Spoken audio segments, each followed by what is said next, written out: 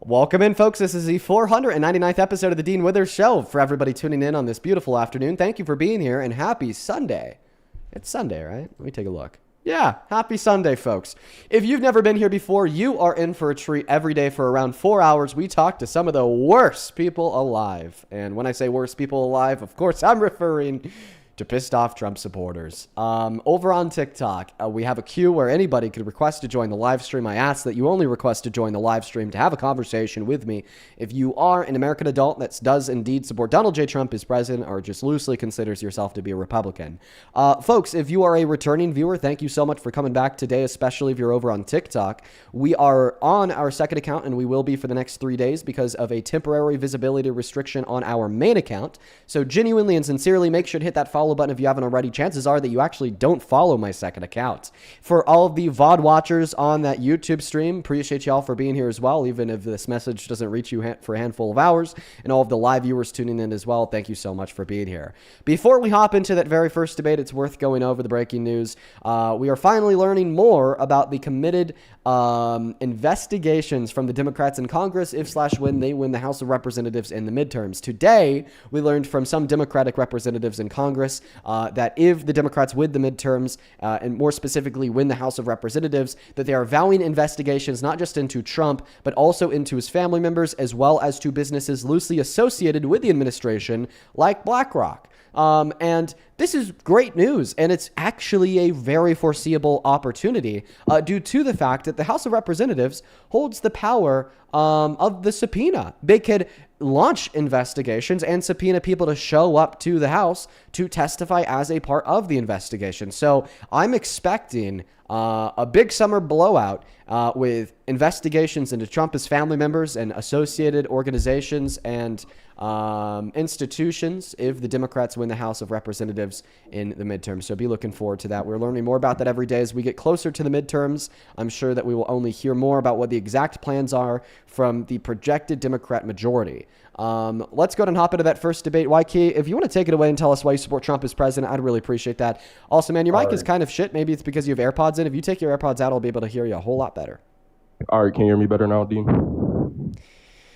Not really, but whatever. Go ahead. All right, so the reason why I support Trump is personally, I think he's been a great president. He's been acknowledging things that have been wrong with the country, and personally, I support that, and I understand and I appreciate how much he's helped the country so far in his running this year. Yeah, well, listen, I could say things too. Doesn't mean they're true. So why don't you go ahead and give me reason to believe that Donald Trump has made our country better over the course of the last year and a half? What do you think his biggest accomplishment is? I think his biggest accomplishment personally is probably when he was able to bless everybody with a stimulus check, or possibly when he was, You're trolling, right? I should just move on to the next guest, right? No, I'm not trolling, bro. What are you talking about? Why are they always in the fucking bath? Just stay out of the bath, man. Just stay out of the bath, man. Okay? I don't want to talk to some wet naked man. Okay? I don't. Nova, do you support Trump? Okay, no. Okay, so I got two questions. I do not. Okay, they don't support Trump. We're going to move on to the next guest, folks. Please only do hop inside of the queue if you happen to be an American adult that supports Trump. For everybody tuning in today over on TikTok, appreciate y'all for being here. As well as Nike, thank you for the 20 Canadian dollars over on Super Chat. Thank you so much for the love. Nike, I can't read your message off because I'm scared it will get us another one of those restrictions on the TikTok stream. I have to be very cautious and careful about that. But just know that that is a very funny message, and I appreciate you for the $20. Show some love to Nike down below. Welcome in, Liberal Destroyer 121. Do you support Trump? Yes. How old are you? I'm 19 years old. What year were you born in? May 31st, 2007. Okay, and your name is Liberal Destroyer. You like to destroy liberals? Endo. Okay, all right. Why don't you go ahead and tell us why you support the right? Why you're a supporter of Mr. Tyrannical Trump? Well, I actually stopped supporting him under one condition. What is that one condition? If you let me feel them body parts, if you won't All right, moving on to the next guest only opposite of the queue. If you happen to be an American adult that supports Trump as president, please and thank you. I'd appreciate that. Thank you, Cassidy, for the $5 donation over on Venmo. Appreciate you. Over on PayPal, thank you, Lisa, for the $5 who says, is this the right account? It sure is. In Berkeley, appreciate you for the 10. Let's go to get the next guest up here right now. Only do hop inside of the guest request if you happen to be an American adult that supports Donald J. Trump as president. I'd appreciate everyone so much for trying your very best to follow the rules of the live stream. Once again, if you're watching on TikTok, make sure that you hit that follow button in the top left-hand corner. Chances are you don't follow me because we're on our backup account for the next couple of days. So even if you do follow me in my main account, you probably don't follow me here. All righty, moving on to the next guest. Welcome in. How are we doing? The plumbing man, do you support Trump? Yes, I do. I'm walking outside. Give me like 2 seconds. I'm 23. Oh God! And you're telling me that you 2003 August support, 5th. and you're telling me that you support this despicable POS? Yes, I do. Okay, so him I don't raping a woman consider wasn't him- enough. Him boasting about sexual exploitation wasn't enough. Him calling for the execution of Democrats in Congress wasn't enough. Him destroying the economy wasn't enough. Him starting a new war overseas wasn't enough. Him threatening to invade our allies wasn't enough. Him being in the Epstein files and then him illegally redacting the allegations made against himself in the Epstein files wasn't enough. you Him wanna covering know up the what- release of the Epstein files wasn't enough. God damn. Can I speak? Yeah. You know what was enough? Making you gay and horny, oiling you up for me so you can take a bath with me, Dean. I want to. Self-control. Really, just self-control. That's all we need. Just a little bit of self-control. Just a little bit. Do you support Trump, Jacob? Hello, yes I do. How old are you? I'm 19. Okay. What year were you born in? 2006. And why do you support Trump? I support him because his views on abortion. Yeah. Really, it's I been was like watching your debate yesterday night, the last debater, I think. it's been like really every day recently. It's just all about abortion. It's all about abortion. Here's the thing. A year and a half ago, Jacob, I would maybe have an abortion debate once a month. Okay? Because Trump supporters were too focused on telling me how great he was going to be for the economy, too focused on telling me how awesome he is going to be for income and housing prices, how he's going to reduce inflation, no new wars, he's going to bring America back. But now, it's nearly like every single conversation that I have every day is about abortion because it's the last thing that you have left. I wasn't going to talk about it at all, but I saw the last debate you had yesterday, and you basically backed that person into a corner and then didn't accept their answer already, and so then you essentially changed their view and then fault them for it. I don't know. Oh, yeah, the person that told me they're okay with infanticide, that was probably one of the craziest pro-life debates I've ever had. I got a pro-lifer to admit that he'd be okay with viciously killing newborns. Yeah, but I literally watched the whole debate, and he literally said like several times that he wouldn't be okay. He thought it was morally wrong to kill a newborn, but you wouldn't accept that. But then he also said that it's morally okay to kill newborns. Well, because you wouldn't accept that first view, but no, he said it would morally be okay to prevent the pregnancy from forming. So he committed himself to the crazy reductio of all time. Okay, yeah, listen, we're going to go ahead and just try to find a way to circumnavigate around this. So you support Trump because of your alignment with him being pro-life. Here's the first question. I mean, Would you still support Trump if he caused more abortions? Would I still support him if he caused more abortions? Yeah. Yeah. So then in what way is he being pro-life relevant to the reasons why you support him, given that you would still support him if he caused more abortions? I mean, because he's pro-life. Yeah, but why would that matter if he caused more abortions?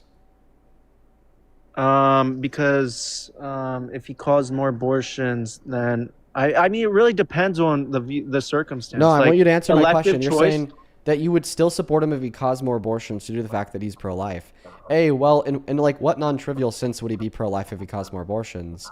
I misspoke. Sorry, I misspoke. And B, why would the fact that he thinks abortion wrong like overweigh the fact that he caused more abortions, like from your perspective? I misspoke. No, I believe abortion is wrong. Okay, so then why would you still support Trump if he caused more abortions? I mean, I guess, yeah, I wouldn't. If he caused more abortions, then I wouldn't. Okay, he actually did. So after Roe v. Wade was overturned, abortions in America went up for the first time in 30 years, according to the Guttmacher Institute. Because liberals want to skew the data. Okay. Can you prove that? Um, Because the I data mean, is just coming from Planned Parenthood and the CDC. So can you prove that data is skewed by the left? Well, can you prove that your data is factually correct? Yeah, I could give a basic inductive case for it being accurate. This would just do and be concerned with the general accuracy of the data and statistics given by institutions such as Planned Parenthood and CDC, as demonstrated historically through cross-referencing their data with other data, as well as, I mean, the fact that that data is publicly released and I guess and audited and quadruple we get checked, it. so on and so forth. So We get it. yeah, why don't you go ahead and give us reason to believe that the data has been skewed by the liberals? Well, first of all, there's a little bit of pain for a lot of gain, and so I think a No, lot of people are getting you're not abortions. answering my question. No, I am. Let me answer. You said the reason why there's more reported abortions after Roe v. Wade was overturned is because the liberals are skewing the data. Prove it. Yeah, okay, because out of spite of the overturn of that Roe v. Wade, I think they're getting more abortions just for the hell of it. Okay. Can you give me evidence for this? No, I said I think. This is my opinion. Okay, but do you think that this opinion is reasonable to hold? I mean, yeah, in some senses, yeah. Okay, so what's the reason to hold this opinion? Because people hate Trump people hate him, and so people want him to look bad.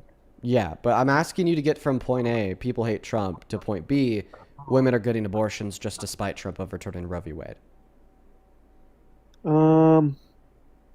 I mean, I don't know. I'm pro-life. Okay. So can you give me any reason to believe that? No or no? Any reason to believe that? Yeah, people are getting more abortions just despite Trump. I mean, I guess I don't have. No, you can't. Yeah, because remember, audience, Trump supporters believe things with no reason. How about this? Would you still support Trump as president if he raped a child? No. So then why do you still support Trump as president, even though he raped an adult? I'm not going to discuss this. This is your okay. So you're not going to answer the question relevant to your support on Trump? Wow. I mean, sure, fine. I would support him. If he raped a child? Oh, fine. No. Okay, so then why do you still support him even though he raped an adult woman? He didn't. Okay, well, he did. That's what a court case demonstrated. A unanimous jury of 9, including a Trump supporter You're on that burden jury, shifting. We were agreed talking to the about verdict. abortion, Okay, now so you're interrupting me? Well, we were talking about abortion, and now you're burden shifting. Well, I mean, the conversation on abortion naturally ended because you admitted that you have no reason to believe the thought in which you were purporting. Like, okay. Well, yeah, I'm pro-life. once you concede, one moment, once you concede, okay, that you have no reason to believe in the claim that you made, the conversation is at a dead end. Like, yeah, that's you conceding, that's you being wrong. That's why I hit the audience with a look at this Trump supporter has no clear reason for believing in what he does. Okay, but I want you to answer my question. Quit running away. Okay, you made the claim that Trump wasn't a rapist. I want you to respond to the court case that concluded in 2023 where a unanimous jury of 9 ruled that he did indeed rape a woman by forcefully penetrating her vagina with his fingers, as agreed on by those 9 jurors and then 5 appeals courts, including the Supreme Court. So why do you reject the findings of that court?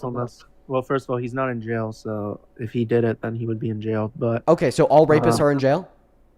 I mean, someone as big as him, like, obviously there'd be a lot more, like, okay, so all famous rapists are in jail? I mean, I get it's kind of unethical for you to say all. Okay, well, if it's the case that it's not all, well, then how can you say if there was so much evidence that because Trump it's did true this, that he's why not in isn't he jail, that therefore he's okay. If Good there was question. so much evidence that you did this, why isn't he in jail? Yeah, good question. Because there's a statute of limitations on criminal proceedings for sexual abuse or rape in the 90s in the state of New York. E. Jean Carroll literally cannot take it to a criminal court because of the statute of limitations. It wouldn't even matter if she had a video of him raping her on camera. She still couldn't take it to a criminal court because of the statute of limitations. Okay. Now let's get back to abortion. Nope, you're running. You said that you don't believe that he's a rapist. I gave you a reason to believe that he's a rapist. Dispute the reason, please. I mean, this was after your burden shift, by the way, but I've already demonstrated to you I didn't burden shift. We reached a natural end in the dialogue because you admitted that you didn't have reason for. Well, no, we didn't reach. Stop whining. I wasn't done. Okay, yeah, you were done because you admitted that you had no good reason for what you believed in. So go ahead and answer the question, please. I was not done. Okay, well then I'm just not going to care that you're arguing that you're not done, because anybody with a mind that thinks rationally agrees that when you admit that you don't have reason for what you believe in, that is the natural end of the conversation and you are done. Well, anyone with a Okay? mind would realize But that. I what want you to said go ahead last and guest dispute the yesterday last was thing I just said. bad faith. Okay? Give me a response to the evidence provided that Trump is a rapist. Give you evidence that he is? No, I said give me a response to the evidence that I provided you with that proves he is a rapist. Well, I don't think he is. So why? Which is why I want you to respond to the Okay, evidence I gave you to prove okay. it. Are the dots not connecting here, my friend? Well, I think you're misspeaking a little. So I don't think I misspoke. I said, and I quote, give a response to the evidence I provided that proves Trump is a rapist. Clearly, the reason why I'd want you to respond to the evidence. What evidence did you provide? What evidence? You didn't provide any evidence. I did. Give me evidence. The outcome of the unanimous jury of 9 that had a Trump supporter in the jury that was then That's your corroborated and evidence. reaffirmed by 5 appeals courts, including the Supreme Court. That's your evidence. That's some evidence, of course. So now, fine, that might be evidence that he was civilly liable, but now give me evidence that he actually committed this crime. Wait, you don't think that being found guilty of a crime is evidence that they committed that crime?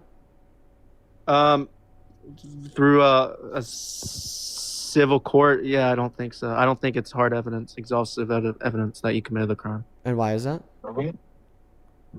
Because you're not giving me evidence that he committed the crime. You're Wait, giving just me made a evidence claim. that he's found guilty of the crime. Why don't you think that being found guilty of something in a civil court would be evidence that the individual engaged in the crime? Could you please give a response to my question?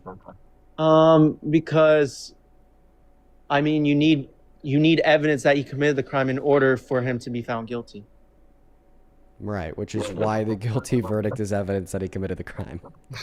Exactly. Yeah, this It's is your only thing because exactly. you have no evidence that he actually committed the crime, so you have to bring up that he was found guilty as evidence, which is just stupid. Okay, so you just made a claim that I have no evidence outside of the fact that he was found guilty? What do you say?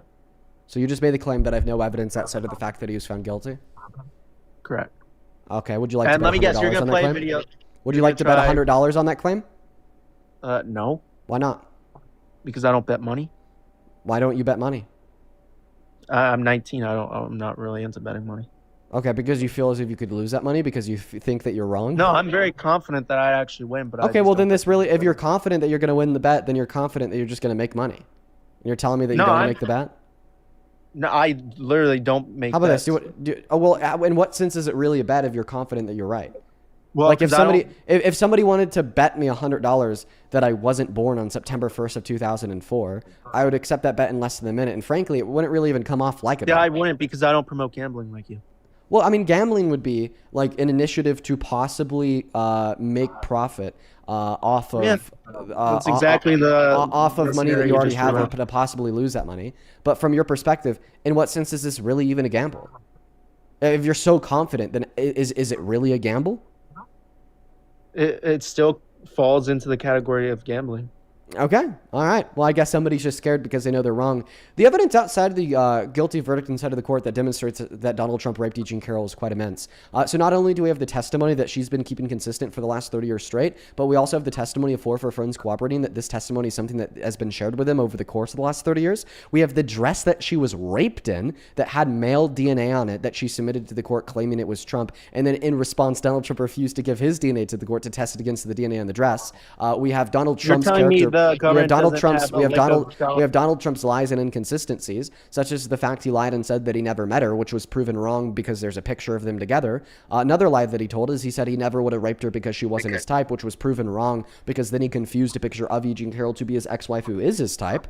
We also have Donald Trump's priors. Like in 2005, Donald Trump just said, "Oh, I could just grab a woman by their vagina. I don't even need to ask first." That's what the jury found him guilty of doing to E. Jean Carroll, as well as we have him admitting to other forms of sexual violence in other dressing rooms, such as when he went on Howard Stern's radio show in 2005 and said, "Yeah, I just barge into their dressing rooms and look at them naked." Okay, well, if he's so proudly boasting about another form of sexual violence in another dressing room, when this jury comes back with a verdict that he raped this woman in another dressing room in another year, I'm significantly more likely to Okay, believe can I it. hear the And then Howard you also Stern have clip? the testimony of a psychotherapist, which was that E. Jean Carroll was presenting signs consistent with true trauma as onset by rape in her testimony. Yeah, so in consideration of all this evidence, I kind of find his guilt to be undeniable. Can you please play that clip of the Howard Stern because I don't know if I believe it. Oh yeah, sure, of course. Yeah, so this is your president that you support, Donald Trump, admitting to barging into women's dressing rooms to look at their naked bodies without consent.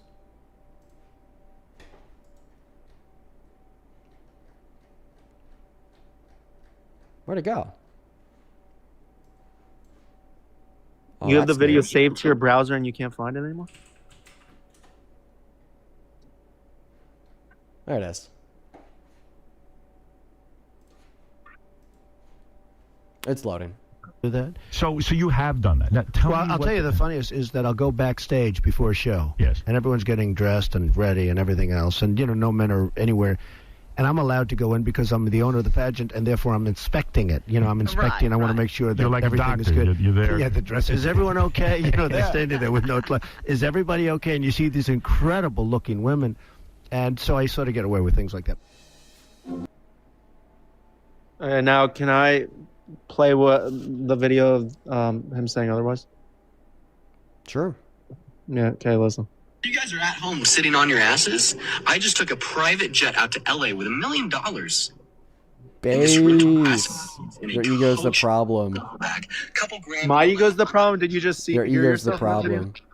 You're playing a funny ass satirical video that I made when I was 17 well, Trump's years old, video is as if it's an own.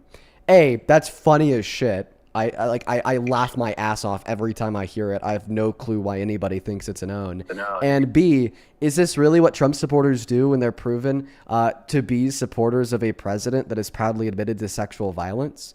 Like, how about you just introspect for the first time ever in your life, and you acknowledge the reason why you just played that funny ass satirical clip of me when I was 17 is because I just gave you hard evidence of your president admitting to engaging in sexual violence. Listen, bro, it's time for you to step up to be a real man, to stop engaging in these little boy pedantics and realize that it is a bad thing to support a sexual predator as president.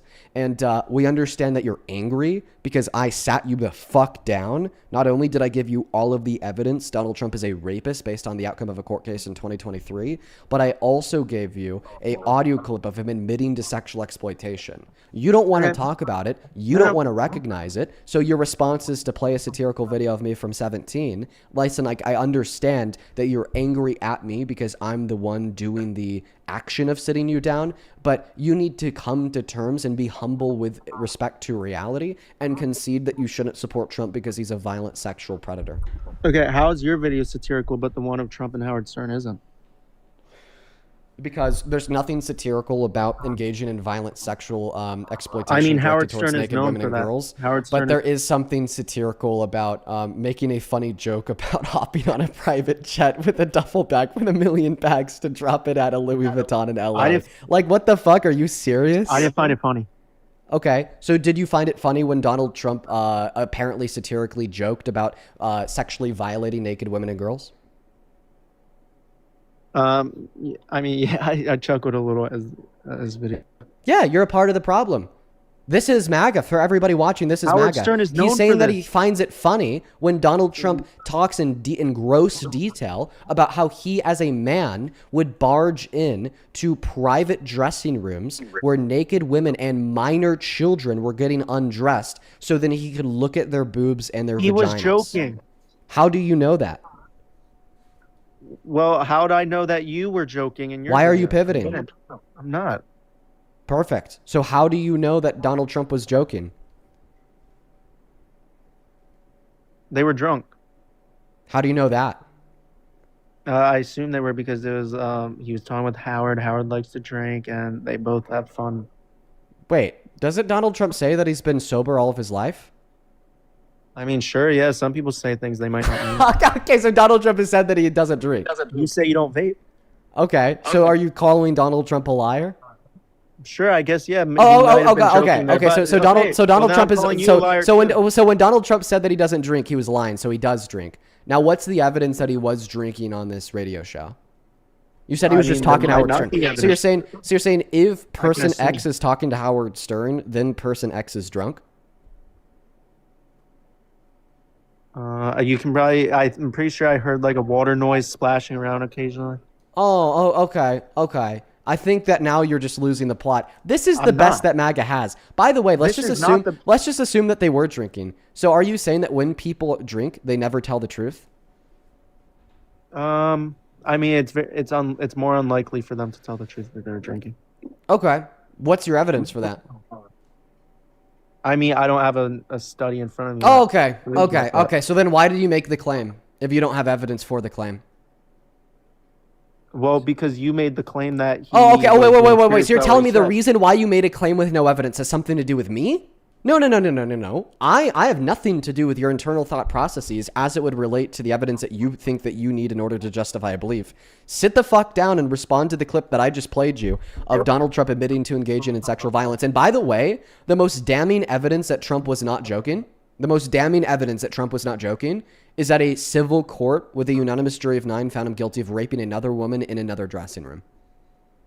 I mean, I don't have a study because it's common sense. You don't need a study for every single claim. So you're saying that it's common sense to reject the admission of guilt to sexual violence from a man that was found guilty of sexual violence in another court? Can you find me a study that he was being serious? Okay, so you want evidence that he was being serious. So I could give you an inductive case and an empirical evidence. I want a study. What's a study? Just research that shows that he was being serious. Oh, okay. And what's research? The conduction of I don't know. I did science for a project. Just like evidence. Okay. Yeah. Okay. So the conduction of evidentiary-based observation into X. Yeah, sure. I could give you evidence that he was telling the truth. My evidence would be a basic inductive argument. My evidence would be a basic inductive argument. Okay. People don't joke about claiming to have engaged in sexual violence when they didn't actually engage in sexual violence.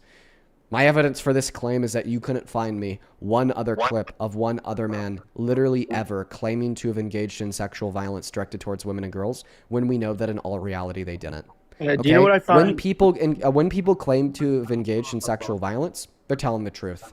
Okay, or they're like being coerced by the police for a false admission. Because he wasn't like 14 and he didn't have a policeman standing over him saying, "Give me this confession, or we're gonna kill ya," and he was just hanging out with one of his friends on a radio show. Yeah, this would definitely be really strong evidence to believe that. It's a free country. And by the way, my next piece of evidence, this one's also really strong. I've already given this to you too. Did your TikTok mob give you this? He was found guilty in a court for raping another woman in another dressing room.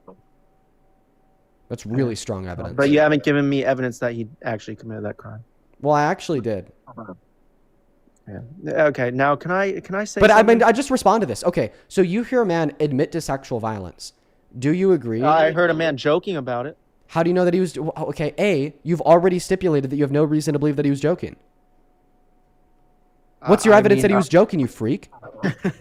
Why do I need? Why are you laughing? Why are you nervously laughing? Because Trump's what the a funny hell? dude. How about that? That's my evidence. Trump's a funny dude. Oh, okay. So everything that Trump says is a joke? No, not everything. Okay, so then how do you know that this is one of the things that he said that is a joke? Because he's with Howard Stern and they're. So everything that he says to Howard Stern is a joke? So everything that he says to Howard Stern is a joke? Are you backing me up? Are you saying that everything that Trump says to Howard Stern is a joke? Are you saying that everything that Trump says to Howard Stern is a joke? No, but. Okay, so then how do you know that this is a joke?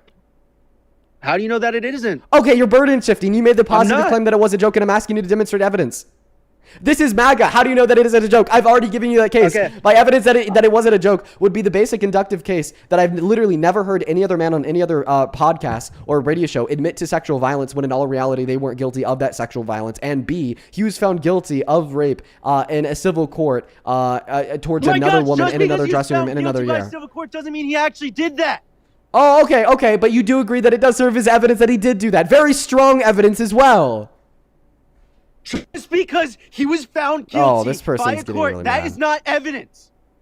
You're getting really mad. Just because he wasn't found guilty by a court, that's not evidence. Okay, let's test that. Mad. So we have 2 men. Let's just test. So this guy said that being found guilty by a court for a crime or being held liable in a civil court for doing something is not evidence that they actually did it. Okay, you need a babysitter for your child. Babysitter number 1 has not been found guilty of child rape in a civil court. Babysitter number 2 has been found guilty of child rape in a civil court. Which one of these 2 babysitters are you going to pick? If it's between you and Trump, I'm picking Trump all day. Okay, I didn't ask you about between Trump me and doesn't vape. Trump doesn't vape either. I didn't ask you about me. I didn't ask you about Trump. I'm going to ask the question again. He's avoiding because he's lost the debate. Remember, guys, he just made the claim that being found guilty of something in a court is not evidence that they did that thing. So let's test that. You have 2 possible babysitters to watch your child. Wait, so you'd say that it could only serve as, so something can only serve as evidence of another thing if it necessarily entails it to be true. Okay, I completely reject that. Under what theory of justification would that be the case? What would be the case? Under what theory of justification would one argue in the literature standardly that X is only evidence if it is the case that X proves Y with logical certainty? Okay, I don't think a single view of yours understood what the hell you just said. Oh, okay. You definitely didn't understand. But anyways, back to the question. You have 2 people, okay? You need to hire one of them to babysit your 5-year-old little girl while you and your wife are out to a dinner date. Possible candidate number 1 has not been held civilly liable for child abuse in a civil court. Possible candidate number 2 has been held civilly liable for child abuse in a civil court. Which babysitter are you going to pick, and why are you going to pick them?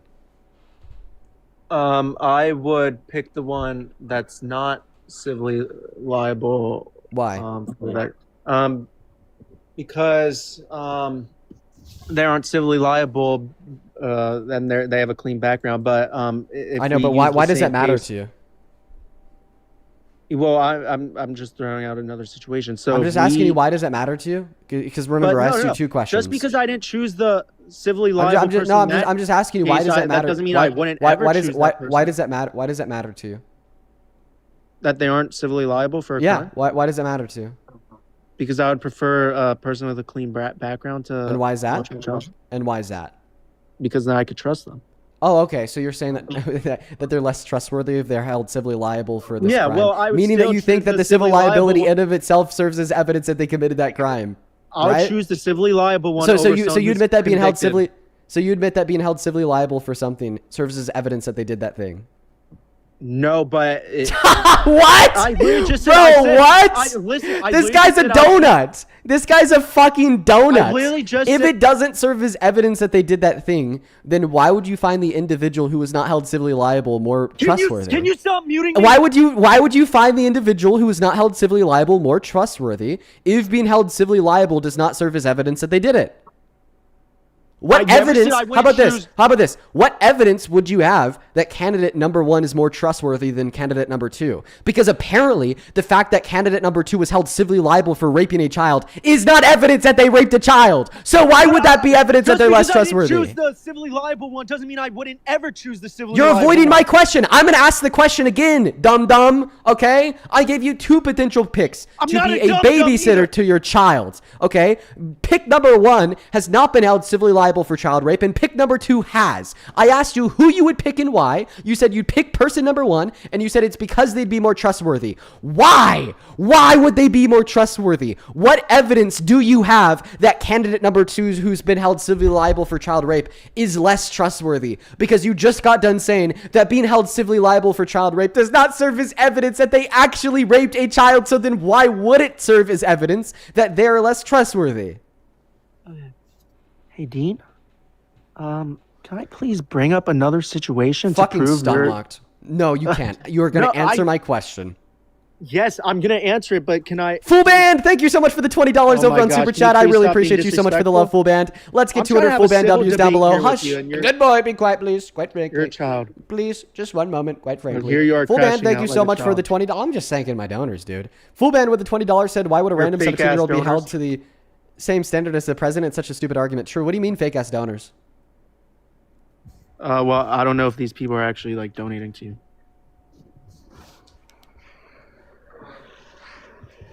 You don't know if they're actually donating to me. Yeah, do you have evidence for that? Frankly, I do. Okay, well, you haven't shown it, so therefore I cannot. I mean, I'm using your logic for my logic. No, I'm talking about on Venmo. I'm right now showing you the donation from Full Band for $20. Yes, I understand that. He's so pressed. That you might be a He's grifter. he's so fucking pressed, bro. Dude, this guy is so fucking mad that Full Band decided to donate me $20. That now he's losing his goddamn mind, saying, "Oh, they're just not real. They're not actually donating to you. They're all fake donations." Oh, you're grifting. Oh, I'm grifting. What do you mean by grifting? You are exploiting your viewers. Oh, I'm exploit. So Shannon just sent me $5 on Venmo. Says fake ass donation. How did I exploit Shannon? You beg for donations left and right. You plug your Venmo left and right. Like, my Venmo and my PayPal can be found in the link tree in the bio on this account on TikTok. The handle's always right there on the top of the phone screen. Dean Withers without the letter E and the last name Withers. With the letter as well as they're always with the letter E. Without the letter E, as well as they're always in the pinned message over on that YouTube stream as well. Thank you, Jane, for the $5. I appreciate you. Thank you for letting me exploit you. Ashley, shut up. Thank you for the $10 who says, no, I got to exploit people real quick. Who says, can we talk about the reason he says, quote unquote, they're not standing there with no clothes on? It's not just a description. He's delighting in making them uncomfortable. It's not just about sex. I completely agree with you, Ashley. Thank you for the $10. I'm so happy I could exploit you. Willow, thank you for the $20 donation on Venmo. That's so kind of you, man. Thank you, Willow. Willow with the $20 says, I know that you have a lot of followers, but I've been here for over a year. Your lives have not only been educational, but you've gotten me out of a dark place. Well, Willow, I'm so happy that we could help you out. Thank you for the $20, and thank you for letting me exploit you. Beth, thank you for the $25. Let's get 250 Beth W. So because I exploited her so badly. It says liberals always getting more abortions in spite of Trump is the dumbest argument ever. Thank you for all that you do as always. Yeah, this guy's stupid. Thank you for the $25. I'm so happy that I can exploit you. You're the stupid one. Jason, thank you for the $30 donation on Venmo. I didn't block you. It was probably one of the mods. I appreciate you for the $30. Let's get 300 Jason W's down below in that chat. Thank you for letting me exploit you. You literally sold a course to try and get one moment. I'm grifting right now. If you just allow me to finish grifting, please. Thank you, Campbell, for the $10 on PayPal. He says, I love being exploited by you, Dean. Thank you for letting me exploit you for the $10. Renee with the $7. Thank you for letting me exploit you. Molly with the $10 who says, fake money for your fat pockets. You're awesome, Dean. You're awesome too, Molly. Thanks for letting me exploit you. Yvonne with the $15 who says, I'm really sorry that you have all these weirdos to deal with. Well, me being able to exploit you and steal $15 from you makes it better. Kaya, thank you for the $5. And Larissa, thank you for the $5. I'm so happy I could exploit you guys. And Jacob, you were absolutely a weirdo. Earlier, you said you found it funny when Donald Trump said that he would sexually exploit the naked bodies of little girls. You were definitely a weirdo. And Miss Stacy, thank you for the $50 donation on PayPal. Holy fucking shit, Stacy. Yeah, that might be a joke. I want to see 500 Stacy W's down below in that comment section for the massive $50 donation. That is ridiculously kind of you. Stacy with the 50 says, Dean, thank you for everything that you do. These idiots are so painful to listen to. It's a pleasure to hear such an articulate and impressive response to the pure nonsense. Keep it up. Well, thank you, Stacy, for the $50. Same thing to you, Lisa. Thank you for the $45 donation, who says, thank you for trying to do what you do and helping people see what's wrong with MAGA and the way this country's being ran. Sorry, they're just trying to quiet you. Don't ever stop. Well, I appreciate you for the $45 donation, Lisa. That is genuinely so incredibly kind of you, and I'm just so happy that I could exploit you. Like, oh my goodness. Billy with the $10, who says, hey caller, so it's okay to joke about essaying women, but it's not okay for Dean to joke about something silly like having $1 million. You even said that you chuckled at the rape joke. Like, what the hell? And now the guest is going boom exactly as if he doesn't understand that that's an own of him. Thank you so much for the $20 as well. JW, who says, get him, Dean. Appreciate you for the $20, JW. Let's get 200 JWWs. Thank you so much for the love. And then Paige with the $10 says, this guest needs therapy. I couldn't agree more. Thank you for letting me exploit you. If anybody else wants to be... That guest needs therapy. If anybody wants to get exploited, you could find a link to my Venmo and my PayPal and the link to the bio on my TikTok account. The pinned message over on the YouTube stream as well as the handles right there. Money. You sold a course trying to make people more money, did you not?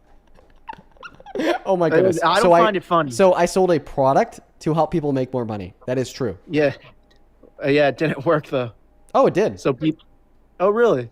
Yeah, would you like to know what the product was? So you're saying if I bought that product, I would have made more money? Would you like to know what that product was? How about I tell you what it was? Sure. It was sure. full stack web development services. So I was in web development. What knowledge do you have in web development? Oh, I don't know. Just 2 international awards for web design. Oh, I don't know. Just serving as the creative director for a 10-figure brick and mortar dog treat production facility and e-commerce website from Boulder, Colorado. Claude can do that shit in 30 seconds. Oh, yeah. Well, this was before Claude, bro. Well, you also failed high school math, I heard. No, I did not fail high school math, no. And calc, I heard calc you did. No. Fine, you got a C in it, or Dean got a C in calc. is that not what you said? Yeah, that is You true. said you were a bad student. I did get a C in calculus, yeah. Okay. Well, I consider that failing. We might have different standards, but yeah, I consider that But you know what failing. you don't Okay. consider failing? Calling for the execution of your political opponent, starting a new war overseas and killing little girls. Here's a burden shift. Or, I don't know, raping a woman. Okay. So do you agree that people in the past have been wrongfully convicted of things? Yep. So, why do you assume that Trump being civilly liable, which is far less worse than a conviction, why do you think there's no possibility that he might have been wrongfully held? What did I make the civilly claim liable? that there's no possibility of that? Well, that's what I'm assuming, because you think that because he was held civilly liable, then that means with 100,000% certainty. When did I say he committed that? crime. I never said you said. I said you think. Okay. What's your evidence that I think that? Because you deny the fact, you deny the possibility that might have I been. denied the possibility? Because you're saying he committed that crime. Oh, wait. So you think when I say that he did something, I'm denying any possibility that he didn't do that thing? Yeah, because you're not even open Okay. to the possibility. Yeah. So not being open to a possibility does not mean that I'm denying the possibility. So let me explain something to you. When we like determine truth, when we determine what we know and what we believe based on justification, we are never operating under these infallible parameters of it being absolutely true to the 100%. Okay? Because if it was true that in order to truly know something, there had to be 100% certainty for it, we couldn't truly know anything. In philosophy, particularly, there are epistemic forms of skepticism that aim at the conclusion that we don't have 100% certainty in anything. Okay, you don't have 100% certainty that this isn't all a VR simulation and you're just a brain in a vat of a mad scientist. Therefore, you couldn't truly know that there's actually a table in front of you. You couldn't truly know that you're actually talking to me right now. You couldn't truly know that other people outside of yourself actually exist. Okay. Because you don't have 100% certainty in any of those things. So in response, it's called fallibilism. This would be referential to theories of justification and theories of knowledge that aim at the conclusion that we actually don't need 100% certainty in things in order to believe them justifiably. We just need a high level of credence. There needs to be a high level of probability that that thing is true. So when I say that Donald Trump raped E. Jean Carroll, what I'm actually saying is there's an extremely high probability that he raped E. Jean Carroll, and due to the fact that there's an extremely high probability that he raped E. Jean Carroll, it is justified to believe that he did indeed rape E. Jean Carroll. And on the inverse, I'm saying that because there's just merely a very low probability that he didn't rape E. Jean Carroll, it is ultimately unjustified to believe that he didn't rape E. Jean Carroll. So you're admitting there could be errors in the court sometimes. There could be errors in the court. I'm think admitting Trump that was it's possible that So now when you argue that Trump was an error, what you're actually arguing is it's significantly more probable than not that the court got it wrong, and that is a claim that requires evidence. So what is the evidence for that claim? I mean, but Trump didn't even try fighting it because he just gave her the money because he's rich. Okay, so that's actually not true at all. I've never seen somebody fight a court case harder. Not only did he fight the original court case on the basis of no standing, but then once the court case started, he fought against the discovery period for 3 years, and then once the discovery period was over, he fought against the ruling and verdict for another 3 years by appealing it to literally every single court that he could, including the Supreme Court. And then after the Supreme Court ruled that they will not appeal the ruling and that the verdict that he raped her will stand, they even fought the Supreme Court and argued that they were going to file a motion to petition the Supreme Court to reconsider their decision. So when you say that he didn't fight against the ruling, you're obtusely false, and I'd like you to admit that now. I don't want you to move on. I don't want you to shift. I don't want you to I don't want you to pivot. I don't want you to dodge. I want you to admit that you were absolutely wrong when you said that Donald Trump did not fight this court case. Okay, sure, I might have misspoken. Okay, bro, I appreciate you for admitting that you were wrong. Thank you. No, I admitted I misspoke, but so you didn't mean to say that he didn't fight it? It was also in Manhattan. So I just want to clarify: are you arguing that you didn't mean to say that he didn't fight it? Sure, yeah, I didn't mean to say that. Okay, good boy. Okay, that was very childish of you. That's something Charlie Kirk wouldn't do because he's not childlike you. But second of all, you know what else I would do that Charlie Kirk that I wouldn't do that Charlie Kirk would do? Defend child torture. Burden shifting. Who mentioned Charlie Kirk first? Was it you or me? It was me, but I didn't. Okay. Need to So you have a burden whole shifted? Conversation about So it. you burden I shifted. literally just threw him out. So in you a burden conversation. shifted. I just want to literally just clarify. threw him out in I just want to clarify. So conversation. you burden shifted. You just accused me of burden shifting because I said something that I would not do that Charlie Kirk would do would be to defend child torture, and then you accused me of burden shifting. So when you moments prior to that said something that I do that Charlie Kirk wouldn't do would be childish, you were burden shifting, correct? I wasn't talking about him Were you as my burden main shifting? topic. I threw him out. I threw him out. So when you threw him out, did you burden shift? Maybe for 0.5 seconds. Oh, good boy. Thank you for admitting that you burden shifted. Did you burden shift by getting away from the abortion topic? No. Yeah, you did. Second of all, well, with the Manhattan thing. So yeah, Trump was found guilty in Manhattan, and that's historically Democratic. So you're saying that all the jurors were Democratic? I mean, besides the one guy, yeah. Okay. Well, it required a unanimous ruling from all 9 jurors. Okay, well, yeah, eventually you're going to give in. So what's your evidence that he just gave in to a false verdict from Have you ever been on jury duty? anti-Trump Democrats? They feel pressured in there. When there's when it's an all v1, obviously at some point you're going to give in. Yeah, but what I'm asking you to do is to demonstrate the evidence that the verdict was incorrect and he just ruled his guilt because of pressure from the other jurors. Because that's a claim. Now you got to provide evidence for it. Provide evidence that what? That the verdict was wrong and the only reason why that Trump supporter on the jury ruled his guilt was because of pressure from the other jurors. Well, I can't ascertain that because they don't like. I mean, they don't disclose that. They don't disclose You can't ascertain evidence they for don't your disclose claim. That shit. They don't disclose that, and you know that. Okay. If they don't disclose that, then how could you know that? Because you're claiming that you know the jury got it wrong. Blunder I'm after saying it's blunder very after likely. What blunder. don't you And what's understand? I said what's it's the very argument for likely. that? What's the argument said for it's that? very Puss likely. puss. Hey, what's I the said it's argument very for that? likely. Puss puss. What's the argument said for it- that? Because I've actually served. My dad has served on jury duty. My dad is served on a jury. Oh, my dad is served on a jury. So therefore I know this other jury, completely separate, completely different, across the fucking country from the jury that my dad served on, with a different case, with a different defendant, with a different prosecutor, with a different judge, in a different courtroom, in a different jurisdiction, with a different accused my individual, with a daddy different said- crime that my they're being dad said accused very of. high What pressure. is your evidence that that it was wrong? My dad said it's very high pressure in there. Okay. My dad almost sent a man to die. Okay. So you're just saying that the evidence that they got the ruling wrong is that they were operating under a high pressure environment. Do all juries operate under high pressure environments? I mean, like naturally, yeah, sure. I think. Okay, it's high pressure. so then you think that all juries are at a very high likelihood of getting it wrong?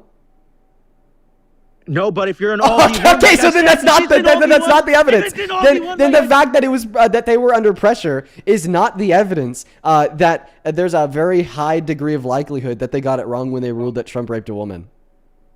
I'm running laps around you, bro. This is so bad for you, dude. What?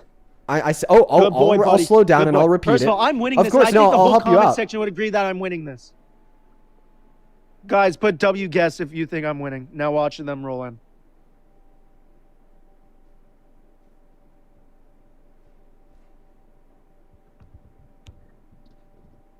Okay, I see one.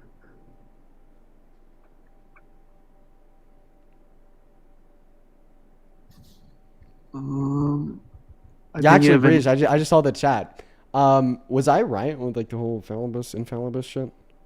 Let me know. Let me know, British. So how many W guests did you see in the comment section? I saw 2. And how many viewers are there? 23,000. Mm-hmm. Okay, well they're viewers. Okay, 3. I see 3 now. I don't find this funny. I think you lack the intelligence that I have. Oh, do you know that? No, I said I think. Okay, so you believe that? Yeah, I truly do. Okay, what does it mean to believe something? You think it to be true. Why is this funny?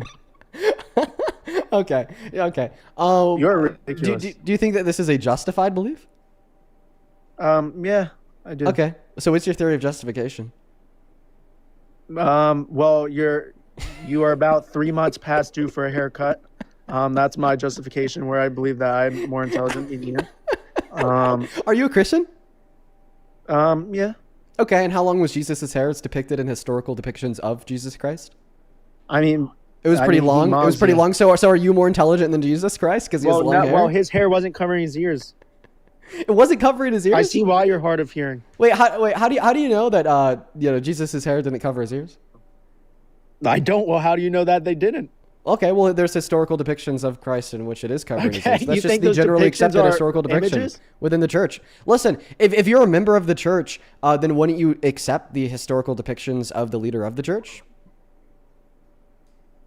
I mean, sure, but Okay, so in those depictions, his hair covers his ears. Also, there's also just evidence. I mean, dude, this was like 2,000 years ago. We didn't have fucking like clippers and scissors. Like, it was just generally really hard to do a refined haircut, so most people had longer hair that would generally cover their ears. Parker and okay, so would you guys argue get that you're mobbed more by intelligent than Jesus Christ? JD Vance. No, I don't think I'm more intelligent than Christ. Oh, even though his hair likely covered his ears? Yeah. Okay, all right. Good boy. They're two different people. Okay, and One's you the said that I get creator of the mogged? earth, one's a podcaster. You also said that I get mogged by JD Vance? Yeah, absolutely. Oh, okay. All right. Wow, that's a blunder. And Marco Rubio. This might be sore topics for you and Parker, but like I think deep down you guys know it too. Okay, let's do something real quick.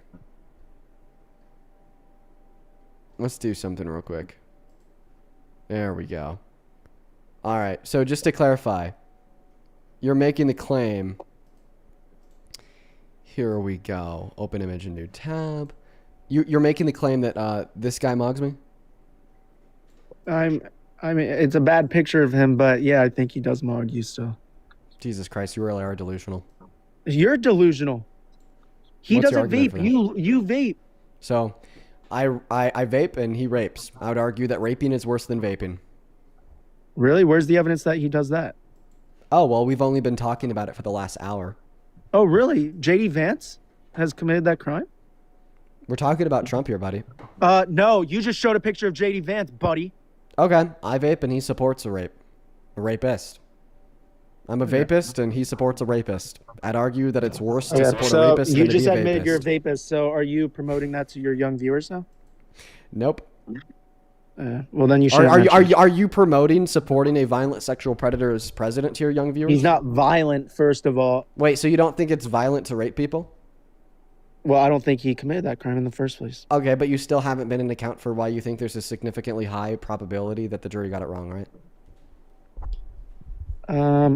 I mean, I can have. I see. This is where we differ. Yeah, this is just where he just completely loses his mind. Unorthodox. Your reasoning skills are absolutely sheep. horrendous. Let me just like test your reasoning skills.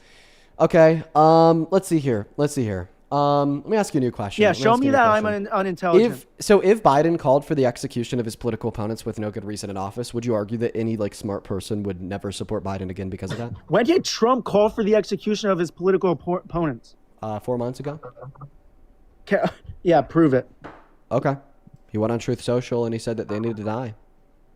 Okay. The president of the United States of America, show me Donald from an Trump, unbiased is now source, the please. to know. Donald Trump posted this on Truth Social. Show me from an unbiased source. He responded to a post published by the Washington Examiner titled "Democratic Veterans in Congress Urge Service Members to Refuse Unspecified Unlawful Orders" by saying Is that this dude wearing a really suit in his bad house? and dangerous to our country, and that their words cannot be allowed to stand. He then followed that up with a second post that reads, "This is seditious behavior, punishable by death." And then he reposted a comment that reads, quote unquote, "Hang them, George Washington would."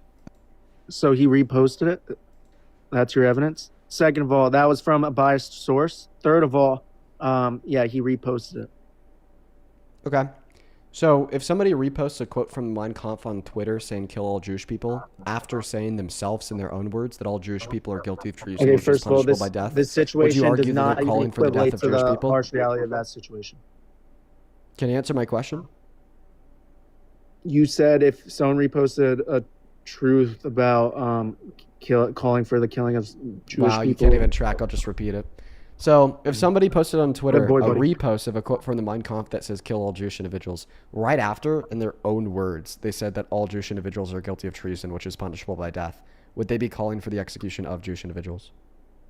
Yeah, I would think so. Yeah. Okay. However, Trump doing that. Okay, First perfect. of all, bringing Perfect. George No, listen. Washington- No, listen. So I George appreciate you because Washington do you does not understand even what you just compare to conceded? the Do Jewish you understand? people. Do you understand what you just conceded to, buddy? Yeah, I conceded Yeah, that you have. conceded that if they put it in their own words that these people are guilty of a crime that's punishable by death, and then reposted a quote that says "kill them," that they are calling for the execution of them. So Donald Trump, in their own First words, of all, said he that these could have Democrats were guilty misclicked. of a crime. One moment.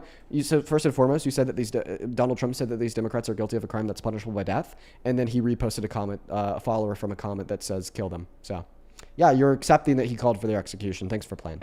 It could have been a misclick, buddy. Are Like we the playing fact fucking that you games? can't even like Are be we, open-minded. What was a misclick? That retruth probably. So we're playing. Why can't you fucking be games. open-minded about this So stuff ever? we're playing fucking games. No, is what you're we're doing. playing the fucking games. You're never open to the possibility for a mistake. Holy shit. Holy shit. You might want to be the dumbest shit. podcaster there is. Holy other shit. than So Parker. you're saying that like Donald Trump just like misclicked. I'm saying there's a possibility for it. Okay, does that possibility outweigh the probability? No, but we have to acknowledge the possibility. Is it possible that an alien typed it for him? Yeah, it's certainly possible. Yeah. So why don't we have to seriously consider that? in Well, the same way because we the would alien consider is that he far more misclicked? unlikely than misclicking it. So what's the likelihood that he misclicked? He's old, big fingers, Okay. So you're not telling me what the likelihood swollen is. hands. So A, we have the most reason to believe and to accept the facts as it is. Okay? Like you just admitted that there's a higher likelihood that he didn't could have been an misclick when he intern, too. reposted. One moment. You just admitted that there's a higher likelihood that he didn't misclick compared that he did misclick. So then we have the most reason to accept the facts as they are and not believe that he misclicked when he I never reposted said there's that. a higher likelihood. Also, at what point do we accept possibility to be sufficient reason for a belief? Because like clearly if the possibility of this is maybe like 0.5%, that wouldn't be sufficient reason for the belief. If the possibility of this is like 1%, that also wouldn't be sufficient reason for the belief. So at what point does that become significant enough to accept it as sufficient reason for the belief? If it was so bad, then why wasn't he impeached? Can you please enlighten me? Why are you dodging my question? I'm not. Yeah, the I'm question trying that to you're understand dodging, your lack the of question that you're dodging intelligence. is at what point do we accept possibility to be sufficient reason for a belief? Like the alien case, I said, is it possible that like Trump had an alien type out his messages for him, and you said yes, but like you ruled that out as like sufficient. I mean, reason. I don't have a number. I don't have a number where it's like a defining point. Okay, so why does the possibility of him possibly misclicking fall over that threshold? I acknowledge the fact So that if it there doesn't could be a fall over that possibility. threshold, then we have the most reason to accept the facts as they are. Well, I don't. Okay. that's I'm what I just. thought. I'm bringing up That's what I potentials. thought. Like it could have been an That's- intern. yeah. It Yeah, could have been an but- intern. Yeah, but the potential doesn't matter if we still have the most reason to accept the facts as they are. Well, why do you have the most reason to accept the facts as they are? I mean, you shouldn't be asking me that question because you already accepted. Well, how that do as you a know? fact. How do you know that it wasn't a misclick? Okay, well, you shouldn't be asking me that question because you already accepted me that we have more reason to find it to be the case that he didn't misclick, and I'd argue that we have prima facie justification to hold this as the case. It's just a justified belief that he didn't misclick due to the fact. Let's see here. Well, it's his own social media platform, so he'd probably be acquainted with the social media platform. Well, if it was true that he did misclick, we'd expect the outcome of him like unreposting it moments after, but he didn't unrepost it moments after. Do you and think left it that up because it's forever. his social media Okay. platform that he And has B, total and complete control of it? I'm just giving you different like reasons to believe that he didn't misclick. A reason Yeah, to believe that he stupid didn't misclick is that he's familiar with the platform due to the fact that it's his own platform. The biggest reason to believe that he didn't misclick is that he never took it down. Are you aware big celebrities such as Trump have social media managers? you agree? Do you agree that when people like accidentally post something on social media, it's typical for them to take that down? Yeah, just like when he took down the Okay, perfect. video of depicting Perfect. Obama as a Perfect. So then would racist you figure? accept that because he didn't take it down, that this is strong evidence against the notion that he misclicked? I mean, sure, that's a possibility, but I'm open-minded, so. Okay. Yeah, listen, bro. You're not here for a real debate. I mean, you're just like a I conspiracy am here for a real theorist. debate. Like, You're just lacking the intelligence. dude, no, it's so fucking obvious. It's so fucking obvious that like You're if not he here for a misclicked, you debate. take You it down. burnished it. And then We also, were talking about and abortion, also, you and had to also, bring do up you Trump's accept? Do you allegations. accept that because it's typical that people take posts down that they accidentally put up, and that because Donald Trump did not take the post down, it's a more likely outcome that he didn't misclick. Sure. Okay, perfect. So then we have the most reason to accept the facts as they are. Okay, sure. Okay, so then you accept that he called for the execution of those Democrats. He could have been joking. You You're don't give a just sad. fuck. You don't No, give you a don't- fuck. These people don't give a fuck. They don't give a fuck. They don't care. They don't care. They don't care at all. Donald Trump can do or say anything. Donald Trump could come out tomorrow and say that he wants That to is not rape true. children, and this guy would still support If Trump him. wanted slavery, This guy could come out tomorrow and say that he wants to kill all You're black people, and this guy would still support him. This guy, like Donald Trump, could come out tomorrow and say he literally wants to be the You're next putting Hitler words in my- and do the Holocaust 2.0, and these people would still support him. Like holy fucking shit. you are so wrong about Okay, that. but I want to ask you a are question wrong. here. I want to ask you a question here. So you're saying that you don't believe that he meaningfully called for their execution because he could have been joking. Okay, so just like take all of the reasons why you voted for him in the election, okay, that he told you on the campaign trail. Well, he could be joking, so why were you convinced in your support of those reasons that led to you voting for him? I support him because of what he has done for people. Okay. No, I'm asking you a question here. I'm not asking you about right now, a year and a half after the election, but before the election. Because it's in person, not over social media. The reasons why you voted for him, okay, we're concerned with what he said on the campaign trail, but he could have been joking, so why were you convinced in your support of those reasons?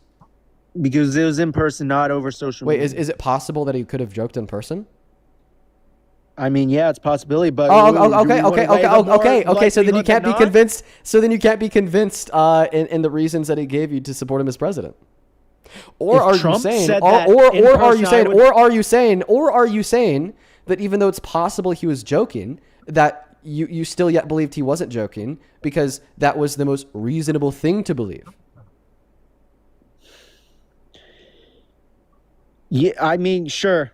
Okay. So then we just say that same thing about his posts on Truth Social. Even though it's possible he was joking, we would argue that he wasn't joking just because that's the most reasonable thing to believe. The reasons favor the outcome that he wasn't joking. Okay. Now, when you flex those luxury coach Do you bags, accept that? 1 second. Do you accept that? Sure. Okay, so you do accept that. So then you accept that the reasons count in favor of the outcome, which is Donald Trump called for the execution of his political opponents. Sure, that's what you believe, yeah. No, that's what you believe. No, I mean, no. Okay, so because why won't do you accept reject any that? other answer? No. We're going through your other answers and we're demonstrating how it doesn't change the fact that the reasons still count in favor of the conclusion that he wasn't joking. How the reasons still count in favor of the conclusion that he didn't misclick.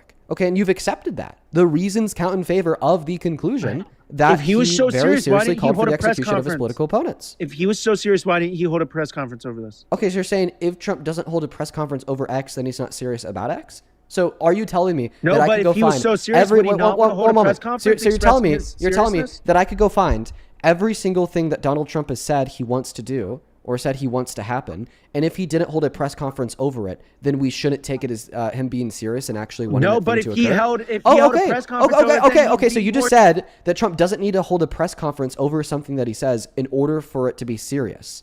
Therefore, Donald Trump doesn't have to hold a press conference over him calling for the execution of these Democrats in order for it to be serious. Considering the scale of this situation, if he held a press conference, it'd be far more serious than him not. Okay, I probably agree with you. I probably agree Thank with you. you. That it Thank would you. be, You concede. Thank that it you. would be far more serious for him to hold a press conference from the Oval Office than for him to post on Truth Social. But this doesn't mean that him posting it on Truth Social that is not discounted as sufficient seriousness. Okay, it was sufficiently serious when he posted this on Truth Social for it to be a concern. It just happens to also be true that if he rather said this in a press conference, it would have been even more serious.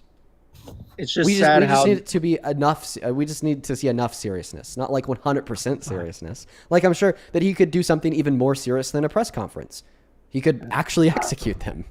Like that'd be even more serious. But this doesn't mean that we wouldn't have sufficient seriousness to take it as a concern if we were to hold a press conference over it.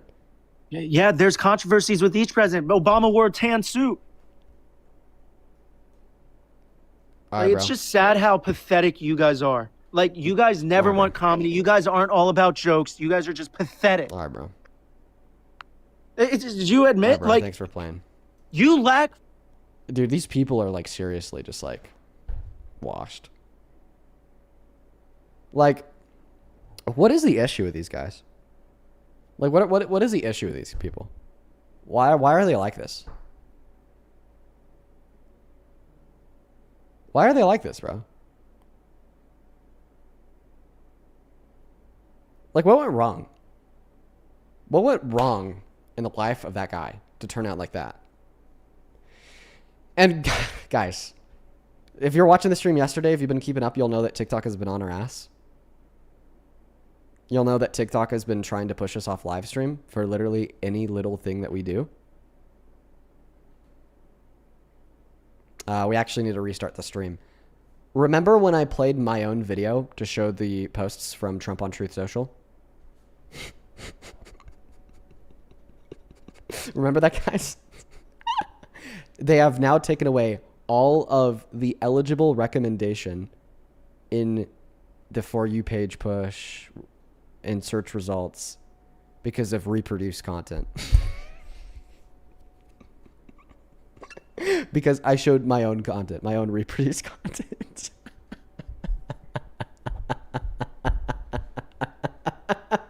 So I gotta restart the stream. Dude, honestly, at this point, it's just a joke. At this point, it's just a joke. Like, they're just so obviously doing it out in the open now. They're just so obviously doing it out in the open. Hit that follow button. This only applies to TikTok, by the way, not to YouTube. If you're watching on TikTok, hit that follow button. It's in the top left-hand corner of that phone screen of yours. Hit that shit right now.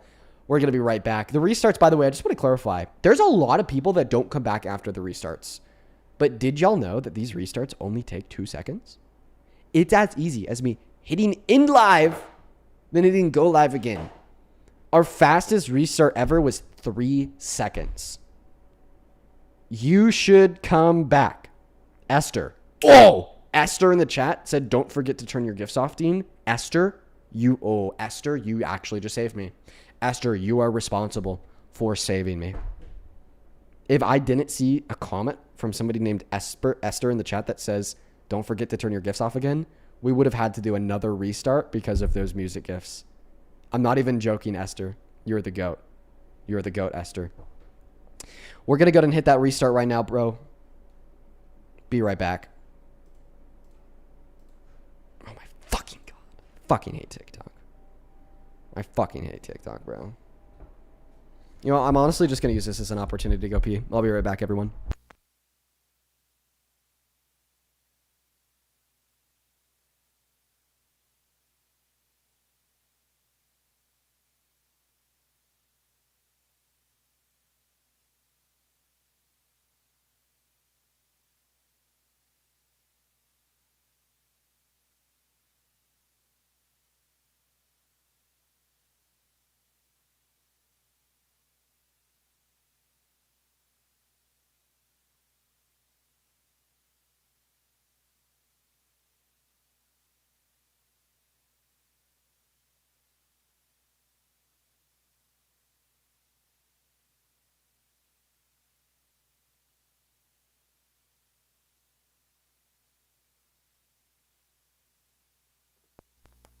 Hey, sorry guys, I was in the bath. We are back. We're back. For everybody who's tuning back into the TikTok live, folks, make sure to say what's good down below in that chat. Make sure to say what's good down below in that chat, everybody. I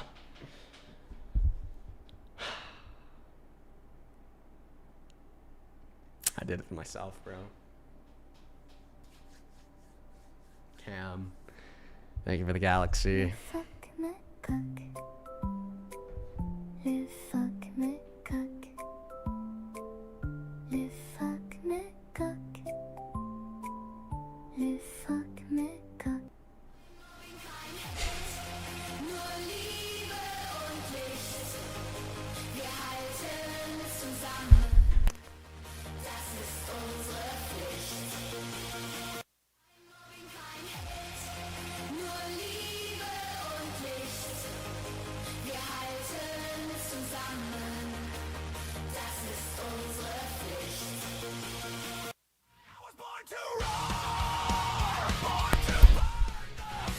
I forgot.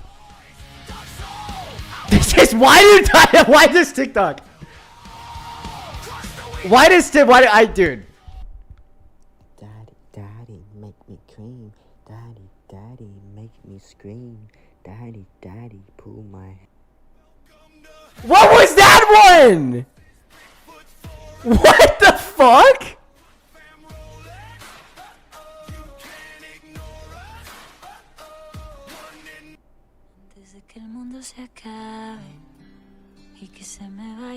Okay. So it turns out I actually have to do another restart. And this is completely my fault. But I have a question before we restart. Who the fuck at TikTok approved these gifts? There's no reason why you should be able to spin. Daddy, make me cream. Daddy, daddy, make me scream. Daddy, daddy, pull my. Daddy, daddy, make me cream. Daddy, daddy. There's no reason. Daddy, daddy. This is so fucked up. Dude. Daddy, daddy, make me cream. There's no reason that you should be able to spend $2 on a gift that repeats, Daddy, make me cream.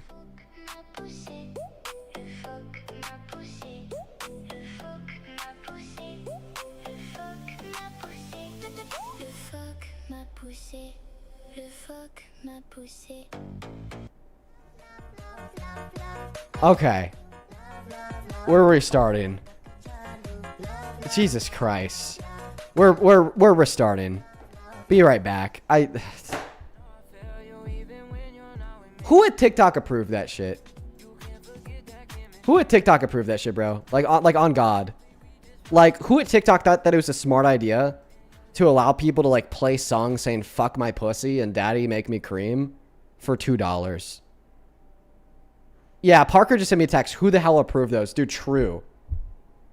Like, they gotta get fired, bro. Like, I'm not even gonna lie. Like, I'm not even gonna lie, bro. Like, they actually have to get fired, dude. They actually need to get fired, bro. Hey, guys. Welcome into the stream. We're gonna hop back into the debates. I'm so stupid, bro. I'm so stupid, man. That's completely my bad. That's completely my fault. That is completely my fault, bro. It's just like, Jesus Christ, man. Jesus Christ. Let's go get the main account up here so we can get some push out to the main audience, and we're going to hop back into the debates. Who approved that, bro? Who approved that, man?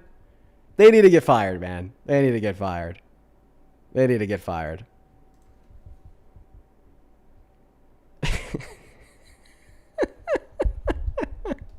All right, guys.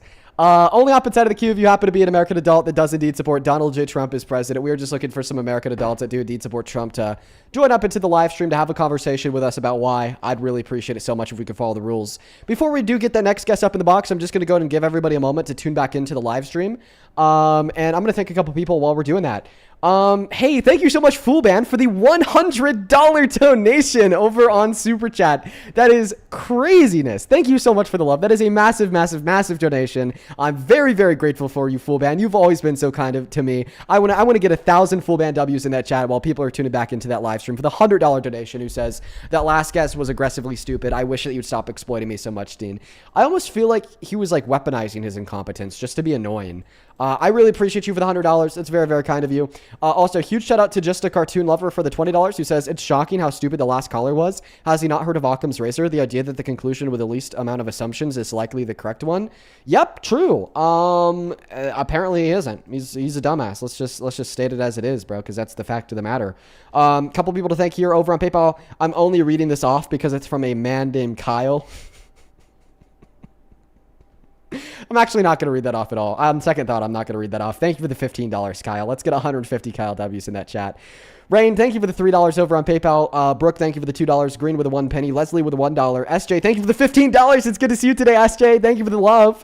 Tegans with the $10 says, Dean's just playing with his food at this point. Poor guy. That last guy was a dumb guy. Ross, thank you for the $10. Who says that last guy needs therapy. Please give him this money to get a therapist. I appreciate you for the $10. Thank you so much. Same thing to you, Daniel, with the $10 as well. You said, can you please tell this guy that I wasn't going going to donate today, but he inspired me to. Well, if he's still in here, yeah, you inspired people to donate. Good going. Over on Venmo, thank you, Mary, for the $50. Oh my goodness gracious, Mary. I want to see 500 Mary W's. Thank you so much for that love and support.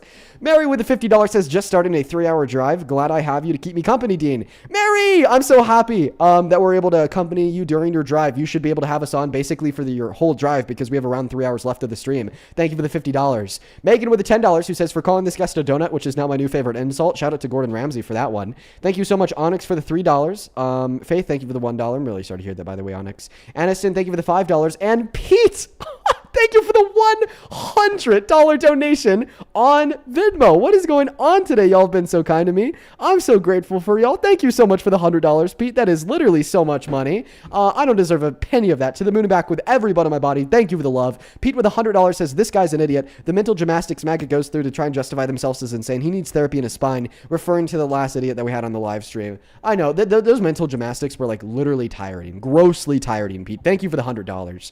And then Mark, thank you for the $10. She says, thank you for exploiting me. Chloe with the $10 says, for exploitation. I'm so happy that I could exploit you all. Thank you. Jess with the $20 who says, here you go with a fake dono, Dean. I love you and tell the guest I said to go fuck himself. I'm so happy I could exploit you. Elena with the $10 over on Venmo for the exploitation fund. Nick with the $5 getting exploited. Quite frankly, with the $10 to get exploited. And Aaliyah, thank you for the $25 donation who says the last guy that you debated was insane. He was so insane, Aaliyah. Thank you for the $25. It's so kind of you. Thanks for supporting what we do. Quite frankly, with the $10 says, quite frankly, Dean. Matthew with the $15 is another fake ass donation. And then Joseph with the $30 who says, fuck this guy. That last guy was so annoying. Joseph, it's good to see you today, my friend. Thank you so much for the $30 dono. Let's get 300 Joseph W's down below. And with that being said, we are actually all caught up. Let's go ahead and start the next debate. Midnight MAGA, do you support Trump? Yeah, I do. There's no way in hell you're gonna pull that crap you did last time and then run away and hide like the golden retriever little fuck you are. Look like at your jump comments. Scare. You're like a jump scare. You're like a jump scare. Don't you dare. Don't you dare talk about the comment section. Don't you dare. Buddy, you know, I got something to say. All right, can I say something this time?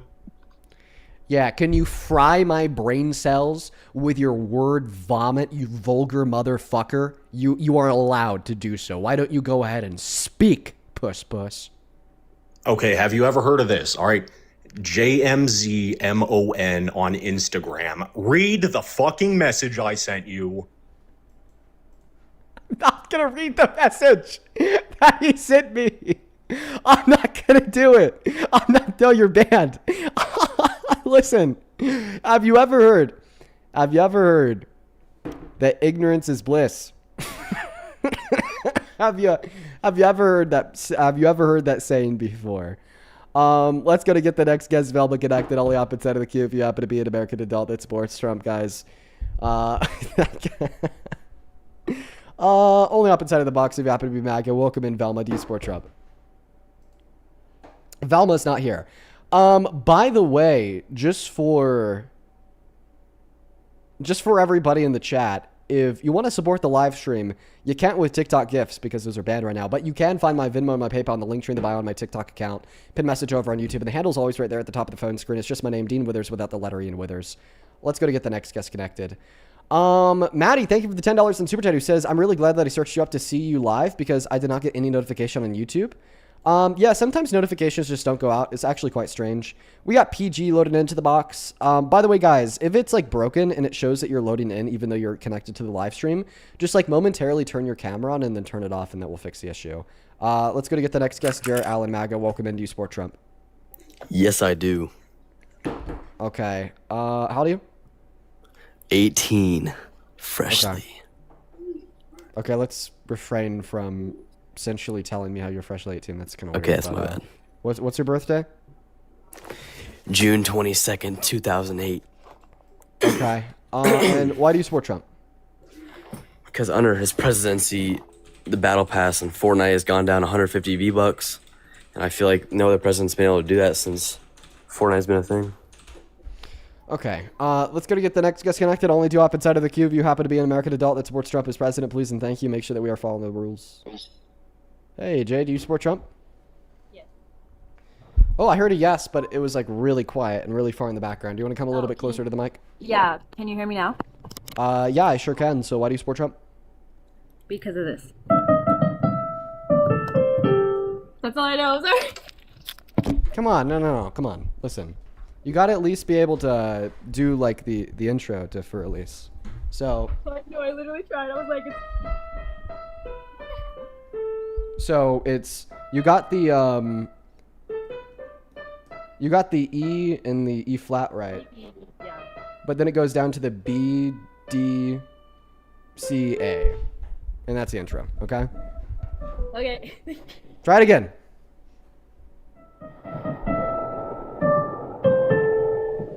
So you got the first right. But then B, D, C, A. B, D, C, A. C-D-A. Okay, so. B, D, C, A. That's not a B. Wait. Okay. Oh, you were one note off. You know what? You'll get it. You'll get it, Jay. I wish you the best of luck. Let's go to get the next guest connected. Only opposite side of the key if you happen to be an American adult that supports Donald J. Trump as president. We got 6,500 loading up into the box. Here we go. Very close, Jay. Very close. Welcome into Sport Trump. Six is not here. Let's go to get the next guest connected. Only do opposite side of the queue if you happen to be an American adult that supports Donald J. Trump as president. Dude, can you guys fucking stop in that chat? Can you guys stop, guys? For the love of God, please. Only opposite side of the comment section if you happen to be an American adult that supports Donald J. Trump as president. Everybody. Sorry, not comment section of the queue.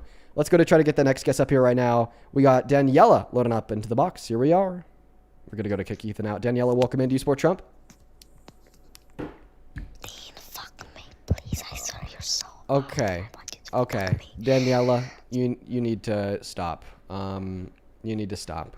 We're going to move on to the next guest. Only opposite side of the queue if you happen to be an American adult that supports Donald J. Trump as president. Please only do opposite side of the queue if you happen to be an American adult that supports Donald J. Trump as president. We're going to get the next guest loading up right now. I really do appreciate you so very much for the $2 over on PayPal, Isabella. That's very kind of you. Thank you so much. Phil Fox, thank you for the $3. Who says, thank you for all that you do. I appreciate you. And Anastasia, thank you for the $1 who says, is this the right account? It sure is. Welcome in Cross. Do you support Trump? Hey Dean, it's Charlie. I can no longer. Thank you, Morgan, for the $8 on Venmo. Says, I hate TikTok. If TikTok has 0 haters, I'm dead. I'm on TikTok right now in quotation marks. True. No, we're basically all a little bit hypocritical. Thank you so much, Justin, for the $1. I appreciate you. Celeste, thank you for the $1.50. And Kay, appreciate you so much for the $18 donation on Venmo. I appreciate you, Kay. Let's get 180 KWs down below. That is very, very kind of you. Thank you so very much. Kay with the $18 says, I listen to your lives almost every day. I'm educated, have an elective abortion, plus an abortion for ectopic, plus president of my local NOW chapter. Would love to help out with the abortion debates if you ever need a hand. I will happily check you out, Kay. It would be good to have more voices of women highlighted in the abortion debates that we have. And sometimes it's just difficult because I don't know too many people. So I'll check you out. Thank you for the love. Dave, thank you for the 1 penny. And with all that being said, let's go to get the next guest up here. Welcome in. Do you support Trump? Okay. Guys, we're still looking for the next guest. Please only join the queue if you are here for debate. Please only join the queue if you are here for debate. I'd appreciate that. Ariella, A-U-R-E-I-L-A, thank you for the $20 donation on PayPal. That is ridiculously kind of you. Who says, hey, I'm from the UK and I think the work that you do is so important. Your patience with people is so commendable. I wanted to send money for your 21st.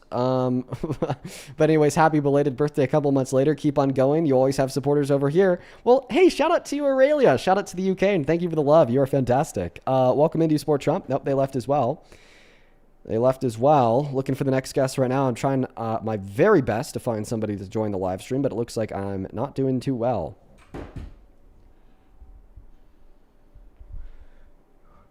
Here we go. Moving on. See a bunch of people hitting that follow button. I appreciate y'all for real. We are going to be on our second account for the next 3 days, so it is definitely worth hitting that follow button for sure. Let's go to get the next guest connected. Welcome in. Amazing. Do you support Trump?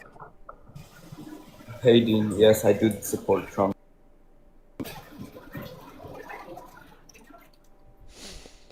Leslie, I appreciate you for the $25 donation on PayPal for the grift. Thank you for the $25. I really appreciate you. That is very kind of you, Leslie. Show some love to Leslie in the chat. You know, I don't want to talk to naked wet men. I don't. I don't. I do not want to talk to a naked wet man. Okay. Okay. That's reasonable, right? That's reasonable, right? Oh, to clarify. Oh, this is a really important part of clarification. I said I don't want to talk to naked wet men to let you know that also includes women, but I refrained from also adding that on because of the implication of something else I said. But just to clarify, I don't want any naked person in the bath or shower joining my live stream, please and thank you. Okay, just to clarify. I saw somebody in the chat make an implication, just to clarify. Let's go to get the next guest connected. Only do hop inside of the queue if you happen to be an American adult that supports Donald J. Trump as president. Welcome in. Do you support Trump?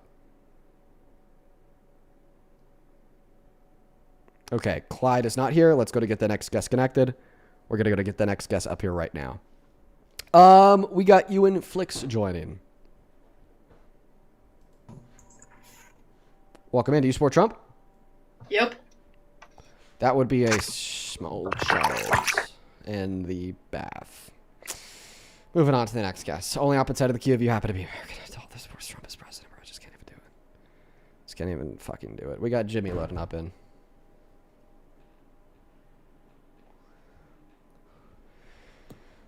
Do you support Trump? What about Jimmy, the orphans? Do you support Trump? Do you know who Nacho Libre is? Like the movie? Yes. Yeah, I'm familiar. Do you support Trump? No. Okay. I just need your opinion on the movie. Jack Black is a god in man's form, and he was great. Nacho Libre. Let's go to get the next guest connected. Only do up inside of the queue if you happen to be MAGA. We got Judge MMA loading up into the box. Lord T over on YouTube says school starts back up soon. Can't wait. Me neither. Welcome in. Do you support Trump? Judge MMA.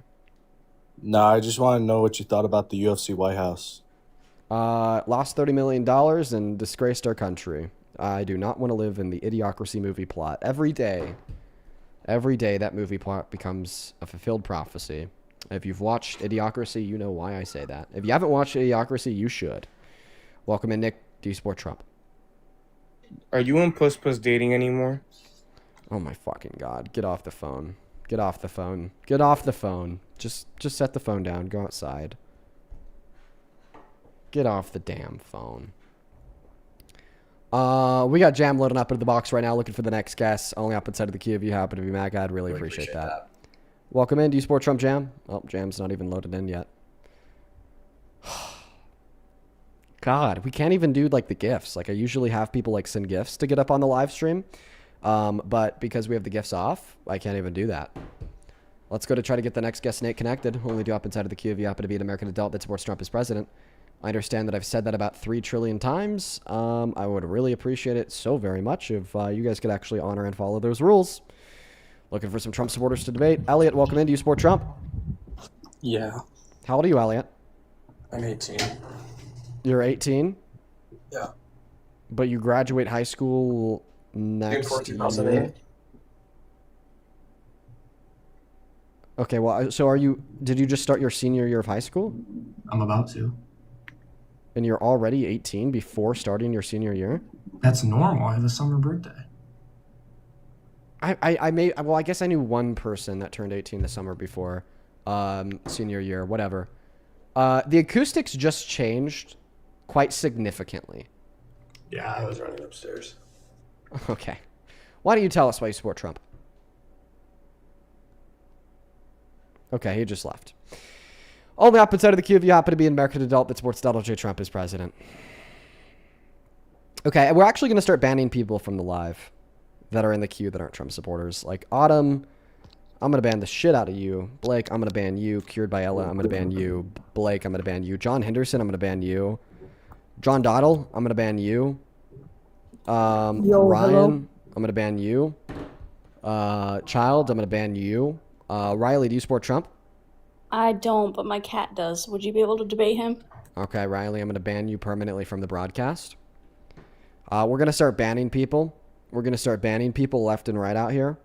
If you're inside of the queue and you're not an American adult that supports Trump, you're going to get banned. David, you're going to get banned. Baytech, you're probably going to get banned. Vivian VFX, you're definitely going to get banned. Humble 6-foot feminist, 100% banned. By Rants, 110% banned. Ozzy may be banned. We'll check Ozzy out. Try to follow those rules of the broadcast, everyone. We gotta ban you if you don't follow them. I don't know. I think that there may be a glitch with TikTok because we just loaded like 10 people up into the stream and not a single one of them like loaded in. I think that there could be an issue with TikTok where it's just like glitching out. Random boy, do you support Trump? I love you, dude. All right, I'm gonna ban you. Let's go to try to get the next guest up here. Blake the Tank, you have 30 seconds to leave the queue before you're banned.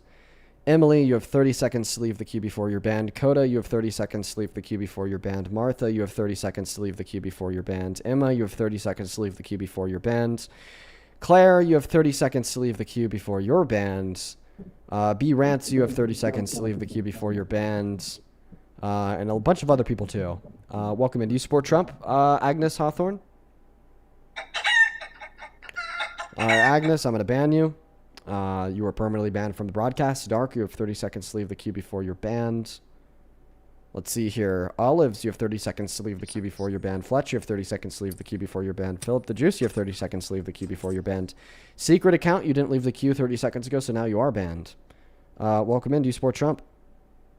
Hi, Dean. So I'm not sure who I support. I wanted your advice. How old are you?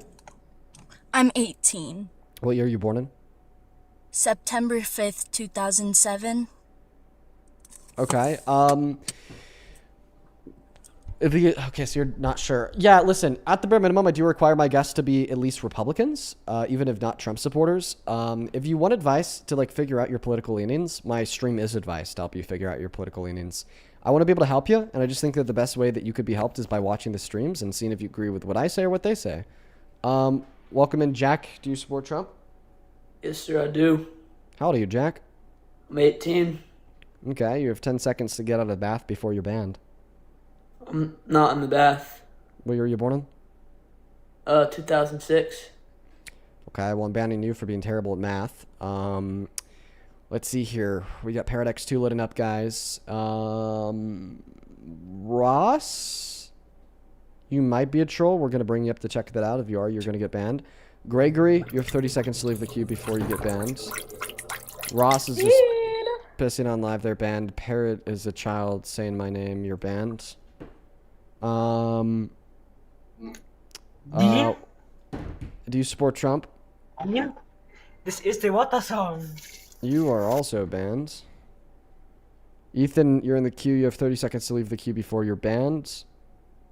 Darren is 6'3". You're also gonna get banned. Bob Joe Potato, you are definitely gonna get banned. Bring Callie up, see if they get banned. Guys, we're banning people who are breaking the rules. We are just here for some debates today. Maddox, you're in the queue. You're probably gonna get banned. You look like a troll. TC, do you support Trump? Buddy, you can't ghost me after getting my dog pregnant. That's not what we do. You are banned. Moving on to the next guest. Jesus Christ, they come up with the Buddy, craziest you shit. can't keep ghosting me. How is he still here? What the fuck? I thought I banned you. Now you're banned. Moving on to the next guest. Let's go get Michael loading up inside of the queue. Here we go. All right, we got Michael loading in. Guys, we are banning people who break the rules. Cass, you're probably going to get banned. You're in that queue. I see you. You don't look like a Trump supporter. Welcome in. Topher, do you support Trump? This is my first time ever talking to a famous person, Dean. I love you. Well, I appreciate you for the love and support, Topher. A, I don't think I'm famous, but B, I'm going to ban you. You'll never be able to see the live stream ever again. Jesus Christ, this is a lot of work. Welcome in. Do you support Trump? Yeah, I do. How old are you? I'm 20. Why do you support Trump? He was just like God, like handpicked him to like run the country. Okay, is this bait or bullshit? I don't know. Are you being serious? I've heard people seriously say that before. Are you being serious? No, like 100% serious. I Like, could hear the smile on your face. You're banned. Moving on to the next guest. Only up instead of the queue if you happen to be MAGA. Why is this, dude? This is just so much work, man. Huh. I'm about to break a sweat over here, guys. Jaden, you're in that queue. You're about to get banned. Gina, you're in that queue. You're about to get banned. Ben, you're in that queue. You're about to get banned. Kazin, you're in that queue. You're about to get banned. Hollis, you're in that queue. You're about to get banned. Ava, you're probably about to get banned, but I'll bring you up to see if you're actually MAGA because we're just looking for some Trump supporters today. Only hop inside of the queue if you're an American adult that's here for a debate. Ava, do you support Trump? Oh, no, Ava didn't load in. Fun Club, Dean Withers, do you support Trump? Oh my God, Dean Withers! I'm going to ban you. Moving on to the next guest. Okay, do not ban me, but I have a serious question. Are you an American adult who supports Trump, Cass? Yes, but why did you break How old are up with Puss Puss? Oh, they're a troll. Cass, you are totally banned. Permanently banned, may I add. Let's go to move on to the next guest. So much work. My goodness gracious. Why do you do this to me? The live stream just feels like it's moving so slow today. Kit Kat with the $10 on Super Chat says, you should have someone go through the calls before you get them in to weed out all the trolls. That's what more serious debaters do. Well, yeah, listen, hey, it's just really difficult on TikTok. There's not a good way to do that. Usually when we're hit with this many trolls, I'll have like Trump supporters start sending like goat gifts in because that means that they're probably an adult and adults are really good at self-control, or at least better than minors. But we can't do that on this account because we have gifting turned off. Welcome in. Do you support Trump? Hi, yes I do. How old are you? 5 Nights at Freddy's. All right, you are also banned. I guess everybody's looking for their 5 minutes of fame, everybody. I apologize that everybody looking for their 5 seconds of fame is really throwing the stream off, but I'm trying my best here. Let's go and get the next guest connected. Only hop outside of the queue if you happen to be an American adult that supports Trump as president. XTRN, you're about to get banned. Chloe the Scientist, you're about to get banned. May, you're about to get banned. Cuffy, you're about to get banned. We're just looking at people in the queue who aren't Trump supporters. You're about to get banned. Hello, do you support Trump or are you banned? No, I support Trump. How old are you? 20. What year were you born in? June 12th, 2006. Oh, Jesus Christ. And you're telling me you support this madman? I'd almost prefer you to be a troll. Listen, man, do you mind if I take a moment here before we hop into our intellectual linear discussion by thanking a couple donors? Absolutely. You go ahead. Jay, thank you for the $5 on Venmo. And I'll consider that, Jay, because I'm pretty sure you are here every day. I've seen you before. Donald Trump with the $5 on Venmo says, fuck you, Dean. Did you make an account called Donald Trump? You did. That's funny. Justin, thank you for the $1. Says, for the trouble you're having. I hope this helps. Thanks, man. Cassidy, thank you for the $10 donation on Venmo. Says, people like you give me hope for the future of America. I'm so happy that what we do here gives you hope, Cassidy. You're awesome. Let's get 100 Cassidy W's. And then 150 Jonathan W's, who says, I'll never understand why MAGA has to twist their values to justify Trump's actions. His words are meant to mirror the country's values, so him saying, quote unquote, execute my political opponents for treason, even as a joke, still ends up reflecting badly on the nation. I couldn't agree with you more. Jackson with the $10 asked for my favorite album and artist. The Backseat Lovers are my favorite artist. Favorite album? Probably something by Radiohead. Thank you so much, Kimmy, for the $15, who says, so much love to you, Dean. Thank you for everything that you do from Kimmy. Well, shout out to you, Kimmy. That is Kemmi. Show some love to Kimmy. Same thing to you, Margaret. Thank you for the $25 donation on Venmo, who says, thank you for Margaret.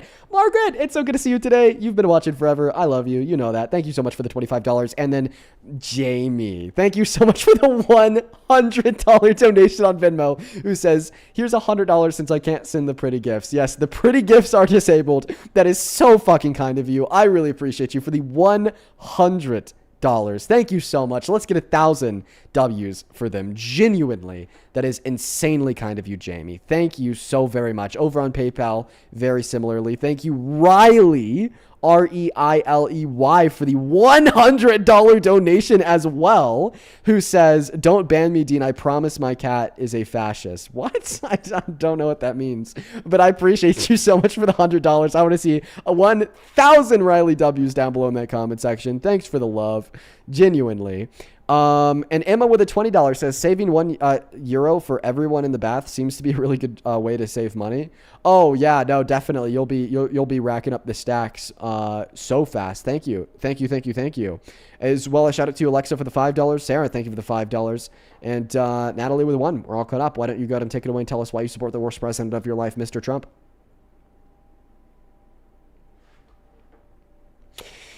You're muted, TM Johnson. Sorry. Okay. I mainly just support Trump because of how he cracks down on illegal immigration. So for me personally, I do a lot of traveling to like countries outside of the United States, and I went to multiple countries last year that cracked down on immigration, and they were just a lot safer than the countries I went to that didn't crack down on immigration. Okay, so your claim is that maybe undocumented entries made America less safe. So by the numbers, that's just not true. Undocumented immigrants are around 2.5 times less likely to engage in a violent crime when compared to natural U.S.-born citizens. What's the source for that, if you don't mind me asking? I don't mind at all. It's PNAS. PNAS is an institution of criminology and crime research, and they've been reporting pretty consistently for the last 50 years straight that undocumented immigrants are multiple times less likely to commit violent crimes in comparison to citizens.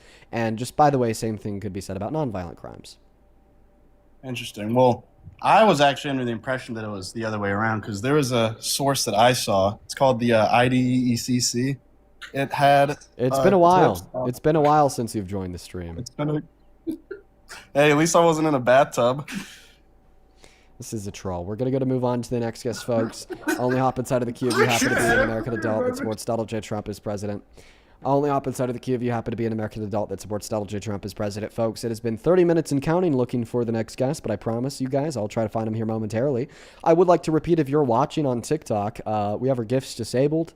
The only way to support me and to support the live stream, if you want to support what we do, is to support us on Venmo or PayPal. You can find a link to my Venmo and my PayPal in the link tree in the bio of my TikTok account and the pin message over on that YouTube stream. The handle's always at the top of the phone screen on TikTok too, Justine Withers without the letter E in the last name Withers. Seriously though, huge shout out to you guys. It's so crazy that we What's Dude, shut up, the Dean? fuck up. Delete your account. So fuck. Delete your fucking account. Oh jeez, he took it personally. Jennifer, do you support Trump?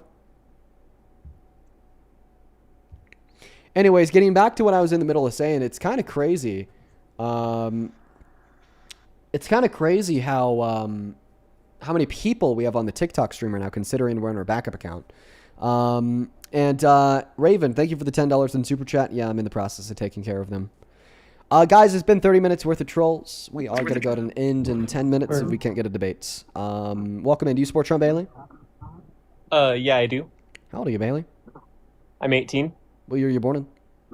2008. What month? January. Yeah, and why do you support wannabe dictator as president? Well, first of all, I support his policy on abortion, his southern border policy, and I think he's taking back the global stage. You're on my ass off. Holy fuck. Okay, you said that you support his policy on abortion. What is his policy on abortion? Well, he stated, and I'm not sure if this is how he has... I know he overturned Roe v. Wade, which made it up to the state. He said it should be up to the state. Yeah. Abortion should be... Yeah, why do you think that abortion should be up to the state? Because in general, abortion should be avoided if we can. We should focus on sex education and access to Why should abortion be avoided? Because you're still taking a human life, whether or not it is conscious. And why should that be avoided? Why is that wrong? Because I think it's wrong to kill human people. Yeah. Oh, so it's a human person. What's a person?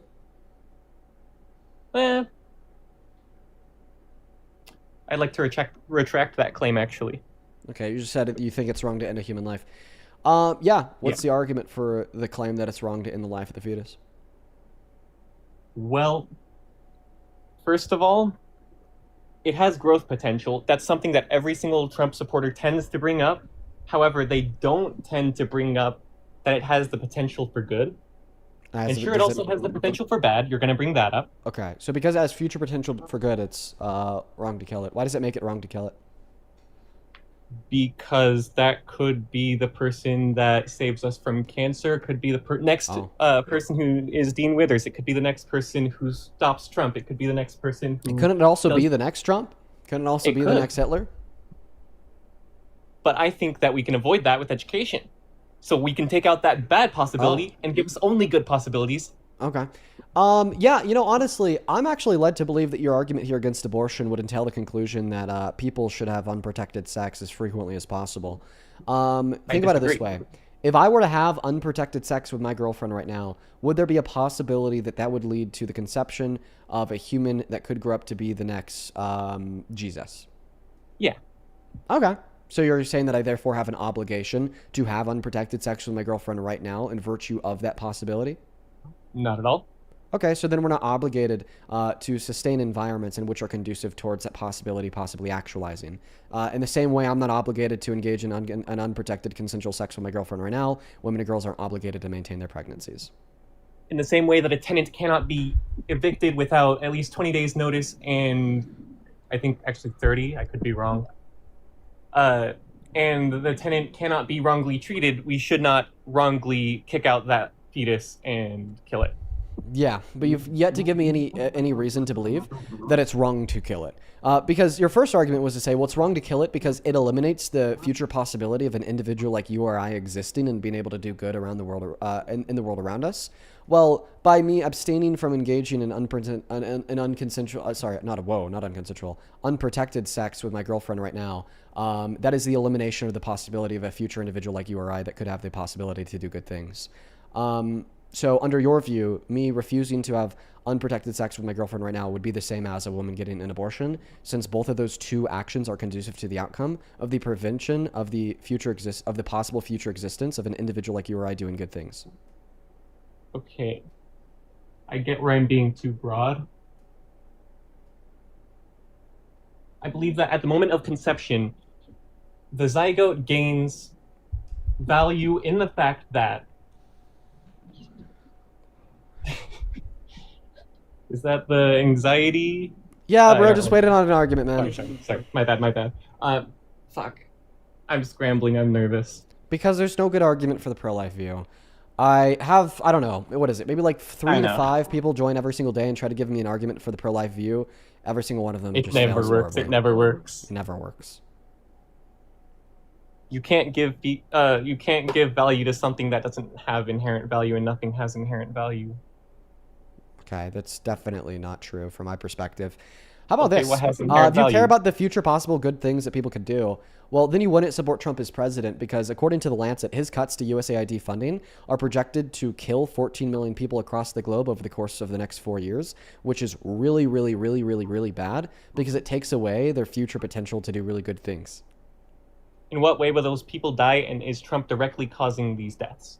Yeah, so he's responsible for their deaths in the sense that if it wasn't for him defunding USAID, they'd still be alive. So it's a counterfactual account of responsibility. Fair enough. I think that the system could also be changed to support us better outside. So why of do you USA. still support Trump in virtue of the fact that he is counterfactually responsible for the deaths of 14 million people?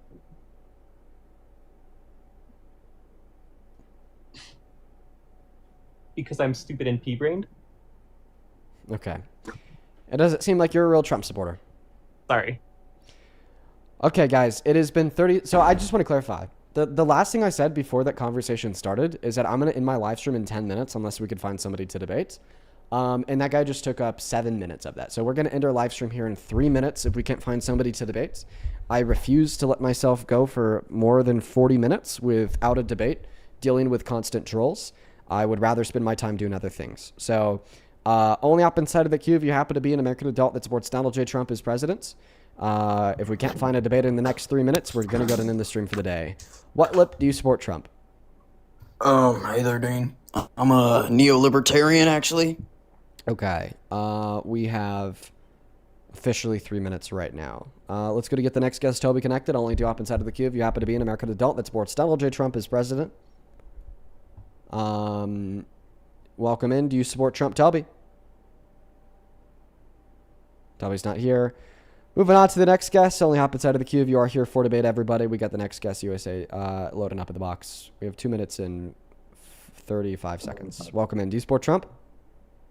We are Charlie Kirk.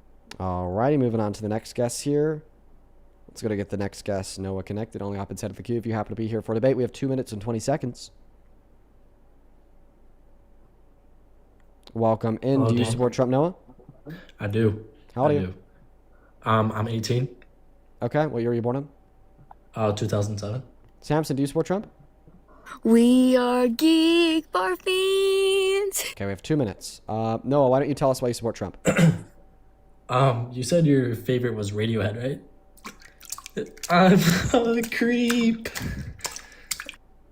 We have 1 minute and 50 seconds. Let's go ahead and try to get the next guest connected.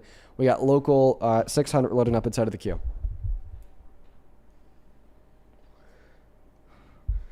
Only up inside of the queue if you happen to be MAGA here, everyone.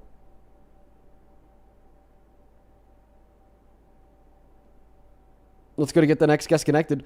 We got Oscar Milne loading up into the box. Only up inside of the queue if you do happen to be MAGA. Oscar, do you support Trump? Can I just be Republican and not a specific Trump supporter? Well, it depends on what you want to debate me on. It would be abortion, but not from the directness that everybody else is going at it, because they're just saying that they support Trump's exact policy, and I wouldn't say I support it directly. What do you support? I'd say like just the broadness of him saying like this, like everybody, like in the sense that every state can choose, and the fact that states can choose to just have 0 abortions, I think is wrong. I don't think because there is plenty of circumstances. What do you personally think is right? What do you support? I think that there's plenty of circumstances that justify having an abortion, but at the same time, there are some where I'm like, I don't think it's necessarily justified. And do you think that the majority of abortions are unjustified? No, not the majority, just some of them. I think that what would those abortions be? For example, like if I had like unprotected sex with somebody and they conceive a child and then they just choose or decide that they want to have an abortion. Why is that abortion wrong? What? Why is that abortion wrong? Excuse me? Why is that abortion wrong?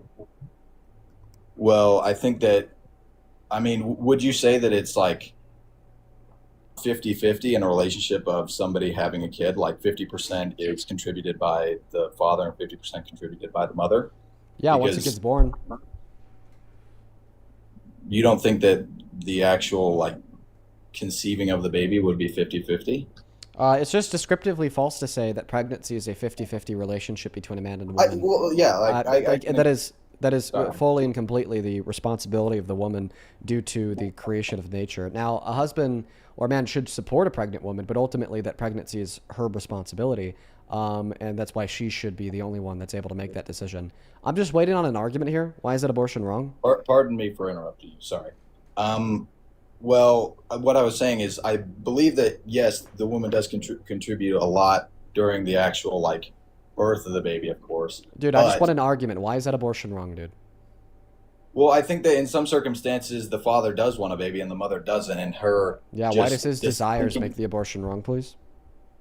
Well, I just think it's wrong that he helps conceive the baby. She couldn't do it without him, of course. And then she just has the 100% decision on... Yeah, why is that wrong? Because it's taking away human life, like somebody that could go on to prosper. Even if she doesn't want to take care of it. So are you saying that it's wrong to end the fetus's life because it's a human? Yes. So you think it's our species that makes it wrong to kill us? Please restate that. Excuse me. So you think it's our species that makes it wrong to kill us? No, but at the same time, so then what makes it wrong to kill us? I don't know. I like. If you don't know what makes it wrong to kill us, how do you know that the fetus has the trait that makes it wrong to kill us? Well, going back to what I was saying is, I just think that. No. Going back to what you said the reason why it's wrong to kill the fetus is because it's a human. Well, sorry, because it's a possible life in essence. Possible life. I don't think it'd be any more wrong for what do you mean by possible life? Like he has the chance to go on and live prosperously. Okay, and why does that chance make it wrong to kill it? What about that chance makes it wrong to end the life of the fetus? I don't know. I think that it's not up to the fetus whether it gets killed or not. and so you ultimately making Okay. that decision for it. And what's the argument for why that's wrong to do, dude? You shouldn't kill it. That's the argument. Okay, so the argument that it's wrong to kill it is that you shouldn't kill it. So it's a circular argument, because saying that you shouldn't do something in a moral sense is saying that it's wrong to do. So in other words, just saying that it's wrong to kill it because it's wrong to kill it. So from your point of view, you think it should be entirely pro-choice? Like I just struggle with talking to pro-life men because it's like there's never any substance. Do you accept that it's circular to say that it's wrong to kill it because it's wrong to kill it? I do understand. Yeah, I can. Okay, do you accept that that's what you basically said? Yes, I can accept that. Yeah. Okay, so do you also accept that circular arguments can't be true? Ultimately, I don't like what I'm trying to say is if the mother makes the decision, if it's up to the mother, like 100% up to the mother, she's just like, I'm killing it. And the father's like, please, I want this child. It can then be born and then go on to live with the father. She doesn't. Yeah, I don't think that the emotions of men should control the bodies of women. State that again. I don't think that the emotions of men should control the bodies of women. See, I feel like that's just leading me into trying to make me look bad. Okay, well, it does make you look bad because that's what you're arguing. You're saying that the emotions of the man should be able to control the body of the woman. Why? I can understand. Yeah, I see where you're coming from, and I see how that could actually change my point of view. Cool, man. I appreciate you, Oscar. I'm going to move on to the next guest, guys. Only hop inside of the queue if you happen to be an American adult that supports Donald J. Trump as president. You know, I don't know, guys. I think I'm just like tired out on doing the abortion debate with like men. I don't know, man. They just never have anything smart to say. That guy's pissing on Mike. I think I'm probably just gonna hop off, guys. It took us 40 minutes to find a guest just for that guest to say abortion's wrong because it's wrong. Like if you guys want this live stream to stick around, if you want me to continue to do what we do here, like y'all got to like give up on the trolling just a little bit. You know, like a troll here or a troll there, it's not that big of a deal. Okay?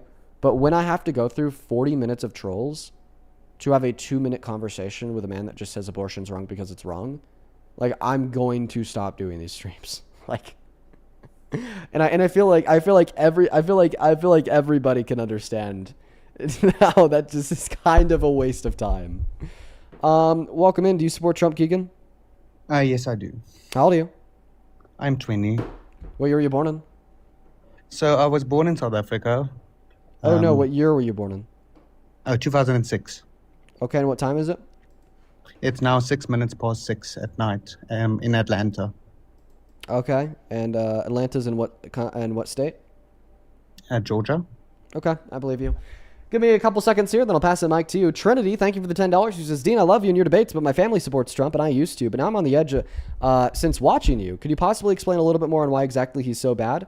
Well, Trinity, that's the purpose and the point of these debates. Unfortunately, I just haven't had the availability or the opportunity to give that explanation because of 40 minutes worth of trolls. Hopefully, with this guest, I'll be able to get into it. Thank you as well, Mila, for the $5. And Mara, thank you for the $15. Who says the woman who's being forced to carry an unwanted baby could also be the person who cures cancer, but now she isn't able to because she's forced to take on the responsibility of another life. Based! Yo, Mara, that's actually a really good counter-argument. Aaron, thank you so much for the $40 donation over on Venmo. I appreciate you so very much, Aaron. I want to get 400 Aaron W's down below in that comment section, who says, just want to say thank you for all that you do. My son loves watching with me, and I recently found out that my mom watches too.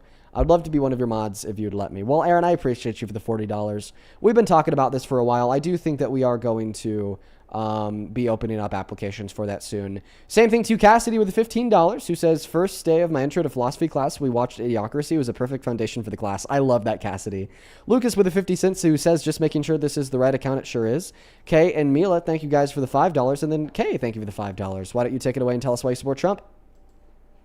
So one of the big things will, of course, be the refugee program on saving a lot of South Africans, especially white South Africans, because South Africa is not good as it is. Why did you specify white South Africans? What? There's white genocide in South Africa. Okay. So it is bad. So can you get? Does the UN say this? Excuse me? Does the UN say this? Does any reputable global institution of human rights converge on the consensus that there's a white genocide in South Africa? That is true. What happened? Okay, is, I'm just asking you to point me towards like one reputable international human rights watch organizations that states that there is a white genocide in South Africa. It was on the news, especially when our president Ramaphosa, Ramaphosa was there in America here. Okay, you seem to be confused on the question that I'm asking you. When you tell me that it's on the news, okay, well, yeah, that could just be like, you know, fucking Newsmax who says that the 2020 election was stolen. No, what I'm asking you for would be a reputable international human rights organization that has stated that there is a white genocide in South Africa. This isn't too hard of a question. I'm asking you to point me towards one Human Rights Watch, one subcommittee of the UN. That's what I'm asking you for. Can you show that to me? Yes, it is. That's why the program is on. Okay, so show it to me. On TikTok. Yeah. Name one international Human Rights Watch organizations that states that there is a white genocide in South Africa. Honestly, I can't because I was living there. So I do know what happened in the country. Okay, so then I'm not going to believe that there's a white genocide in South Africa unless you could point me towards this as a convergence amongst human rights watches. All right, so you support Trump because he's expanded refugee programs. So you think that Donald Trump is good for refugees. Okay, well, that's certainly not fucking true. Okay? No, he is not good for refugees. He's not good for any immigrant. Look at the Somali refugees in Minnesota, for instance. He says that they're thugs. He says that they're criminals. He says that they're there to eat pets and cats. He says that they're all on welfare and that we immediately need to end TPS, temporary protected status, for those refugees so we could kick them out. I mean, the temporary protected status for I think it's around 400,000 refugees in America is on the line today, and they're about to get sent back home.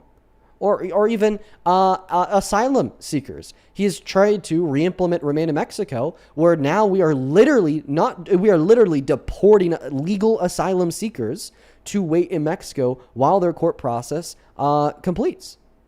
And you're telling me that he's good for these people? That he's good for refugees? That he's good for asylum seekers? Horseshit. I'm not going to argue with you on that. So what I'm trying to say is, like, we followed the program a legal way to come in here, and it took us time, social security checks and medical checks and everything to get here. So we followed a legal way to get in. So, but not just that. So did asylum seekers, but the difference is that you're white. If you want to know why we saw this hasty expedition of the refugee programs for white South Africans, it's because you're white. Like people that aren't white, like the Somalis, yeah, they're getting called violent thugs. Trump ended their TPS, and now he's trying to send them back to Somalia, even though they came into America with the use of very similar legal means to yourself.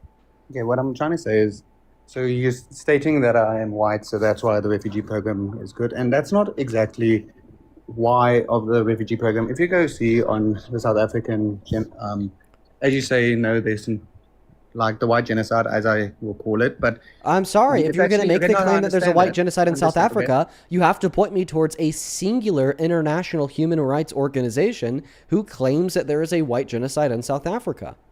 Okay. What I'm trying to say is, if you go look up on it, so especially white farmers, so we call it plaasmoord in Afrikaans. So what I'm trying to say is, there's a lot of depth, a lot of crosses, and you can go Google it. You can see it, the white crosses of South Africa farmers, and you can see each cross represents a South African farmer.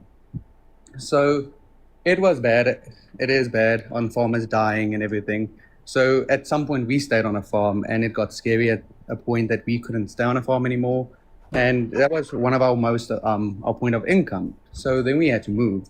And then I took the chance and got on the refugee program. And yes, there is not just white people that are doing the Indian people are doing the refugee program. There's black people doing the refugee program. It's just when it comes to farmers, most of farmers in South Africa are white. So, but there are other people that did the refugee program. I have people here living down the street from South Africa that are Indians, and it's not a racist program at all. Anyone can join the program. Okay. From South Africa, you just have Thank to you stay. so much for repeating everything that you already said. No problem. I am now going to repeat everything that I said. Okay. Okay, but it's not just a refugee program. Just Okay, saying. I'm now going to repeat everything that I said. Are you ready to actually listen to the person that you're speaking with? Do you not understand that there's no? No. Just let me know. Are you ready organization? to listen to the person that you're speaking with? Yes, no problem. Okay. First and foremost, you made the claim that there's a white genocide in South Africa. I find it unreasonable to believe that that claim is true unless you could point me towards a singular International Human Rights Watch, okay, that has yielded the conclusion and has stated publicly that there is indeed a white genocide in South Africa. You weren't able to name that Human Rights Watch, therefore I'm not going to believe your claim. The second thing that I'll say is the refugee program that you're referencing is disproportionately for white individuals, which is exactly why it was hyper-processed to the front of the line through a Trump EO. Why do I know that this is in virtue of the fact that a lot of the refugees are white? Because for refugees who are disproportionately non-white, not only has Trump not helped them, but he's actively hurt them by revoking their temporary protected status and has attempted to deport them. Okay, I gave you cases of asylum seekers and refugees from that are definitely not white, that have literally been arrested by ICE and deported across the border, even though they came into America legally. The third thing that I'll say here is there's an admission cap on the refugee program for South Africans of 17,000. So even if there was a white genocide in Africa, even if I was wrong in my statements about the motivations for why these refugees are coming into America and why Donald Trump has expedited their incoming processing, well, then it would still be false that this would justify the Trump administration as doing good, because there's clearly more harm being generated in virtue of the fact that Donald Trump is working to repeal the temporary protected status for 400,000 other refugees and 400,000 other asylum seekers. That's just simply a larger cost than the entry of 17,000 new refugees from South Africa. It's like, oh, because of 17,000 new refugees from South Africa, Trump's a good president, even though he's trying to remove 400,000 other refugees that have just as valid or more of a valid claim to be here. Hello? Yeah, so clearly the cons outweigh the pros, even if everything that I said about the nature of your claims surrounding the white genocide in South Africa as being false would still demonstrate that Trump should not be president. Okay. What I'm trying to say as well is I just want to state it just by saying it's not just white people. Just saying it. Dude, I'm sorry. I want you. When are you actually going to respond to the substance of the fucking counter argument?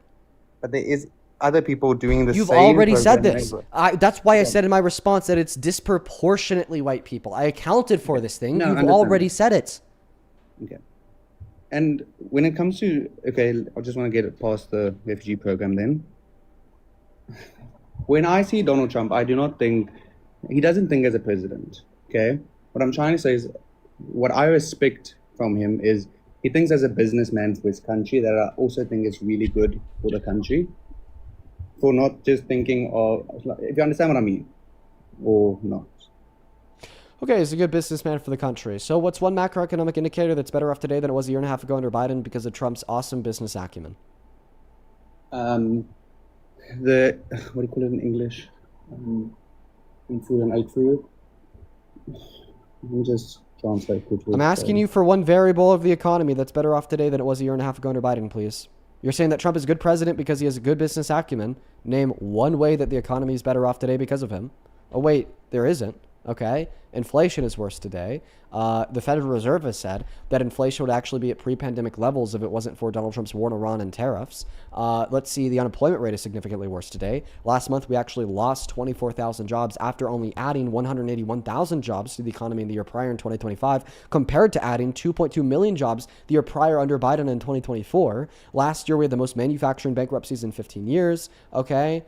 We also see that there is a stagnated growth in real median wages. We see that GDP growth today is significantly lower than it was under Biden. Corporate profits are significantly lower, disproportionately in contrast to their growth rates than they were under Biden. So if Trump is this great businessman, I must be wrong. The economy must be better off. Name one way in which the economy is better off today than it was a year and a half ago under the Democrats.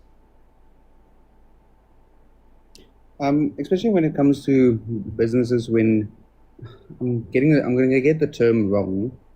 Sorry for that. What do you call it? When the country made money off on, like, when you sell things to the country, and then let me just get the right wording. I'm really sorry about that. Yeah, but not just that. Like, a few things I do disagree on Donald Trump. Don't get me wrong. Like, Can you just abortion. name one specific way that he's made the economy better, please? I just want to get the word. Sorry. If you don't know like the word, just find other words to supplement it. It's fine. Okay, so I'm just going to explain it. Sorry for that. The tariffs, yes. Sorry. Saw it now. The tariffs helped a lot for the country. I'm asking you it was for. not good for I'm not other- asking you about his economic policy. I'm asking you about his economic outcomes. A tariff is not an economic outcome. A tariff is an economic policy. So when I'm asking you about economic outcomes, I'm basically But asking you: he did is that. inflation better?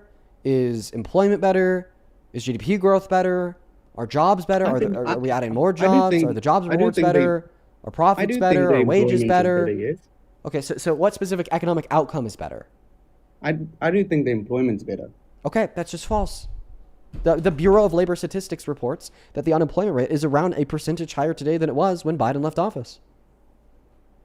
You're just wrong. Well, it's for me being here so far, and you. So do you admit that you're wrong? I don't think I'm wrong, no. But I do understand what you mean. I'm not. Okay. Okay, I'm going to show you. Look at your screen right now, okay? We're going to look at this together. All right. Let's go back to, let's see here. January 2025. In January of 2025, the unemployment rate was 4%. Sorry, you can't see this on YouTube. Today, it's 4.1%. And we saw a peak in November of 2025 at 4.5%. So the unemployment rate actually has gone down. This was the last month. It went down to 4.1%. It is still yet higher than it was when Trump walked into office. And I'm surprised that the unemployment rate is still so low in consideration of the fact that last month we lost 24,000 jobs. But it's still higher than it was when Biden left office.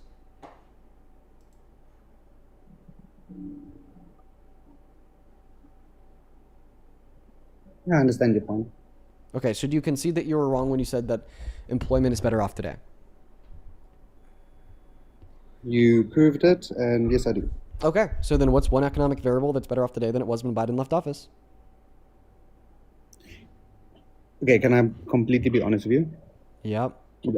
So, I am still under, how you can say it, I fall under American resident, not American or whatever, but I have seen like everything, and I do think Donald Trump, Are I'm just going to say you it. going to name an economic variable that is better off?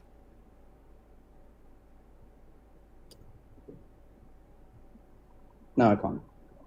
Okay, so then why do you make the claim that Trump is good for the economy? I do think when it comes to work, as we seen it, as I seen it, if you want a job, you'll get it. If you work for it, you'll get it. The statement, if you want a job, you'll get it, is A, false, and B, not a response to my question. Okay, and then okay, let me clarify. Let me clarify on this to you. Let me clarify. No. Let me clarify on this for you. I'm not asking you guessed. If you want a job, will you get it? No, that's not the question that I asked you. The question that I asked you is guessed, why do you believe that President Trump is good for the economy, even though every trackable economic data point is worse off today than it was a year and a half ago under Biden?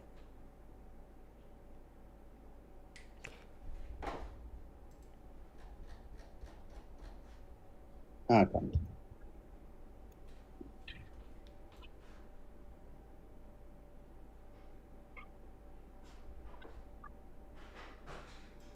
No, I said I can't. You can't. Okay. No. So you don't have any reason to believe that he's good for the economy.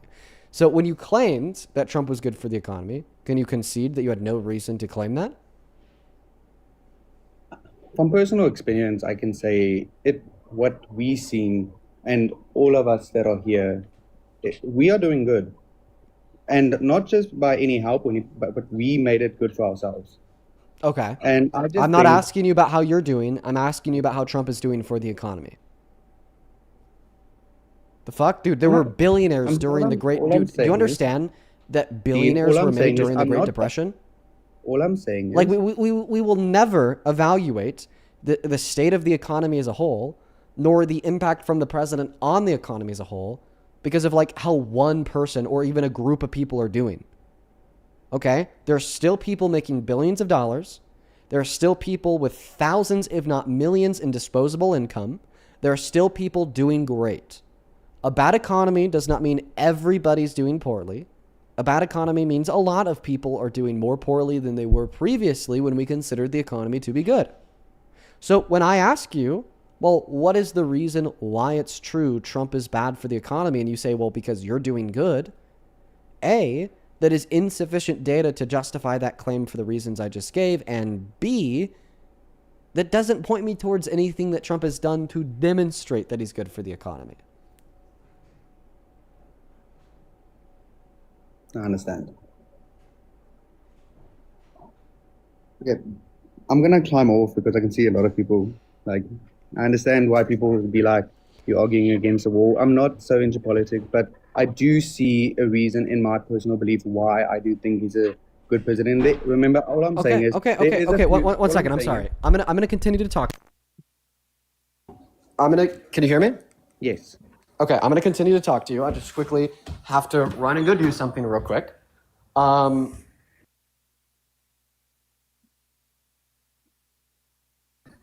I want to know, what reason do you still see that explains why you think that Trump is good for the economy? Can you hear me? Yes, I could hear you fine. Could you please explain to us what reason you still possess to argue that Trump is good for the economy?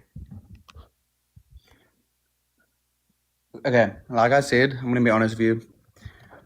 I can't give you all the facts or whatever, but all I'm saying is, as a personal belief, I do think he's a good president. But remember, all I can say is there's a lot of things that I do disagree on. With what reason do you have to believe that Trump is a good president? Okay, because let me just be honest. When I look at Trump, I don't see a good president in the slightest. What I see is a mockery of a tyrant. Okay? Like, when you ask me, Dean, what would you envision a good president to be? I'm not going to respond by telling you, oh, a rapist that wants to invade our allies and kill children overseas. When you ask me what I think a good president is, I'm not going to say somebody who has been accused by a credible survivor of Epstein's in the Epstein files that is actively breaking the law to prevent the release of the files. When you ask me, Dean, what do you take a good president to be? I'm not going to tell you a ludicrous man, okay, who has called for the execution of his political opponents and argued that maybe he should be able to serve a third term in violation of the Constitution. I'm not going to say, oh, a man who has either threatened to infringe on or has infringed on 7 amendments in our Constitution over the course of the last year and a half. I'm not going to say a man who's called for the termination of our Constitution like Trump. I'm sorry, but there's no proof in the Epstein files that he was a rapist or anything with to do with kids or anything. Oh, that's not true. Do you accept the allegations made against Epstein by credible survivors of Epstein? I do think Trump did not do it, and it's no physical proof. Do you accept the allegations made against Epstein by the survivors of Epstein? Ask again, please. Sorry. Do you accept the allegations made against Epstein by the survivors of Epstein to the FBI in confidence? I do think they lied about it. The survivors of Epstein lied about it? About their allegations against Epstein? No, not Epstein. I'm talking about Trump. I'm not talking about Trump. My question is about Epstein. You're pissing me off.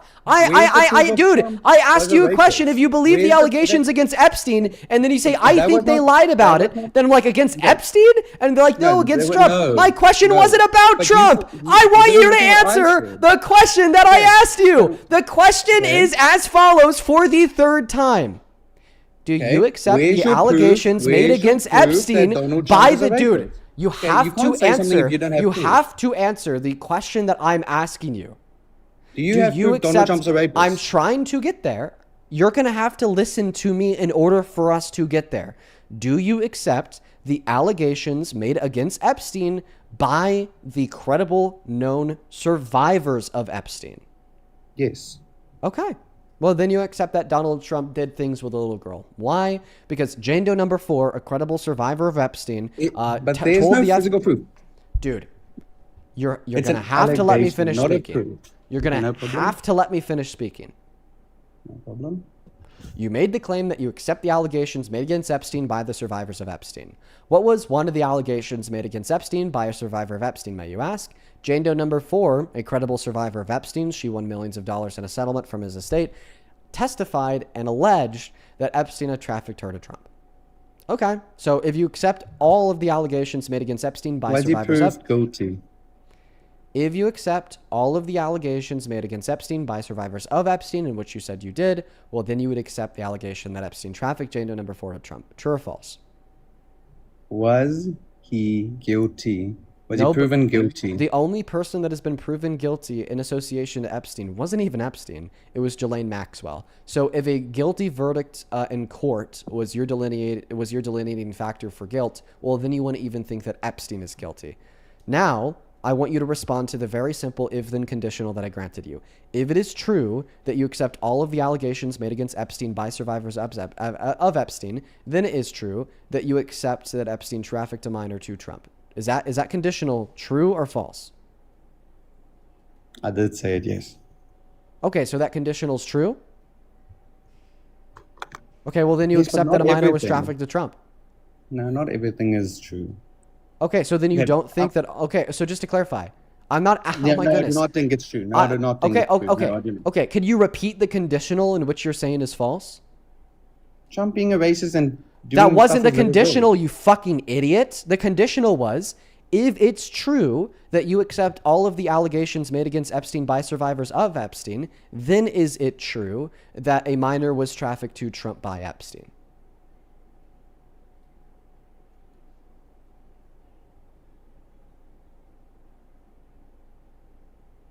Is that conditional true or false? He left. I'm cortisol spiking. I need to calm down. Let's go to move on to the next guest. This is insufferable. Oh my goodness. The people that we've debated today have just been terrible. I challenge you guys to go back through the VOD and find like one reasonable person. I think that was like our second really only debate of the day. We've talked to that guy, and then we talked to Justin from earlier. Justin was arguing that we can't know anything because everything is possibly false, was basically what he was saying.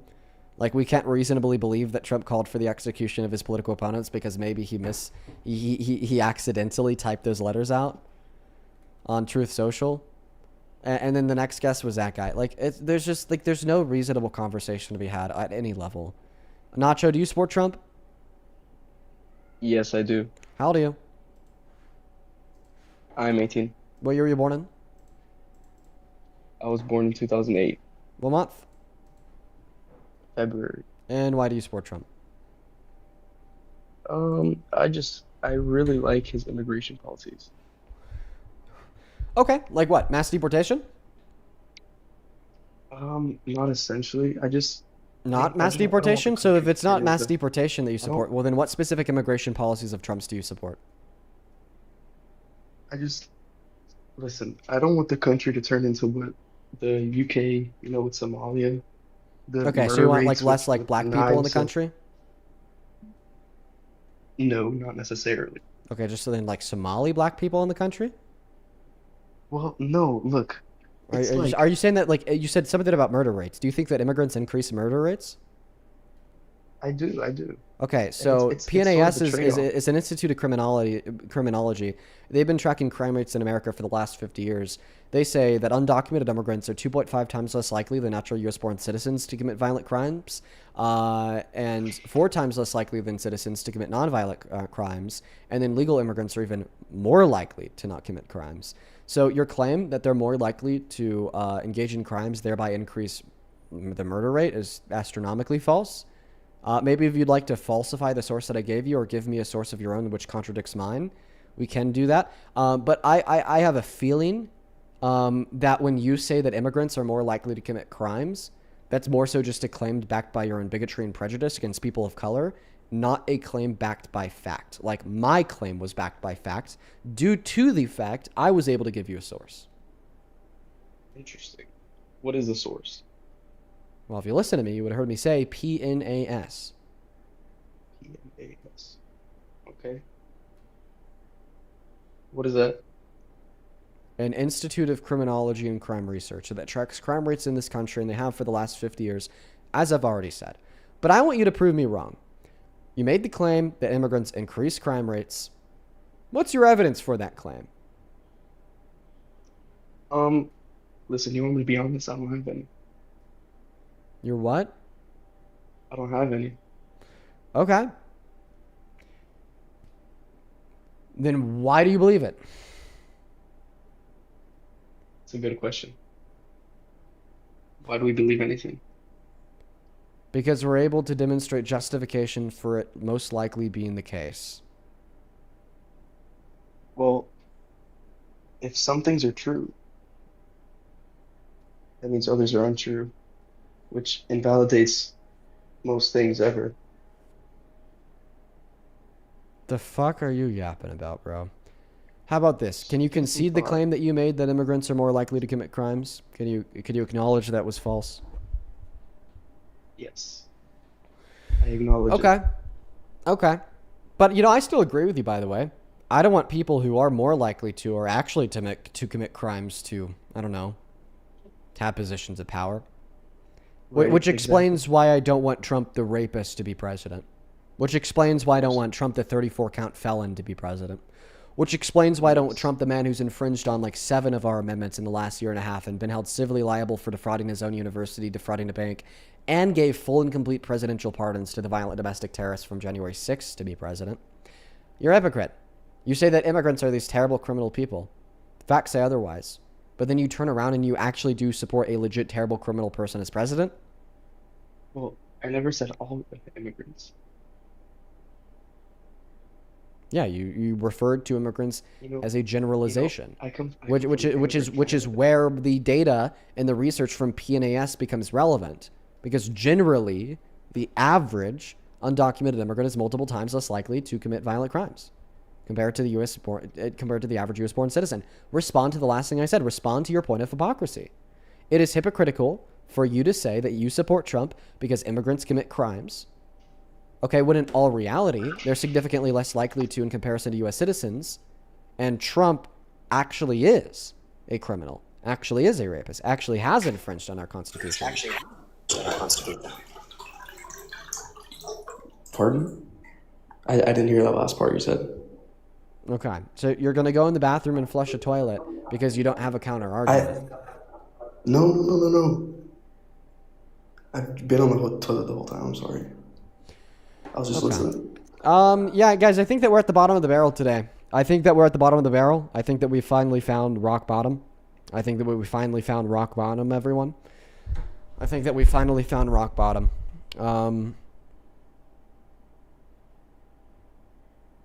I think that I need to like reconsider like my content. maybe like debate other people. Find something else to debate. Because we've just hit rock bottom with MAGA. Like, these people are just, like, so dumb. like, they're just so stupid. Like, there's legitimately not a more stupid demographic alive than MAGA. MAGA is genuinely, Like the lowest IQ, most unreasonable, Oh my most gosh. stupid demographic of people ever. Mr. Love, do you support Trump? Can you debate my dad, please? Yeah. How old are you? I'm 15. Okay, so you generally have to be at least 16 for me to debate a parent on your account, but because you don't have like anything about you or your face on your account, we could do that if you wanna throw him on the mic. Okay. Have you already asked him? I'm gonna go get him. Dad! He's ready! I have him on live! Okay. Okay, go. Here. Turn it off. Okay, go. Hello. Say hi. Hello. Howdy. I don't know if you know what's going on or if your daughter just kind of threw you into this, but long story short, I'm Dean. I am a progressive person who happens to hate Trump, happens to think he's the worst president of my lifetime and yours, and I'd love to have a conversation with you about why you disagree. The whole purpose and the point of this platform is to converse with the disagreeers. It seems to be the case that you are a disagreeer, so if you'd like the opportunity, I'd love to hear you out about how the hell you still support this terrible president. Oh, okay. Well, that sounds interesting. Is that something you'd be interested in? Sure. Okay, alrighty. We are running we do run a live stream here. So we're on TikTok and we're on YouTube, and viewers have the option to, if they want to, send a donation into the stream, and every so often I'll take a moment to thank my donors. So is it all right with you if I just take a moment to thank a couple people who've sent donations into the stream? I also know that this debate was thrown on you, so this could be like a good minute or so to kind of just like think through your argument. Sure. Yeah, that sounds good. Okay. Let's go to start out over on Venmo. Holly, that is Holli. Thank you for the $20 donation over on Venmo. Says, quote unquote, I don't think that the emotions of men should control the bodies of women, end quote, was spiritual. Appreciate you big time. Well, thank you for the love, Holly. Let's get to it at Holly W's. Same thing to you, Rebecca. Thank you so much for the $10. And you actually sent another $10. And no, that was another Rebecca. Thank you so much. I've been watching you for years. I'm on nearly every day. Love you, Rebecca. Thanks for being here. And then Fassi with the $3 says, hey, Dean, good to see you. It's good to see you, Fassi. Over on PayPal, thank you, Dylan, for the $14. Let's get 140 Dylan W's, who says, hey, Dean, I said that I'd be back last night, and here I am. There are so many dumb people that are still supporting this crazy guy we call president. It's so sad, and we love you for trying to change minds. Well, I'm trying my best, Dylan. I really am. I'm struggling today. I'm sure that you guys have been able to point that one out, though. I've been a little bit more on edge. Jaden and Haley, thank you guys for the $5. Then Georgina, thank you for the $20, who says, hey, Dean, hope that you make the best of the rest of your Sunday after the stream. Don't take away any of the negativity once you've finished. Well, I try my best, Georgina. I appreciate you for being here, and thank you for the $20. I know that you're always watching. And Miss Tanya, oh my God. Tanya, thank you so much for the $100 donation on PayPal. In Lexington, thank you for the 50. I want to get 1,000 Tanya W's and 500 Lexington W's. That is so kind of the two of you guys. Sincerely ridiculous. I appreciate you. Tanya with $100 says, what if you have them send $5 on PayPal or Venmo and explain why they support Trump to weed out the trolls? Love what you do. Keep on fighting the good fight.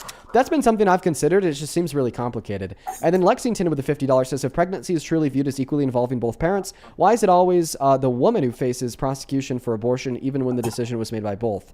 True. Thank you so much for the $50. I appreciate you. Good point. And then Balana, thank you for the $25, who says, I'm an indigenous supporter from the Apache Nation. First-time donor. I immensely thank you for being a voice of the unheard.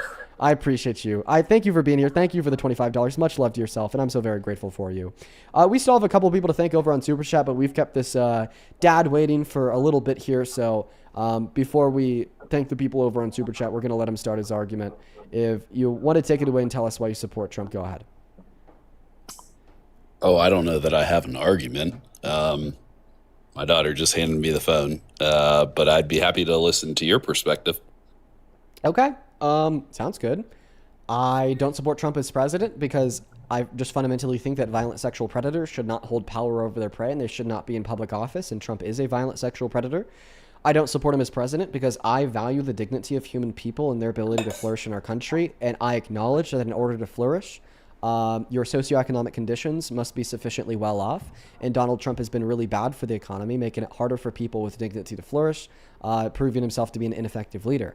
I don't support Trump because I value our allyships across the globe. And meanwhile, Donald Trump doesn't. He's threatened to pull out of NATO, kill the UN, and invade our allies on land with troops like he said he would do to Greenland.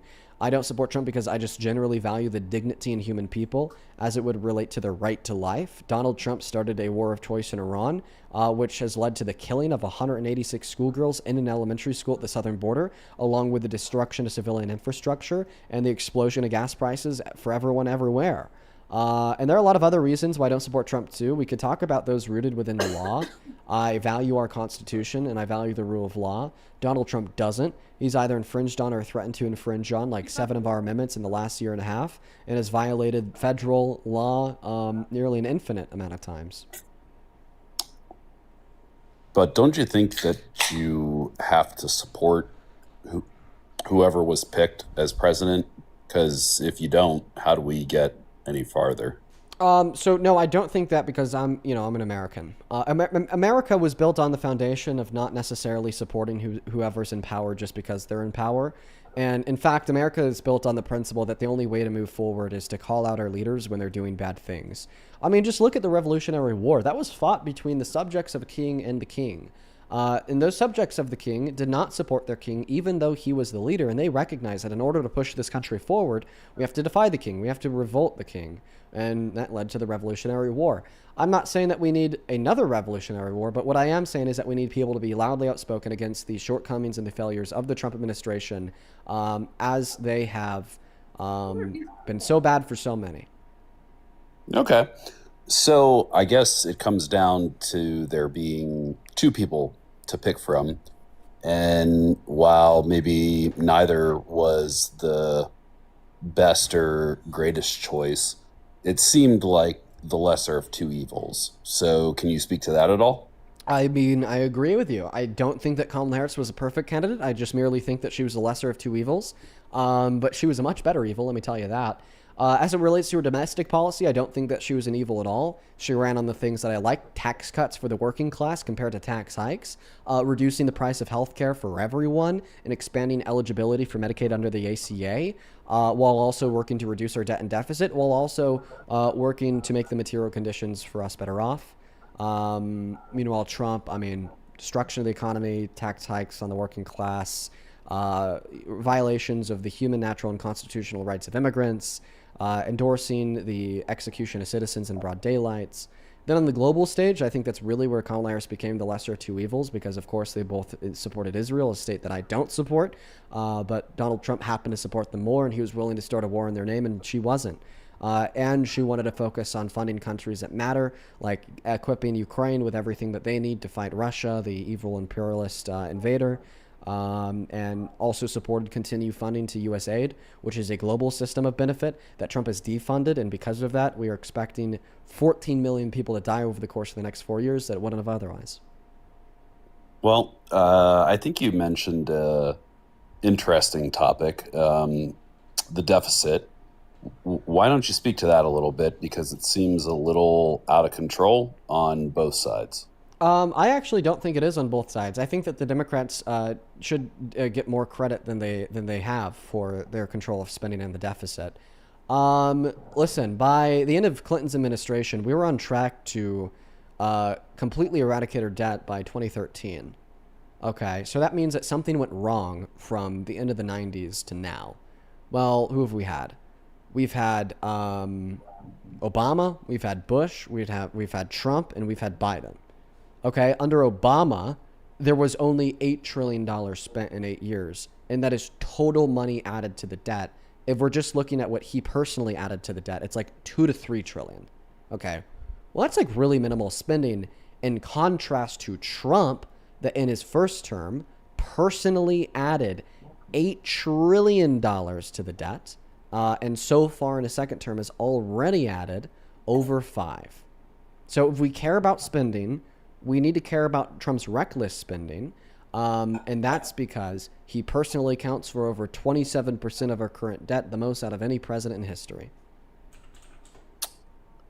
Well, I appreciate talking to you. I'm intrigued by what you do. I think you do it pretty darn well, even though I think we have different viewpoints. But I appreciate you keeping it professional. Of course. I mean, did you want to give me pushback on any of those points? Did you want to explain why you disagree, or Ridge is back with our 6th annual sweepstakes. Sorry, that was an ad. Yeah, that was kind of weird. No, I just think that we need to spend less generally, and I don't care where it comes from, but the deficit's out of control, and it needs to be reined in a little bit. And I think that anyone that tries to reduce spending would be a good choice. Okay. Well, I mean, then you should have supported the Democrats. Kamala Harris was only projected to add around $1 to $2 trillion worth of debt-related spending over the course of the next 10 years. Meanwhile, Donald Trump is already over $4 trillion. Oh, yeah, but I don't think that either is good. It needs to be 0 or less. Yeah, listen, I agree with you, and that's why it's important to vote for progress compared to perfection, because if we never vote because we want perfection, then we'll never get it. Fair enough. All right. Good talking with you, sirs. Thank you. Yeah, you have a good rest of your day. Take care. That wasn't really a debate, but whatever. Apparently some guy named Jesus and Whatnot, a YouTuber, is trying to join our live. He's raided my YouTube comment section, apparently. We debate on TikTok, so to whoever that is, feel free to join the queue on TikTok. Let's go to get the next guest connected. Only hop inside of the queue if you happen to be an American adult that supports Donald J. Trump as president. I understand that it's confusing. I understand that it's confusing because we do run a live stream on YouTube, but YouTube actually has nothing to do with how we get guests in the live. We get guests in the live over on TikTok. Welcome in. Do you support Trump off-road duck? Yes, I do. Okay. How old are you? 21. What year were you born in? 2005. Okay. Can you disconnect yourself from any Bluetooth devices? Give me 1 second. Yes. Oh, this this guy can't even join the live because the queue is full. Buddy, you're gonna have to just keep on spamming that button, okay? All right, buddy, you're gonna have to keep on spamming that guest request button. If you spam it for long enough, you'll eventually get in. Let's go to get the next guest connected. Oh no, never mind. We already have them up. They're currently disconnecting their microphone. Can you hear me any better now? Yeah. I can. So why do you support Trump? To be completely honest, listening to your stream the last couple of days has really changed my view a little bit, but I have one big point that I still have to question about. I'm sorry, man. Your mic is just a little bit too bad. Is there any way that you could disconnect any Bluetooth devices that you've connected to your phone? I'm not connected to Bluetooth. I'm sorry. It is just really muffled. I appreciate you for coming up. It's not a big deal. I'm sure that like members of the audience could still hear you. I could still hear you as well, but I just prefer to find somebody that I could hear clearly. I would prefer to find somebody that I could hear clearly. Welcome in, Levi. Do you support Trump? I do. How old are you? 18. What year were you born in? 2008 in March. Okay. Alrighty, let me thank a couple people here, then I'll pass you that mic. Once again, for all of the Jesus and Whatnot viewers on that YouTube stream, folks, if he joins the queue, I'll bring him up. But he has to be able to get in the queue first. I think he's working on that right now. He's just going to have to sit there and spam that button for a while. Sage, thank you for the $20 over on YouTube Super Chat, who says, change the live stream's name to Debating Small-Brained Individuals. True. Appreciate you for the $20, Sage. That's very kind of you. Thank you as well, Lord T, for the $50 over on Super Chat. That is very kind of you, Lord T. Thank you so much. Lord T with the $50, that is a very kind donation, says, to all young men debating abortion, hashtag snippy snip, women thank you. I appreciate you for the $50. You're awesome, Lord T. Thank you so much. As well as huge shout out to Mike for the $20, who says, in my opinion, I'll keep that one to myself, but the point was to disincentivize trolls. I don't know if it worked or not. Thank you for the $20. Raven with the $20 who says, imagine that you're a Fuentes fan and the entire TikTok chat is spamming about baths and dicks. Makes sense that all of the callers are trolls. I'm a Parker mod. Let me help you. You're a Parker mod? Say less. I'll give you moderation powers over here. Just mute people that are like consistently spamming. That's all. It's just spam and slurs, really. It's just spam and slurs. Let's go to get on to the next donation here. Thank you, Hunt, for the $20 who says, hey, Dean, not sure if you got my PayPal, but watching your streams has changed my mind on politics, and I now lean more to the left. I love that. Thank you for the $20. I'm really happy that the live streams have helped to inform you. I think that's awesome. You are literally why we do what we do. You are awesome.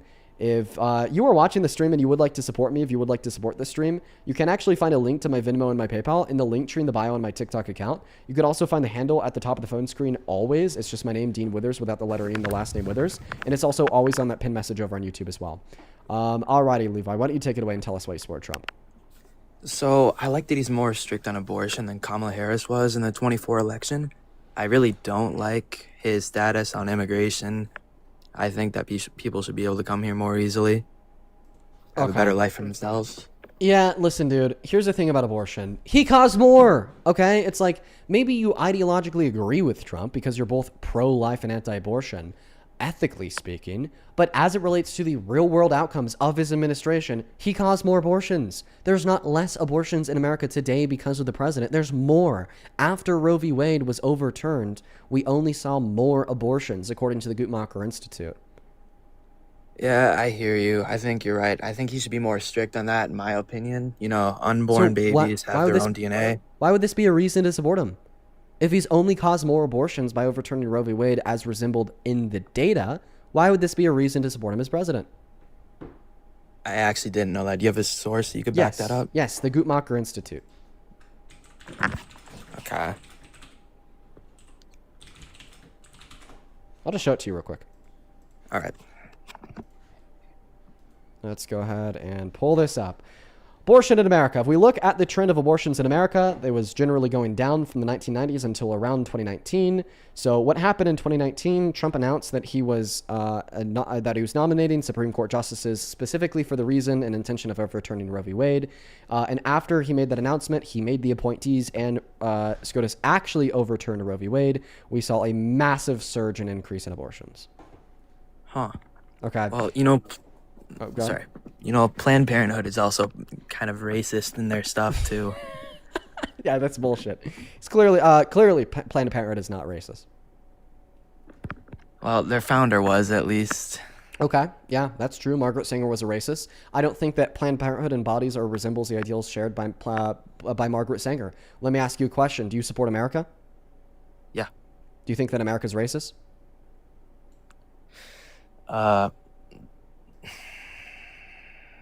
In a way, yes. I think it's harder for immigrants and people. Do you think that America is like extremely racist? No. Okay, were the founders of America extremely racist? Probably.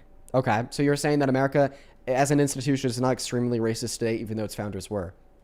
Okay. Well, now you've rejected your own logic as it relates to Margaret Sanger and Planned Parenthood. The point is I do agree that Margaret Sanger was very racist. However, the ideals and values that Planned Parenthood represents today are not extremely racist. I think that a liberation of women by allowing women to enact upon their most basic rights and access abortion is not a racist thing in the slightest. But once again, do you concede your support for Trump, given the fact that you're arguing that you support Trump as president in regards to his anti-abortion policy, even though it is the case that his anti-abortion policy has only caused more abortions? I suppose I do, but I do still think abortion is a moral evil. You know, yo, Jesus babies. and whatnot. Spam that button to join the live stream, bro. I'm trying to help you out here. You just need to spam the button to join the live. I'm really trying to help you out here, dude. They have their own DNA from conception. They have a heartbeat from 4 to 6 weeks. Okay. Just because it's in the process of being made. So do you or do you not? Human. So do you or do you not still support Trump? Not really. Okay. Well, today we are just looking for people who do support Trump. I appreciate you for coming up, and I'm so happy that we can change your mind. Okay. Appreciate you, Dean.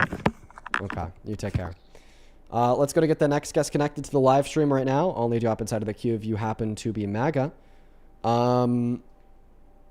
This guy's stupid, bruh. Some fucking Jesus streamer sent his fans to raid my TikTok and YouTube chat, but he's not putting the work in to actually get up here, bro. You have to spam the join button. Like, you have to be sitting there with your fucking finger spamming the join button to have a chance to get in here. Welcome in. How old are you? I'm 18. I don't believe you for a second, Ryder. Let's go to get the next guest connected. Only do hop inside of the queue if you happen to be MAGA. How old are you?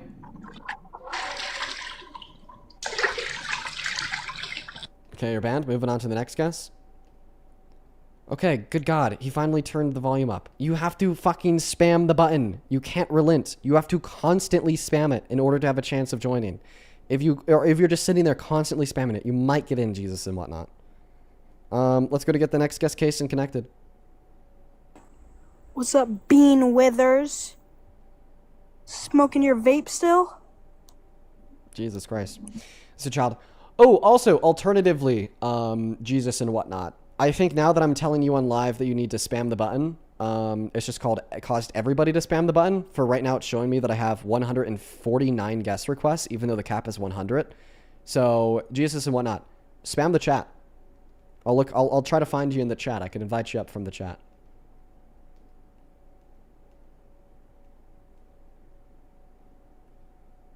Let's go to get the next guest, Carmen W. loaded up.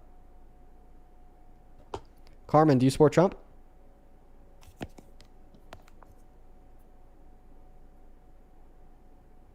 Hello? Carmen's not here. This would be a lot easier, Jesus and whatnot, if I happen to have my gifts on, because then you'd just be able to send a couple roses and I'll be able to find you. Sorry about that. I had to turn them off. Welcome in. Do you support Trump? No, I was just saying you should debate Jesus and whatnot. Well, don't worry, bro. I'm trying to facilitate that. Trying to get him up here, Joey. Trying my best, bro. Trying my best. Trying my best, bro. Oh, what the hell? Yo, I actually found him. Yo, that's crazy. I didn't expect to find him that easily. Yo, Dean, what's going on, man? One moment. Welcome in. How old are you? I am 19, born in 2006. Fantastic. Do you support Trump as president?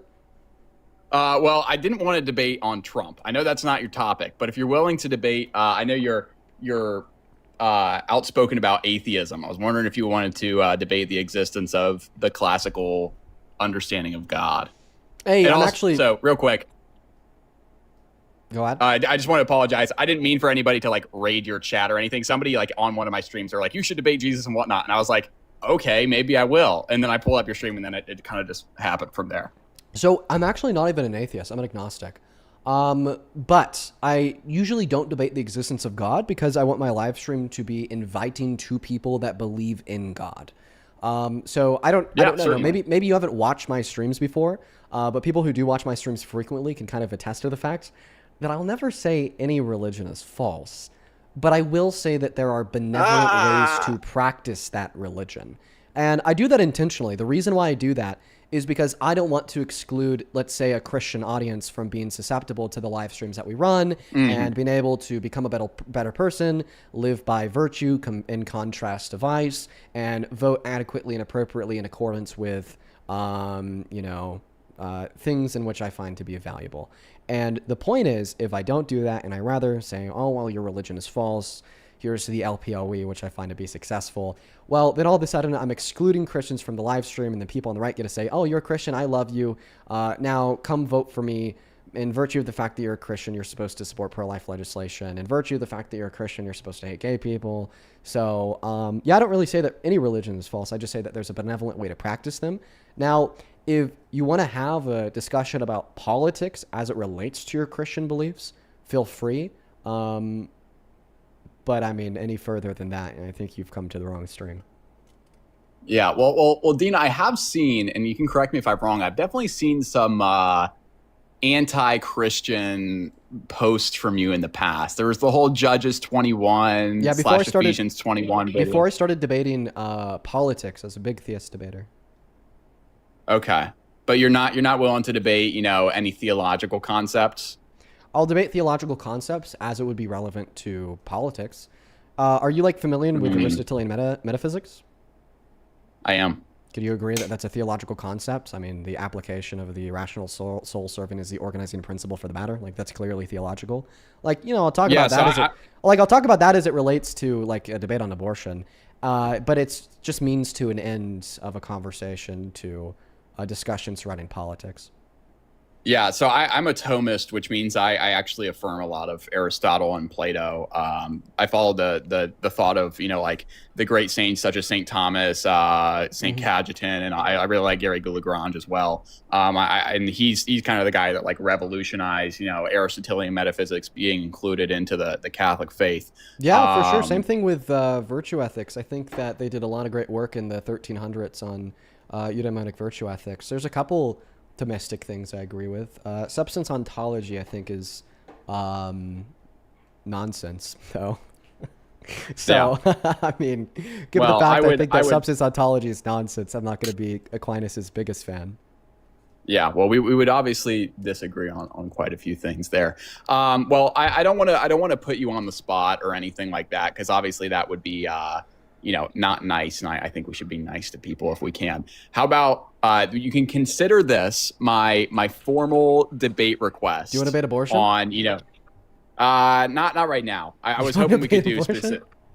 I'll happily debate abortion with you. Oh, like, dude, trust me. Yeah, I'm locked down with that shit, and it's relevant to politics.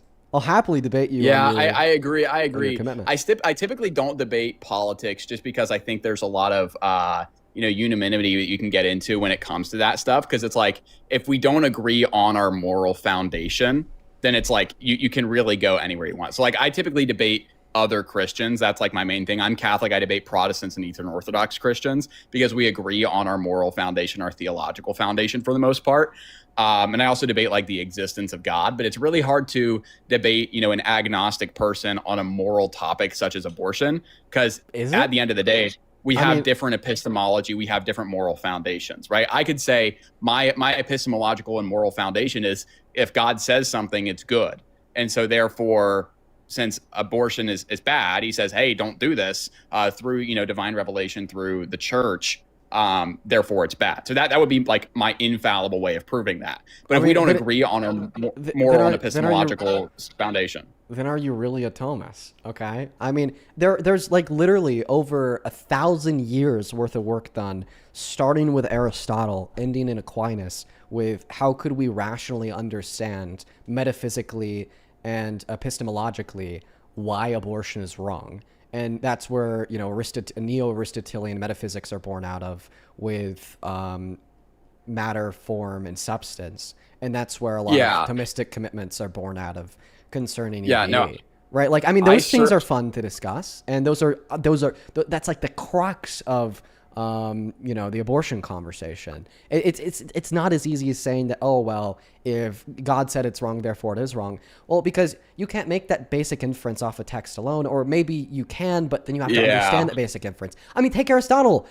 So actually, no, take Aquinas. Aquinas didn't think that ensoulment occurred at the moment of conception. Did you know that? Did you know that Aquinas thought that ensoulment was delayed? I did know that. And that's why there's so much confusion about the Immaculate Conception. But JP2 actually clarifies. He says, yeah, St. Thomas is wrong on that. So I have no problem saying that St. Thomas was confused about certain stuff. A lot of the medievals were very confused about how ensoulment works. And that's why a lot of people think he denies the Immaculate Conception when he really doesn't. He just misunderstood how conception itself works. Yeah, it was an issue with scientific discovery. But the fact is that there's still like substantive conversation to be had there. Or like maybe there's even questions that I have about your view. Like, oh, would your view commit yourself to argue that it would be murder to kill a partial molar pregnancy, which is technically a member of the human species, but it's just a bunch of human cells in a little bag of skin and hair?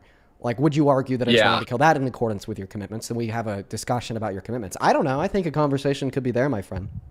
Yeah, so basically what I'm trying to get at is, obviously I affirm natural theology, natural order, and all that stuff. So that's not what I was saying. I agree that we have, we can agree on certain natural conclusions, but at the end of the day, my foundation requires a certain assent of my intellect and will, being that, hey, it's always wrong to take the life of another human being. It's against the law of the gospel, and then it would be a lack of perfection, a lack of mercy. But then it's against natural law to unjustifiably do that. So I would say that because of those two ascents, the distinction between natural law and the law of the gospel, there's going to be a huge discrepancy in what we can actually debate upon. Because I just have this foundational belief that I pull from my natural theology that would be more so a paradigm argument that would be, in my opinion, unfruitful, at least to do on a TikTok live. And it'd be better to just actually argue paradigms and say, is this theistic? Is this agnostic?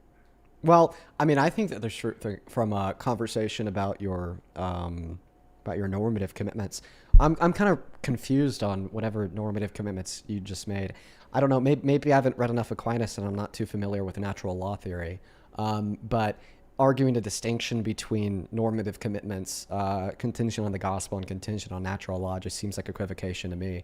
I'm not sure how you could argue that if it is true in accordance with the gospel that it's always wrong to end a human life, that therefore it's not actually wrong in some scenarios where it's quote unquote justified. Yeah. Do you want me to help you understand. So there's two different types of laws that we are commanded to follow. There's the natural law, right? Like that which is written basically just because we are human, and things that we can come to understand through, like logical conscience. But then there's also things that are a call to perfection, and that's listed out in the Beatitudes. So like a call to infinite mercy, a call to perfection of, all these different Beatitudes. Are you aware of the Beatitudes? I like blessed are the meek, but it's given in the Gospels. Okay. I mean, I've done maybe 30 minutes worth of reading on Aquinas's work of natural law versus gospel law, so probably not nearly acquainted enough to have a discussion with you about it. But if you're interested in having a conversation about your normative commitments, do you think that it's wrong for a rape victim that's pregnant to get an abortion? Yeah. You do. Would you argue that it would be wrong for a 5-year-old rape victim like Lena Medina, the youngest pregnant girl ever, to get an abortion? Yep. Yeah, Jesus Christ, man. Why? There's no means in which you can justify taking another life just because it would put you through a traumatic experience. I don't think that can be justified. Now, in specific circumstances where there is, like, let's say there's the threatening of the mother's life, you can do procedures which prioritize the life of the mother, but do not necessarily prioritize the life of the baby. But you can't do anything to just kill the baby because it would be an upsetting experience. No, it's still a baby. It's a human life. You can't kill it to protect yourself. In scenarios this stems... Here, hold on 1 second. It stems majorly from the idea that Christ gives us at the Last Supper. Like, this is my body broken for you. Since we are called to fulfill that same thing, like, obviously we would say, like, you could evoke the same emotional argument by saying, would you say that it's right to be crucified just because other people sinned and you're trying to save them? Like, yeah, we're called to go through that crucifixion. We're called to take up our cross and follow him. Like, we're supposed to suffer through, these different things. And as horrible as it is that a child would ever have to experience something like that, we can trust also that God is weeping alongside us. Yeah, you said something interesting in there. You said, I don't think it's justified to end a human life because of the turmoil to another individual. Well, I don't think that's the argument being made. I think in scenarios such as Lena Medina, 5-year-old who was raped and impregnated, and she ended up giving birth. She didn't die. So that pregnancy wasn't going to kill her. The reason why I'd argue in that case, even in accordance with your normative commitments, I don't think it'd be an issue to have that 5-year-old girl get an abortion, is not so far as concerned with, well, is it okay to end this life because it's causing turmoil to another, but more so concerned with the fact that I think it'd be hard to argue a positive obligation or a positive entitlement that fetus would have to the bodily resources of the 5-year-old girl. I think that there's like very clear cases that we could parody through the use of analogy where there are two people, one with a dependency on another, and the individual in which is hosting the dependency would be justified in terminating said dependency, even if it leads to the death of the other individual, assuming that other individual is valuable in of themselves. Like a case that I like to make would be very similar to the violinist example from Judith Yeah, Thompson. yeah. I'm aware of the example. Yeah, pretty much. You have this 14-year-old boy. His name is Max Irby. He's a real person. He actually lives. But he needs a stem cell transplant. And if he doesn't get a stem cell transplant, then he's going to die. Okay? And the argument is, well, let's just say that the government finds out that you are the only stem cell match for Max Irby, and they kidnap you in the middle of the night, and you wake up in a government facility connected to him via an IV cord. And then they're like, hey, if you disconnect this IV cord from your arm at any point in the next 9 months, Max Irby is going to die. But then you're like, well, you kidnapped me. You took me away from my relationships. You took me away from my career. You took me away from my education. You took me away from my life. Okay? And that was unjust. I'm going to stand up, disconnect this IV from my arm, and walk away and go back to my life. The question is, did they do anything wrong? Are they responsible for the unjustified killing of Max Irby's life? It seems like I would say no. Would you say yes? Yeah. So this is where the distinction, and again, this is what I tried to talk about a little bit in the beginning with our different paradigms. So the difference between, a child who is bearing, a fetus in the womb versus, the violinist situation is that, sorry, I have an inflamed esophagus. Sometimes I have to take a break from talking for a second. No, so the difference between the violinist example and a child bearing a fetus in the womb is that according to natural order, the child has that obligation. That's where we're just going to disagree on certain things. And that's why I think that these conversations are so hard to have with an atheist, because it ultimately breaks down to, some sort of paradigm level. So I can ask you, for example, can you just give an argument for that? So you said, according to natural order, that child would have the obligation. Can you expand on what you mean by that and explain to me what you mean by that? Yeah, so it's naturally ordered, basically, that the child, since it is born within the womb and made from the womb, or made from the DNA of the mother, that the mother has an explicit or, some sort of unique role in raising that child. And the child, mind you, already exists. So there's a difference between, if we were to say, should the, kind of this contraception question, should the child, be forced to have some weird IVF baby? Of course not. No, the child doesn't have that because the person does not exist. But once there is a person who is naturally born of your body and therefore then dependent upon you, there's a huge difference between that, because this person is already alive and existing. And again, this breaks down to the level of where I can say, how do you know that things are objectively wrong and things are objectively right? And I know that that's kind of the typical way that these go, but I can say, hey, Dean, tell me where your objective moral standard lies. Okay. So you said a lot there. At the end, you equivocated because you asked me, how do I know if things are objectively true or false? Well, that's not a question about normativity or metaethics. That's a question about my epistemological theory of justification and or theory of knowledge. Well, then you went on to say, well, are these things objective? Well, that's an interrogation of my metaethical commitments. Yeah, but as it relates to my metaethical commitments, I am a realist. I do think that moral facts not only exist because I'm a cognitivist, but also that these moral facts are stance independent. Right now, I'm between natural and anti-natural realism. I think that there's a good case to be made for each one. And you can be an anti-natural realist without being a theist, by the way. Immanuel Kant wrote of this.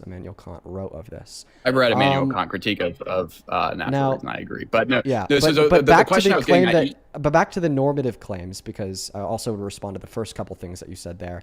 The first claim that you made in relation to why it is the case that the 5-year-old girl who's pregnant would have an obligation was because of natural order. And then I asked you to expand on what you mean by that, and then you just kind of quickly brushed over it. You said the fetus is in the womb, the pregnant girl is an obligation. Okay. I think that you could acknowledge you probably didn't flesh that one out to any meaningful degree. So I would like you to go back to your claim that because of natural order, a pregnant 5-year-old girl has an obligation to maintain that pregnancy, and get a little bit more into the nitty-gritty so I could understand your view. Yeah. Well, real quick, I know that this is going to sound like deflection. I promise we'll get back to abortion if time allows. But real quick, I think you accused me of equivocation, but I think you misunderstood the question I was asking. When we are having a conversation about what is right and wrong, we can't actually have any meaningful discussion if we don't understand each other's definition of right and wrong. So I'm asking you, right? I wasn't saying, hey, So you need to give me ask me about metaethical commitments. Metaethics doesn't determine the definition of right or wrong. It's just more so where right and wrong. I didn't ask that. I was asking you, where do you find your foundation? What do you define? And where do you find your foundation in what you consider right and wrong? Because we're having a moral discussion. So I'm asking, where do you base your morality? Where can you say, hey, it's objectively wrong to have this child deliver this baby? Where are you making that claim from? Like, where's that coming from? Okay. Well, A, this would be a deflection away from you explaining your claim, your positive claim, that a pregnant 5-year-old girl would have an obligation to maintain that pregnancy. B, I'm willing to tentatively entertain the pivot just so I could give you a brief overview of my normative and metaethical commitments. On the normative side, it's pretty clear to me. I'm a eudaimotic virtue ethicist. You're probably really familiar with that if you've read up on Aquinas' work. I have a lot of agreements with neo-Aristotelian virtue ethics. Then on the metaethical side, that's what I'm still fleshing out. So I am a realist in the sense that I think that because I'm a eudaimotic virtue ethicist, the thing that I'm going to be concerned with is eudaimonia or flourishment. Now, there's a couple different ways to cash this out metaethically. You could take a naturalist realist approach, and you could say, well, we observe flourishment as an objective state of human survival, and this is going to be normatively binding because ought implies can. And then we'd go into some Ayn Rand, if you've ever read her, from the anti-realist. Unfortunately. If you listen, man, she's pretty off about the economy and government, but she has some good thoughts on naturalist realism. Didn't think that's where this was going. Sorry to laugh. I know that's annoying. But sorry, you keep. But on the anti-natural realist side, I mean, I have been exploring moral intuitionism as it would relate to an anti-naturalist realist approach to grounding the objectivity of moral facts. But once again, you made a positive claim around 10 minutes before you asked me questions to clarify on my normative and metaethical commitments. That positive claim was, under your view in accordance with natural law, a pregnant 5-year-old girl would have an obligation to maintain pregnancy. And I would like you to expand on that. What do you mean by, in accordance with natural law, a pregnant 5-year-old girl would have an obligation to maintain pregnancy? Yeah, and again, I would love to get to that, but and again, I hate to seem like I'm doing this, but I really do think it's important that I have your. Yeah, that's fine, guys. I'm pivoting. I'm running. I'm scared. Whatever. But I just want to clarify. I'm not going to let you get away with that. Stance.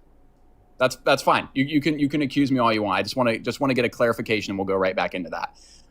You brought up flourishing. It seemed as though that was some sort of your basis for how you define where you're sourcing morality. But you even said yourself that you're not fully sure of your moral foundation. And so I guess I'm just wondering, how are you making these positive claims about morality if you're not even sure where you're finding your morality? Does that make sense? Okay. Well, A, you're equivocating between two things now. Now you're equivocating between like hyper-technical facts of my metaethical commitments concerning natural realism versus anti-natural realism with an inability to explore or understand moral facts. So I completely reject that. There's a couple lines of refutation that I have for you.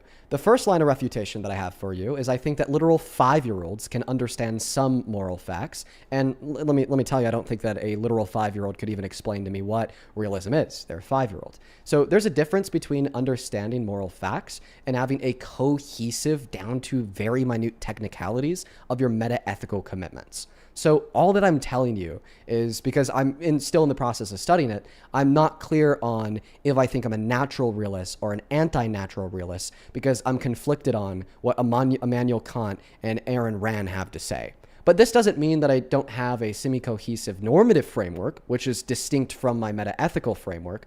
And I would say that it's my normative framework that expands on, well, we have moral data. We know that some things are right. We know that some things are wrong. Now, why are these things right? Or why are these things wrong in accordance with my normative commitments? And I could kind of explore on that, but you're probably already really familiar with my normative commitments due to the fact that you're Thomist and you've read Aquinas' work on EVE. Now, you did say that you had that last clarification question before we go back to what you said at this point around 15 minutes ago. Yeah, as it relates but Dean, to your respectfully, claim that a pregnant 5-year-old girl is going to have an obligation to maintain pregnancy. So I'd just like to clarify this for you, and I'd like to clarify this for the audience. I've been very kind with this guest to expand on my preliminary thoughts on the hypertechnics of natural versus anti-natural realism as it relates to work done that I'm exploring by people like Miss Rand and Mr. Kant and moral intuitionism. I've also been very kind with this guest because I've given a description of my normative commitments as it relates to the fact that I'm a eudaimonic virtue ethicist, even though I haven't made a positive claim. The only person here who has made a positive claim would be this guest. I asked this guest if he would take it to be the case that an abortion for a pregnant 5-year-old girl was immoral. He said yes. I said why. And then he expanded on the fact that in accordance with natural law, that pregnant 5-year-old girl would have an obligation to maintain that pregnancy. In response, it doesn't seem like this guy wants to give a description in the slightest insofar as why that 5-year-old girl would have an obligation, or to flesh out his views as it relates to natural law and how and why, in which ways, natural law is ethically salient to justify said obligation. In turn, he burden shifted by beginning to ask me questions about my normative and my metaethical commitments, even though I haven't even made a positive claim. So you are absolutely burden shifting. I've just been kind to expand on my thoughts on my normative and metaethical commitments. But if you're now going to use that generosity to deflect away from giving a case for the positive claim that you made, which is because you possess a burden, I'm going to call you out on it. Yeah, no, and again, you're allowed to call me out. And I would first, before I respond, I'd like to clarify. I do appreciate you letting me up here in the first place and for being gracious with me. I agree that it's very nice that you've been able to do that. So no bad blood. Obviously, I think we could still debate in good grace. And the only reason I was continuing to press on, and I'll answer your question shortly on the abortion one in this statement. I will in this wind. But the only reason I was continuing to press is because I still feel like we don't have an objective answer. Because in your explanation, you say, oh, well, we have data. We know that this is right and we know that this is wrong. But the question that I was getting at is, why do you know that those things are right? Why do you know that they're wrong? And you can appeal to, lower intelligence human beings and say something like, oh, well, even 5-year-olds, they could know this, right? But it's like, well, just because we have a lot of people who agree on something, it doesn't necessarily make it objectively true. So you're making a lot of moral objective claims here, and you're trying to provide a normative case. But my question was really getting to, how are you going to say that this is right and wrong in the first place? Because ultimately my moral foundation is going to be... And then you just misrepresented my answer to that question. When I mentioned 5-year-olds, I was just explaining that people can know normative facts without having a fleshed out normative and metaethical view. But to clarify for like the billionth time, if you want an exact answer on how I determine if something is right or wrong, it would just be with the EVE, like moral evaluation calculus of intent, object, and an outcome. But and we could explore what I think virtues are, what a virtue is, how we determine what virtues are. We could explore maybe how my neo-Aristotelian version of virtue ethics borders virtue consequentialism, but I still think that it's a character-based normative evaluation of rightness and wrongness. We could go into why I don't fully commit myself to naturalist realism, because I'm not sure that it bridges the is-ought gap, and I'm not sure that Aaron Rand's ought-can refutation of the is-ought gap is a sufficient explanation for why that poses an issue. We could go into reductive versus non-reductive naturalism and why I reject reductive naturalism, because it just implies that natural facts are in of themselves identical to normative facts. But like ultimately, like I don't think that I need to go through all of the flowers of my studies with you on a TikTok live as it relates to very specific sub-metaethical commitments in order for you to explain the claim that you made, which is that a pregnant 5-year-old girl would have an obligation to maintain a pregnancy. Would you say that it's wrong to have her maintain that pregnancy? Well, I would, but I'm not the one making the positive claim. You're the one that made the positive claim that she has an obligation to maintain that pregnancy. So in moral discussions, there actually does tend to be actually a burden on both parties, because you can't really, unless you want to take an agnostic case, like, hey, I don't know if this is right, you have to convince me. If you're saying it's wrong and I'm saying it's right, there is a burden on both people. And really all I'm getting at is I'm just hoping that you can provide me with, you can appeal to philosophers if you'd like, but just say, how do you know that things are wrong? Like, how are you going to say that this is a wrong thing that we're doing? What is your foundation? I understand that you think that the buzzwords are helping, but I would just like you to give a succinct, like, hey, this is how I know certain things are wrong. Okay. I mean, I feel like I've already answered this question a billion times over. I know if something is wrong, if it is constitutive of vice. I know that something is not wrong and rather good if it's constitutive of virtue. And as it relates to the complications within my meta-ethical commitments that I've already described to you, it's unclear on how what variant of realism I endorse determines the validity or the credence that we would grant between pro-choice and pro-life theories. And presumably, any of the candidate views can accommodate for pro-life or pro-choice theories. So, yeah, I think that's probably the most concise and best answer I could give you. I'm still waiting to hear an explanation for the positive claim that you made. You responded to me arguing that you have a burden for the positive claim that you made surrounding the fact that you think individuals have an obligation to maintain pregnancy, rooted within the fact that I would take some opposing view unless I was agnostic on the subject matter at hand. And the way in which we would delineate burdens inside of debate, as I'm sure you're familiar with, would be based off of who has the claim of investigation and who has the claim of demonstrating their claims to be true in accordance with the investigation from the interlocutor. Now, we would determine who has which burden based upon who makes a positive claim. You made the positive claim that it is the case that a pregnant 5-year-old girl has an obligation to maintain her pregnancy. I'm just simply asking you to convince me of said positive claim by giving motivation for it. Are you able to provide motivation for the positive claim, or are you not able to provide motivation for the positive claim? I certainly am, but I would like to point out the circular reasoning. You just said that we know things are good because they are in accordance with virtue. We know that they're bad because they're in accordance with vice. That completely misunderstands what I'm asking. I'm saying, how are you determining what is virtue and what is vice? I agree that Aristotle, he lays out different virtues and different vices. I was going to say that Aristotle is now like your authority on good and bad. I'm asking where your epistemological and moral foundation is found. So you can't just appeal to more morals to prove your morals. I told you that as a neo-Aristotelian, so I don't know why you're referring to Aristotle. Aristotle thought that you could determine virtues based upon looking at commendable leaders in Athens, right? Like, that's, if you've ever read his work, the way that he determined what a virtue is was literally by walking around and looking at commendable leaders in Athens. Now, how would I determine what a virtue is? How would I determine what a vice is? Well, of course, it's just going to be constitutive to eudaimonia. But if you're asking me about my epistemological commitments, I'm a PC. I'm a phenomenal conservatist. I think that we... no, I'm specifically moral. Okay, well, who invoked the term epistemological? Are you confusing yourself? Yeah, I'm sorry. Shouldn't have done that. Just moral. Can you explain where you're deriving moral virtue and moral vice? Sure. Well, I mean, I think under like a Rand reading, something's a virtue based upon the fact in which it is literally required for sustained human survival. Like, basically, we have a nature. We can work with that. That's great. We have a nature, and we have a goal. Our goal is to live. I think in order to live, there are certain things that you have to do, and that's an undeniable fact. And I think the only things in which you can do in order to live would be described as virtues. And we could get into why that's the case or how that's the case.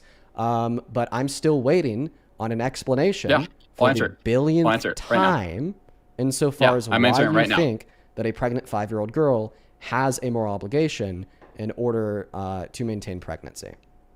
Yeah, so actually using what you just laid out, human survival, ultimately like this Ayn Rand understanding that you have, if you were to abort the child or kill the child in the womb, there would be less human survival. But if you did not, like you said in your explanation, the 5-year-old child would survive and the baby would survive if there is a delivery of this child. So that would actually lead to more human survival, which would be morally better under the framework that you just gave us. Okay, so that's actually not true under my framework. Maybe I just didn't flesh out enough. So I'm going to value human subjects. I'm not going to value non-subjects. And I think that the fetus is a non-subject, and I'm sure that you disagree with that. Is it a human? Yeah.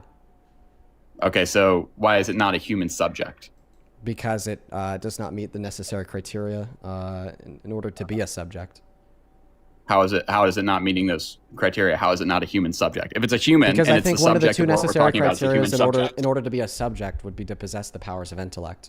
Also, by the way, another reason why the last thing that you said is false is because non-subjects can't partake in virtue.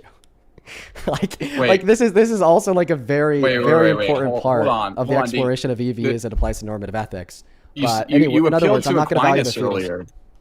But you appealed to Aquinas earlier, and Aquinas talks about how the fetus, obviously has differing degrees of ensoulment. He doesn't understand conception, but he says that the intellect is simply the interpreter of the senses. This is the peripatetic axiom, which I'm sure you're aware of, right? So the intellect is the interpreter of the senses. So insofar as a fetus has the senses, you would therefore affirm that it is a human subject that cannot be killed.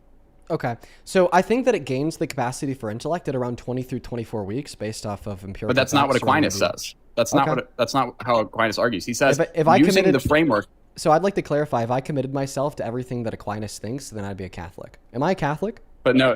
This is also Aristotle. Really, all of the people. The way that they Aristotle define said that ensoulment started at like 20 weeks post conception. Agreed. We're not talking about ensoulment. We're talking about the intellect. I'm using your definition of intellect, or the. Wait, I haven't given you a definition of intellect. How do you define intellect then? Because everybody pretty much agrees it's the interpreter of senses. We could understand intellect as broken down by a handful of examples. I would take an intellect to be things such as your sentience, things such as your ability to abstract, your ability to reason from proposition, your consciousness, so on and so forth. And I would say that the capacity for this intellect emerges at around 20 through 24 gestational weeks with the rise of particular developments in the structures of the brain concerning the thymocortical connection to the prefrontal cortex and a handful of other things. Now, I actually don't think it's the case that your reduction of what an intellect is down to the interpreter of the senses is too far off of this.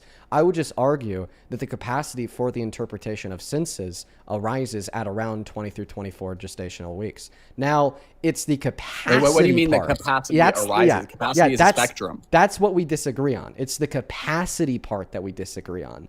So, I mean, if you agree with Aquinas, if you agree with Aristotle, well, your argument would be that it possesses this natural capacity in accordance with the nature of the thing in which it is.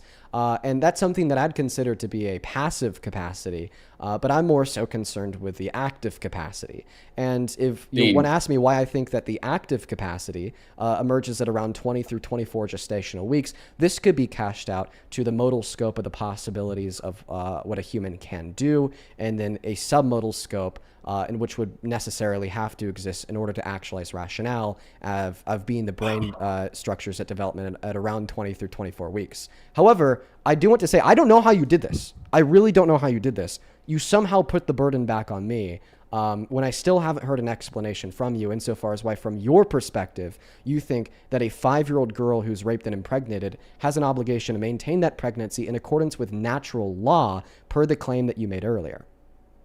Yeah, so Dean, I'm not sure if you're aware, the conversation, I'm not going to let you run from this yet. The conversation that we just had was about whether or not this was a human subject, because you actually affirmed that if it is a human subject, then it would be against the moral framework that you laid out earlier. No, that's and not you true. Affirmed that you can play it back. That's what you said, but we can borrow that for a second. You just need to be a human subject in order to engage in normativity. But this doesn't mean that therefore you'd have an obligation to provide your bodily resources to all other human subjects. Okay, we can disagree on the interpretation of our conversation, but either way, you just affirmed through your explanation of what an intellect is, whether or not you want to make the distinction between active and passive, that even though there are, a limited capacity in which they are experienced in the senses, as long as there is interpretation of senses, then there is going to be some intellective form within this quote unquote embryo. And therefore, it's going to be a human subject, which would apply to the morality that you laid out earlier. So I need you to tell me now, in what ways do you find termination of a human subject to be wrong? Okay. Well, before I answer that, I think that you made a small little blunder. You seem to argue that the intellect was the interpreter of the senses, but then its object would be sense content. I'm pretty sure that Aquinas rejected that. What's the peripatetic axiom? Do you know? Well, that's actually true. You know that he did reject that the object of the intellect is sense content, right? Like intelligible species are that by which the intellect understands. Sorry? Who is this? Am I debating Dean or am I debating someone else? Oh, this is no, I'm just clarifying. So you guys are just kind of, I think, on an irrelevant tangent right now. I think largely what you're saying is primarily irrelevant. So I think it is within the epistemic prudence of both of you. Who is it? Well, my name is Cool Guy 11, and I'm not sure if you were expecting an answer other than that, but why are we? Wait, no, hold on, Dean. I'm trying to explain it to you, and you're cutting me off. Would you like the explanation or no? No, I'm not talking. So why are you asking? Why would you ask and then not expect the answer? Do you want the answer or not? Dean, why did you bring up someone else in the middle of our conversation? What's going on? Listen, dude. I understand that Cool Guy has a lot of aura, but you don't need to be that scared of him. This is just my friend, man. Every so often, I'll bring up friends.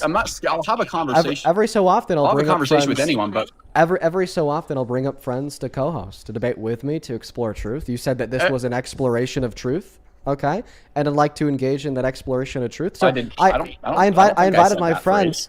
I invited my friend who's actually you reject that you're here to discover truth. A whole lot more familiar. I'm specifically, here to have a discussion with Dean. Why is this a 2v1? So wait, I'm sorry. This is a yes or a no question. Are you here to investigate truth? Is this an inquiry? I'm here to debate Dean Withers. Is what I'm here to do. Okay, but is this so? Are you coming here in bad faith? You're not interested in discovering? I'm not interested in exploring discovering the truth. You're here in bad faith. You're here to posture. And you're here to say confused things, hoping that nobody said catch him up bad on faith something really tangential. I said I'm not, and then he won't have an answer prepared for you. That's what you came up here to do, because that seems pretty apparent, because you're asking him a lot of irrelevant questions about the specifics of his embarrassing. Oh, one second. What is embarrassing about this? What is the specific thing that's embarrassing? Oh, hey, listen. Because Dean was losing a debate and he brought up somebody else. But you made a mistake. You made an error, and he pointed out the error, and I was just explaining what the error was. He brought up somebody else to debate. If I'm losing the debate, why is he bringing up somebody else? Hang on. Before I was explaining that if the intellect were interpreter of the senses, that its object would be sense content. Dean said that very sentence, and I was just explicating. Dean explain it. If Dean is willing to explain it, then let Dean explain it. I don't know who you are. But the whole point is that you're going on an irrelevant tangent right now. This is really bad. I'm not trying to be a jerk.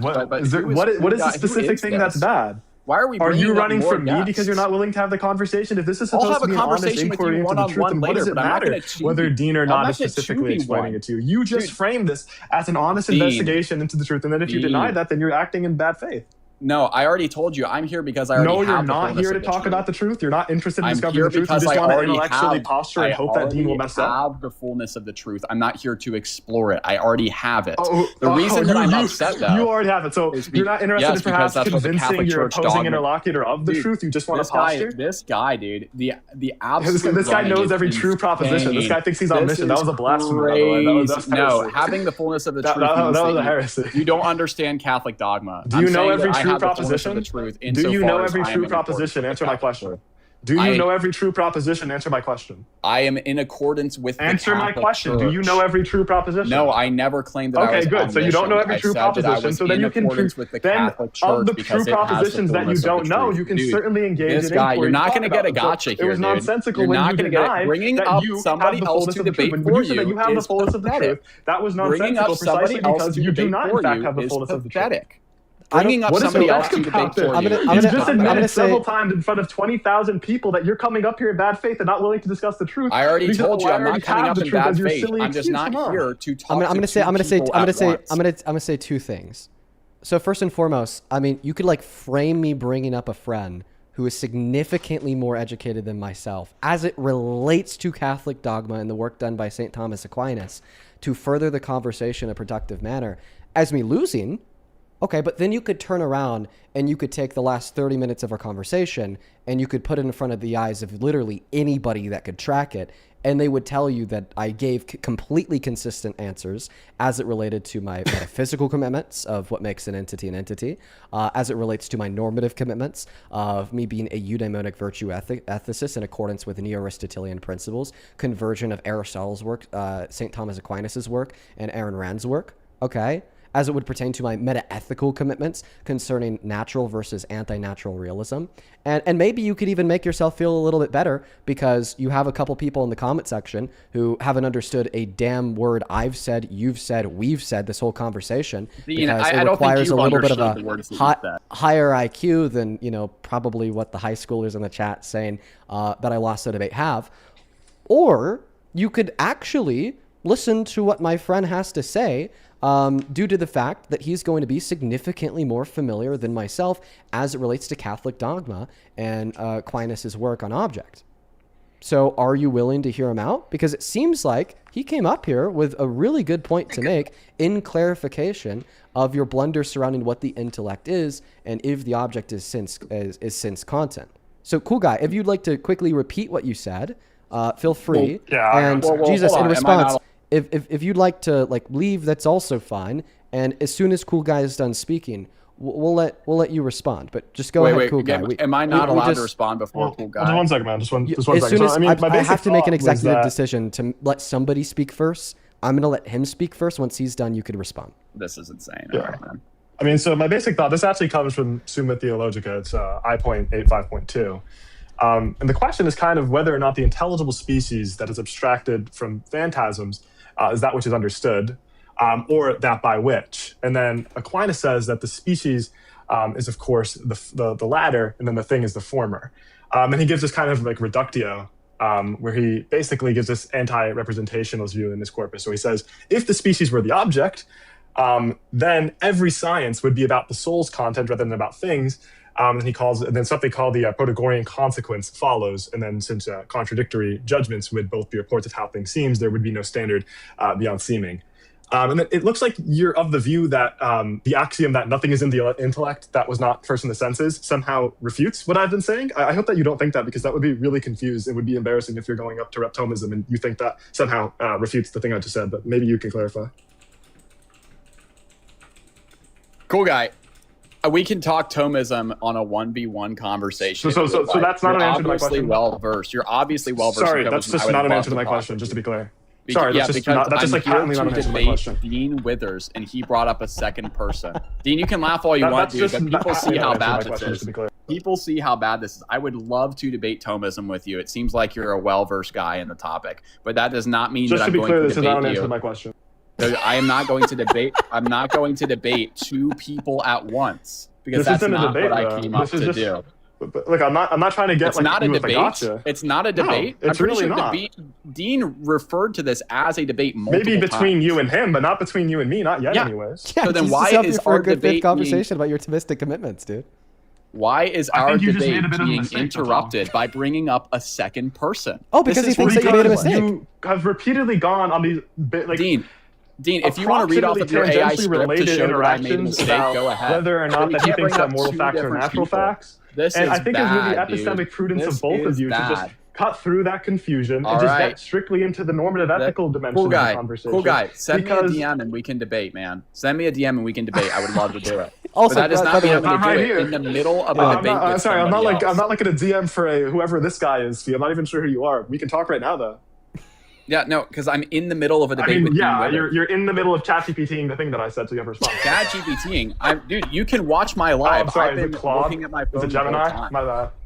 I'm not on any AI, man. You can say that if you're scared. But that's fine. It's some kind of large language model that's not considered an AI. No, I've been holding my phone the whole time, not even looking at my I'm sorry, computer. you have a laptop next to you, then. Yeah, then here comes the response to what I said, bro. I'm not really interested in you. This is really bad. This is really bad. I'm gonna head out. It's really bad. I'm You said that sentence 6 times. I get that you can't think of anything else in their steam coming inside you. Wait. My question, please? Yeah, just to clarify, you're refusing to answer his question in clarification of a blunder that you made. I will answer his question. To the intellect and I will answer his question in a one-on-one conversation with Cool Guy, but I'm not. This is one-on-one. He hasn't been saying anything. Less because I'm in the middle of a debate. I want to hear you answer his question. I'm in the middle of a debate with Dean, so I can finish my debate with Dean, and then we can talk about the peripatetic axiom. Okay, the debate's over. Are you willing to answer now? Is Dean conceding to the loss? No, it's inconclusive. That what's happening? It's inconclusive. No, it's inconclusive. Yeah, it's inconclusive. Then I'm not doing a 2v1. I'm not doing a 2v1. It's inconclusive. The debate's over. If you get scared, this is, dude. Listen, bro, I just want to hear you respond to his question. All right, man. No, if you ever want to do another one-on-one conversation, are you just gonna run away now? Yeah, because I'm not talking to two look, people this rec is not going to be public, just so you can't ChatGPT the thing I said. Dude, if you want to accuse people of ChatGPT, go ahead and do it, but you can go I just watch my did. Didn't you do that to me? Wait, didn't you do that to me? Accuse me of using AI. What? Didn't you accuse me of using AI? Yeah, because you were reading off of a script the whole time. Even your own chat was saying So what did you specifically think I was reading off of a script and saying what? during your long tangents about where you're forming your morality from. And again, Okay. I'm not going to make Okay. that If I could prove you wrong, will you answer Cool Guy's question? No, I'm not. I'm not talking to Cool Guy right now. I'm talking to you. Dean. Okay, bro. Okay. No. Okay. I'll just. By the way. The evidence that you've lost in the conversation, not just with me, but now obviously with Cool Guy since you're running away, is the fact that you're accusing me of reading off of a script. So I mean, I could just close my eyes. Wait. Well, I quickly no, one moment. That means I'm gonna have to open my eyes to meet you because that's in the middle of a sentence. I could just quickly close my eyes and give a quick recap of a handful of the questions that you asked me that I answered. So first and foremost, you asked me about my normative commitments. I explained to you that I'm a eudaimonic virtue ethicist in a neo-Aristotelian sense. So I'm not going to be mirroring exactly what Aristotle would say because the means in which Aristotle used to determine what virtues were had to concern him just looking at members of his community in Athens and saying if they're good people, then evaluating the traits of their character that make them good people and saying those things are virtues. I more so went into more of an Ayn Rand take concerning, well, the objective conditions in which promote and permiss and allow for the survival of human subjects and defining a virtue as the things in which constitute and permiss survival. I mean, you even accepted that as Ayn Rand's naturalist realist account for virtue ethics and how we determine what a virtue is.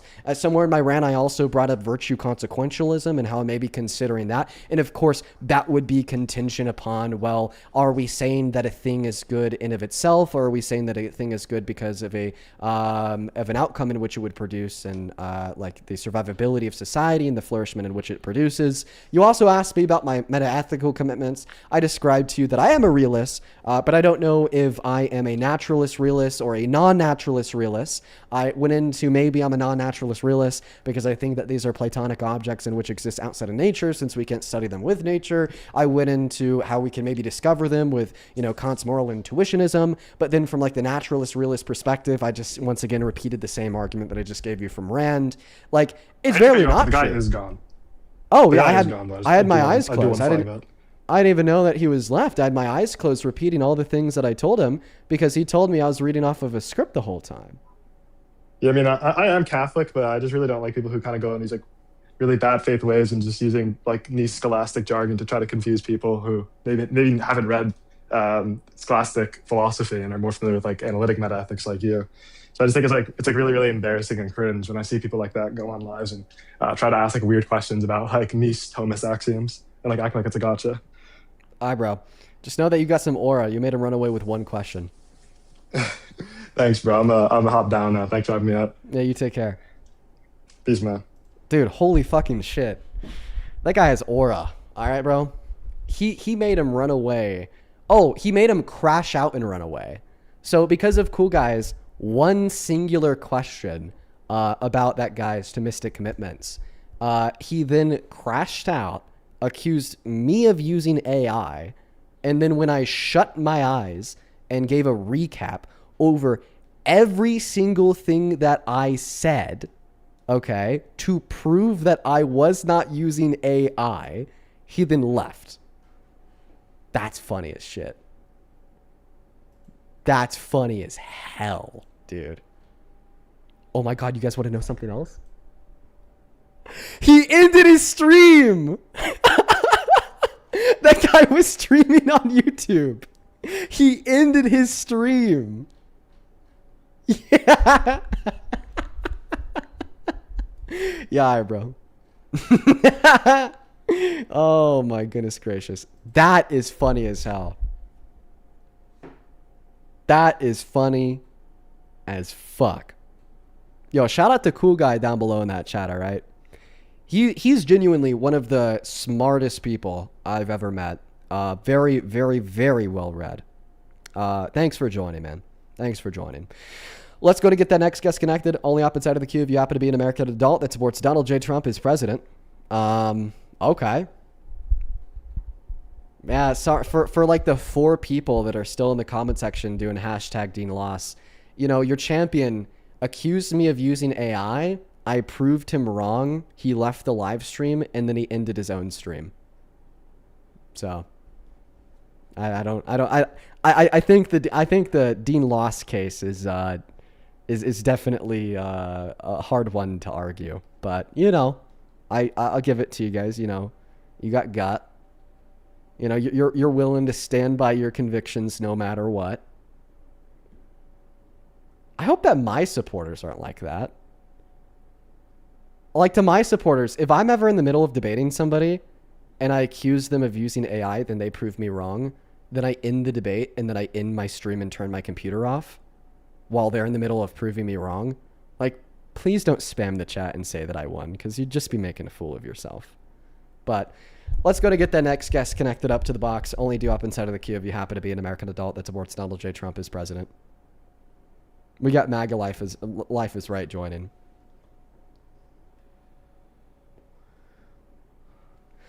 Here we go. Only up inside of the queue if you happen to be MAGA. Somebody in the chat says, how are you guys still Dean fans after seeing this?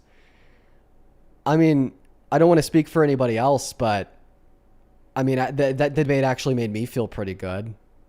Making some dude turn his computer off and end his stream because I'm proving to him with my eyes closed that I wasn't using AI after he accuses me of using AI. Like, yeah. Like that's like a pretty solid debate performance. That's a pretty solid debate performance. It's good. Jesse, do you support Trump? Hello? Well, Jesse's not here, so we're going to go to kick them and move on to the next guest. We got Shiro loading up into the box. Welcome in. Do you support Trump? Where did you go? Hi. Howdy. No, but I have a question. I'm so sorry. Today we are just looking for people who do support Trump. I hope you have a good rest of your day. Let's go to get the next guest connected. Guys, just disregard the weird people in the comment section. That's just what they do when, like, it's a religious thing. Like, listen, I'm not saying that all religious people are like this, but think about it. It's a religious thing. Like, they rally around these ideologues, but then when they see their ideologues crash and burn and literally end their live stream because they're proven wrong, they just rally even harder in support of them. It's just a religious thing, everybody. Just disregard it. Let's go to get the next guest connected. We got the next guest, Brixton G, loading in. Welcome in. Do you support Trump? I have puberphonia. It makes my voice... Yep. I think that they're about to explain that they maybe had a voice condition. Sorry I kicked you the moment I heard the first syllable. Let's go to get the next guest connected. So, while we're looking for the next guest, let's get some W cool guys in the comment section for making him run away.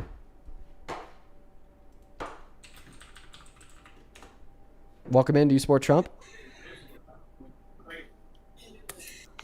AFC Yorktown. Do you support Trump? Oh, hi, Dean. Big fan of your stuff. Appreciate you. Thank you so much. David, do you support Trump?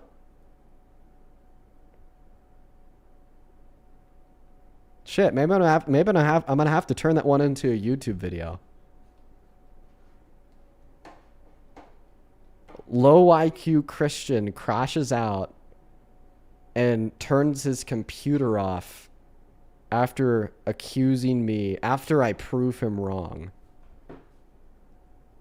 WRL, is that a good YouTube title, folks?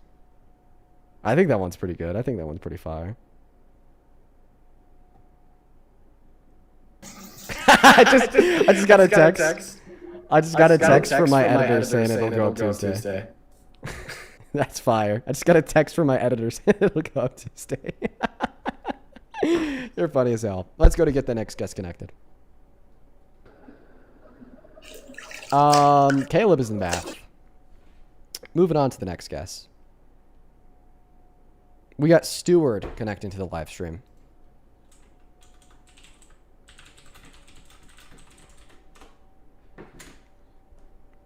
Here we go.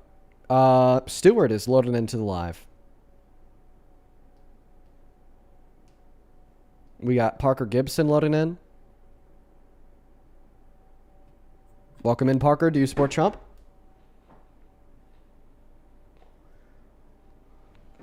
Hello? Parker? Anxiety pen? True. Fetus? Moving on to the next guess. We got Nico loading up. Oh, goodness gracious. Only op inside of the queue if you are here for debate. If you do want to support me, if you do want to support the live stream, you could find a link to my Venmo and my PayPal in the link tree in the bio on my TikTok account. Pin message over on YouTube as well. And the handle's always at the top of the phone screen. It's just my name, Dean Withers, without the letter E in the last name Withers. Maddie with the $5 on Venmo says, where could we support Cool Guy? Hello? Maddie, if you want to send a donation to Cool Guy, send it to me in his name and I'll send it to him, okay? I'll do that. For you, Maddie. Let's go to get the next guest connected. Rebecca, thank you for the $5. I appreciate you. Alita, thank you for the $5. Bag of Spinach with the $15 who says, love your streams and I hate to be pedantic. The water's too hot. Oh, I appreciate you for correcting me, Bag of Spinach. Hello, do you support Trump? Oh, I don't think that they were even talking to me. Let's go to load up the next guest right now.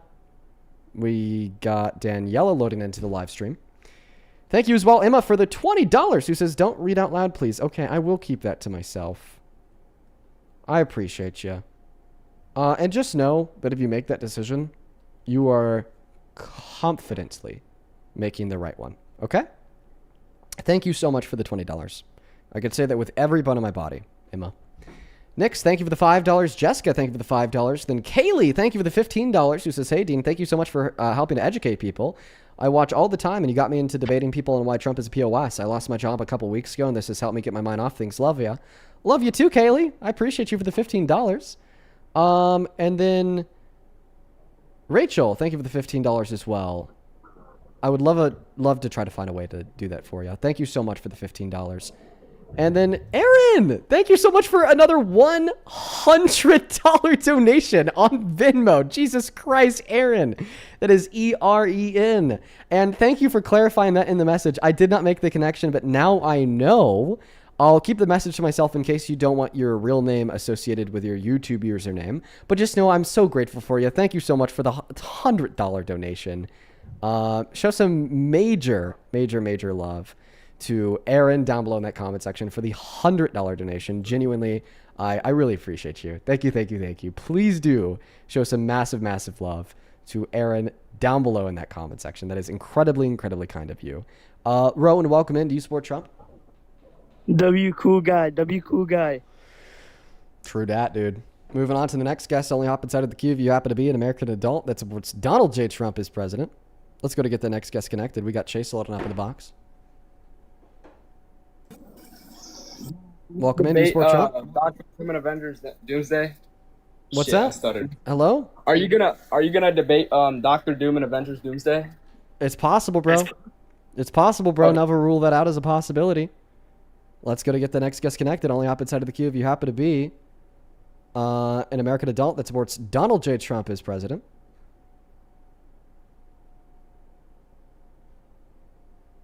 Let's go to get the next guest connected.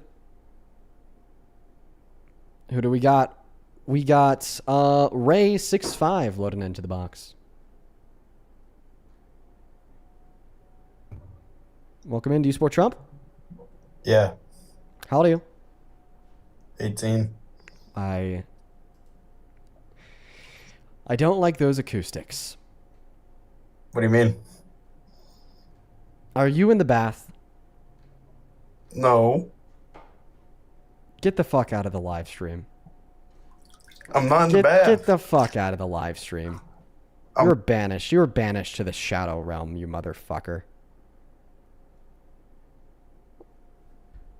You're banished to the goddamn shadow realm.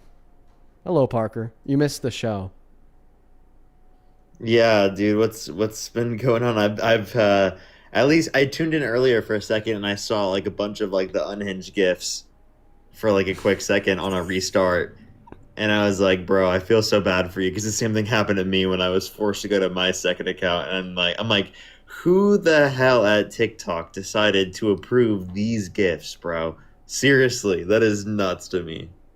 Yeah. Well, we had that as an issue earlier. We just got done with like a 30 to 40 minute conversation with some Thomas, some Phil bro that has like 200,000 subs on YouTube. That was pretty cool. He ended up at the end accusing me of using AI. So then I closed my eyes and I repeated everything that I said.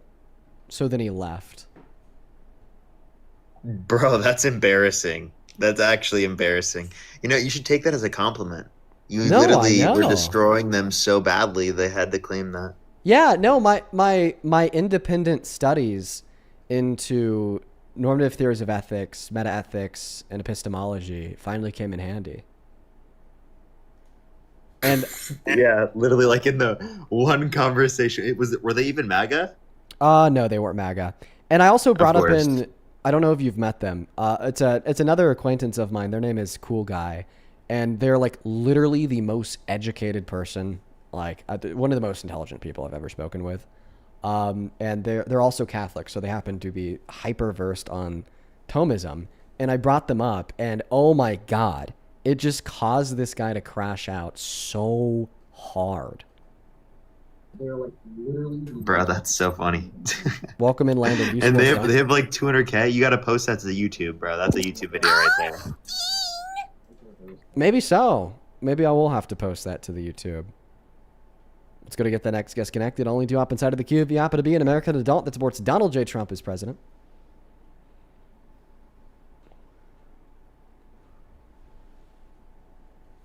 Outside of that, how the debate's been? It's kind of been a wash, not gonna lie. It's we've just had stupid people on. It's been like spending 30 minutes fighting through trolls to finally find a Trump supporter, and then they're just like really stupid, and then I kick them and we move on. It's just been like that all day. It's been particularly bad. I don't know. I am happy that we're able to draw such a crowd on the second account. Like, we're at the end of the stream right now, and we have 20,000 people in here.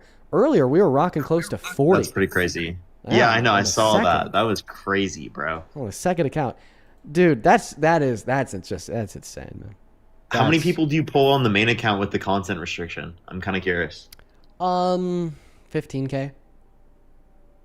Really? That's still crazy. That with a content restriction, pulling 15K is nuts, bro. Yeah. Yeah. Welcome in, Rager. Do you support Trump? Yeah, I do. How old are you? 19. Okay. Alrighty. Yeah, listen, I have a couple people to thank, but 2 sentences or less. Why do you support Trump? Well, currently I'm only 19, right? So I haven't had a chance to vote. But in my lifetime, I feel like he's done more than other presidents have. Okay. So what's your favorite Trump accomplishment? So when you leave the app, we can't hear you. About that. You're going to have to repeat that, my friend. Sorry about that. Before president or as president? As president? Border security. What has he done for border security, dude? Well, I live in Arizona, right? So, especially where I live, there's lots of Hispanics, and I know there has been crime and everything like that. So getting those Hispanics that, could be illegal out of the country is really important to me. Okay. You understand that is like level 10 bigotry? I identify Hispanic person. I feel bad that looking at the Hispanic person hurts me in my mental state, so I want them out of the country. That's just... It doesn't hurt me in my mental state. That's just like open and overt racism. I'm racist because Hispanics that don't speak English at all and are most likely illegal are in my, state that borders Mexico. So yeah. I would assume, right? Yes, you are racist if you don't like the fact that Hispanic people are in your state. I don't mind Hispanics. You just told me that you support Trump because you want Hispanic people out of the country. Like, that's overt, open racism. I don't mean just Hispanic people. You just said it yourself. Can you agree that it is racist to not like Hispanic people because they're Hispanic? I do agree. I like I just said, I do like most Hispanics. They are very hard workers. But unfortunately, there are some that come here illegally and do crime. Okay. So you want Hispanic undocumented immigrants to get deported, but non-Hispanic undocumented immigrants, they're good. They're good to stay. Wait, non-document. Can you say it one more time? Non-Hispanic undocumented immigrants. Non-Hispanic. So yes, the same thing applies. I'm just giving an example because I live in Arizona and we directly border Mexico. Okay. All right. Well, I guess let's just start with your claim that you think that undocumented immigrants increase crime rates. That claim is false. Undocumented immigrants actually have a downward pressure on crime rates. They're multiple times less likely to commit crimes, including violent crimes, compared to the average U.S.-born citizen. So they're just as likely to commit crimes as regular citizens? Significantly less likely to. Oh, okay. Well, if you say that, the population to regular citizens as to undocumented immigrants, there's obviously going to be more American citizens, correct? Yes. So then wouldn't that number, be a ratio? No. Because when I say that undocumented immigrants are 2.5 times less likely to commit violent crimes compared to U.S.-born citizens, I'm not saying that the total number of violent crimes committed by undocumented immigrants is 2.5 times lower than the total number of violent crimes committed by citizens. I'm rather saying that per capita, per person, you are 2.5 times less likely to commit a violent crime in comparison to a natural U.S.-born citizen if you are an undocumented immigrant, on average. Okay. That's a good point. I'll give you that. Okay. But you know who actually has committed violent crimes? Donald Trump. Yeah! Bingo! Ding, ding, ding, ding. So, okay. I do agree that he's not the best person. You know who has released violent criminals into the country intentionally? Donald Trump. Donald Trump has! Yeah, he pardoned violent rioters who beat police officers and called them patriots. Did you know that? I did not know that. Thanks, Parker.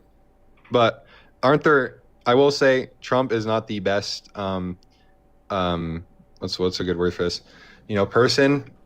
But there's also been presidents in the past before, our time, because you're only a year older than me, right? So there's been presidents before your time and my time that were just as bad and undocumented before the internet. Could be Democrat, could be Republican, Okay, can you name to me one? Actually, no. I'll just ask you this: did Biden's administration include allowing ICE to search and seize people's properties using administrative warrants rather than judicial warrants? Well, didn't Biden open the border, so there was no need for ICE? No, they didn't open the border. Can you tell me what policy Biden passed that opened the border? I don't know. I don't have research right now. I can't, go through another app. So what do you mean by open border? What does that mean? Does that mean no restrictions on the border, or what does that mean? Less restrictions. I'm pretty sure he had less restrictions. But I was only restrictions. I was 16 when he got into office. 16 or 15 when Biden got into office. So I wasn't too in tune with everything. Okay. Can you tell me one positive benefit that Donald Trump's mass deportation policy has had on the average American? Oh, it's a gotcha moment. Yeah, you got consider that a gotcha moment. Go for it. Yeah. I don't have access to look up stuff right now, so I can't exactly, rattle back with answers. But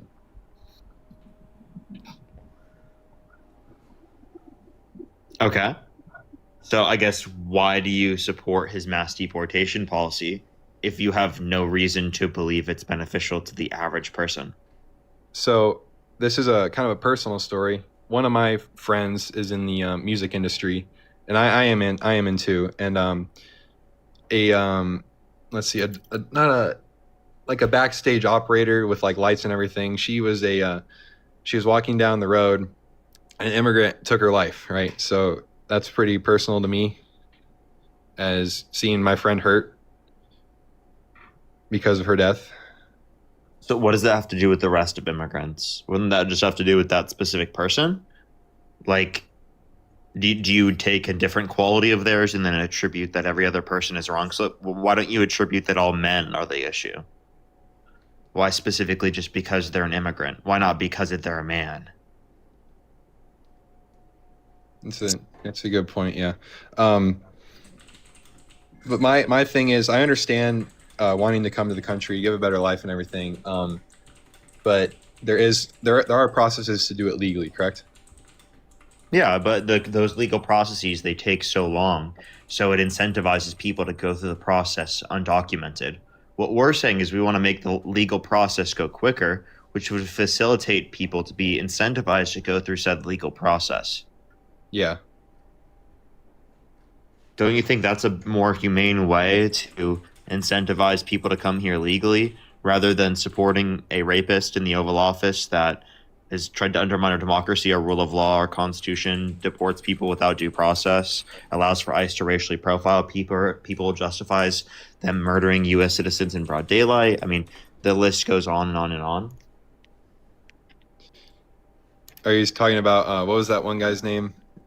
Shoot, forget it. What was that guy's name after Nicole Good? Alex Preddy? Yeah. Didn't he have a weapon on him?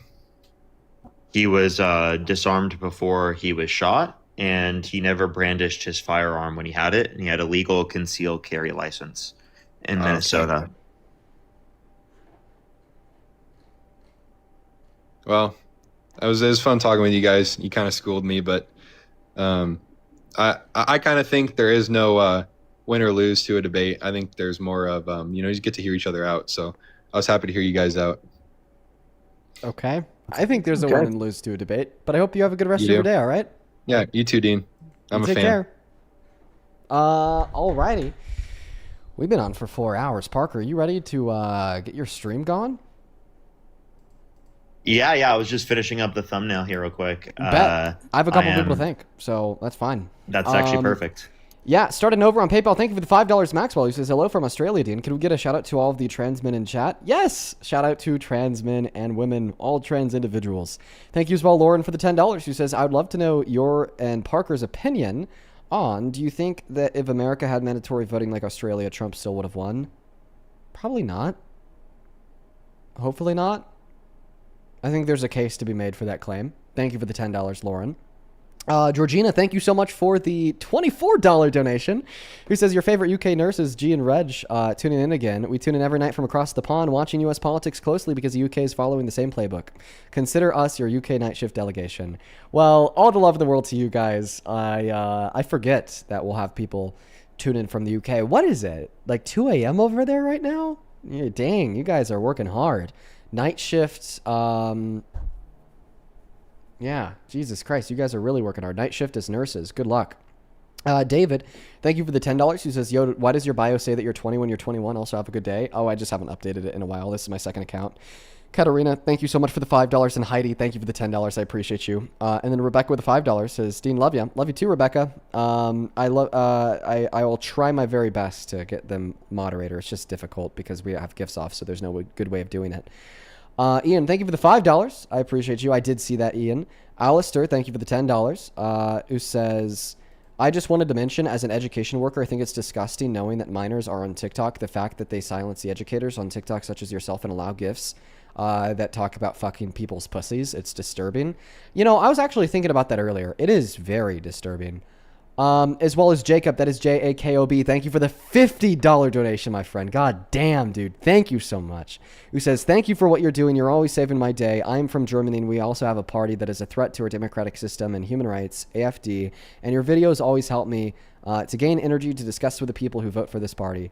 I'm so happy that our streams have a global impact. Like, it's not even just American politics that we're able to influence. I mean, it is the global stage. That is so cool. I really appreciate you for the love. That's certainly very kind of you. Over on Super Chat, Fogman, thank you for the $20, who says, if every president of your lifetime were to fight physically, who would win? All of them in their prime states? Oh, dude, undoubtedly Obama. Undoubtedly Obama or Biden. I think I'd have to give it to Obama, though. I think I'd have to, because he's like in really good shape, even at his age right now. I have to give it to Obama. Christina with the $15, who says, you better read this out loud and answer my question. Can you please reconcile the puss? No. Whitney, thank you for the $2. I really appreciate you. Thank you. As well as Brielle, thank you for the $5. And Dylan with the $10, who says, for Kook IW performance. Appreciate you. And then Maddie, I see that as well. Make sure that is, it's going his way. Tammy with a 10 cents says, why are you so arrogant? I used to like you. I think I've progressively become less arrogant the longer I've streams. I'm sure I'm probably still a little bit arrogant. Dude, that's definitely the case. Yeah. You definitely become less arrogant over time. Maybe someone might interpret that if they like originally first saw you on like Jubilee, and then like they didn't see you for a long time, and then just saw you recently or something. Yeah, you know, like, I mean, I get arrogant sometimes. I get arrogant, feisty, cruel, mean. I don't know. I'm not a perfect guy. You know, sometimes I take the blood sport part of this maybe a little bit too far. But you know, I try my best. I really do. I try my best. With all that being said, we're actually all cut up. Parker, are you ready to go live? Yeah, I'm actually totally ready. Alrighty, folks. Well, if you guys are still in the mood for debates, head over to @ParkerGetAJob on TikTok, @ParkerGetAJob on YouTube. Show him some love. I'm off for the night. Have a good stream, Parker. I'll see you, bro. Have a good rest of your night, man. See ya. Peace, bro. Peace out. You should hit that follow button on TikTok before you leave. Drop a sub on YouTube before you leave. And, yeah. That's all. Peace, love, good night, and goodbye.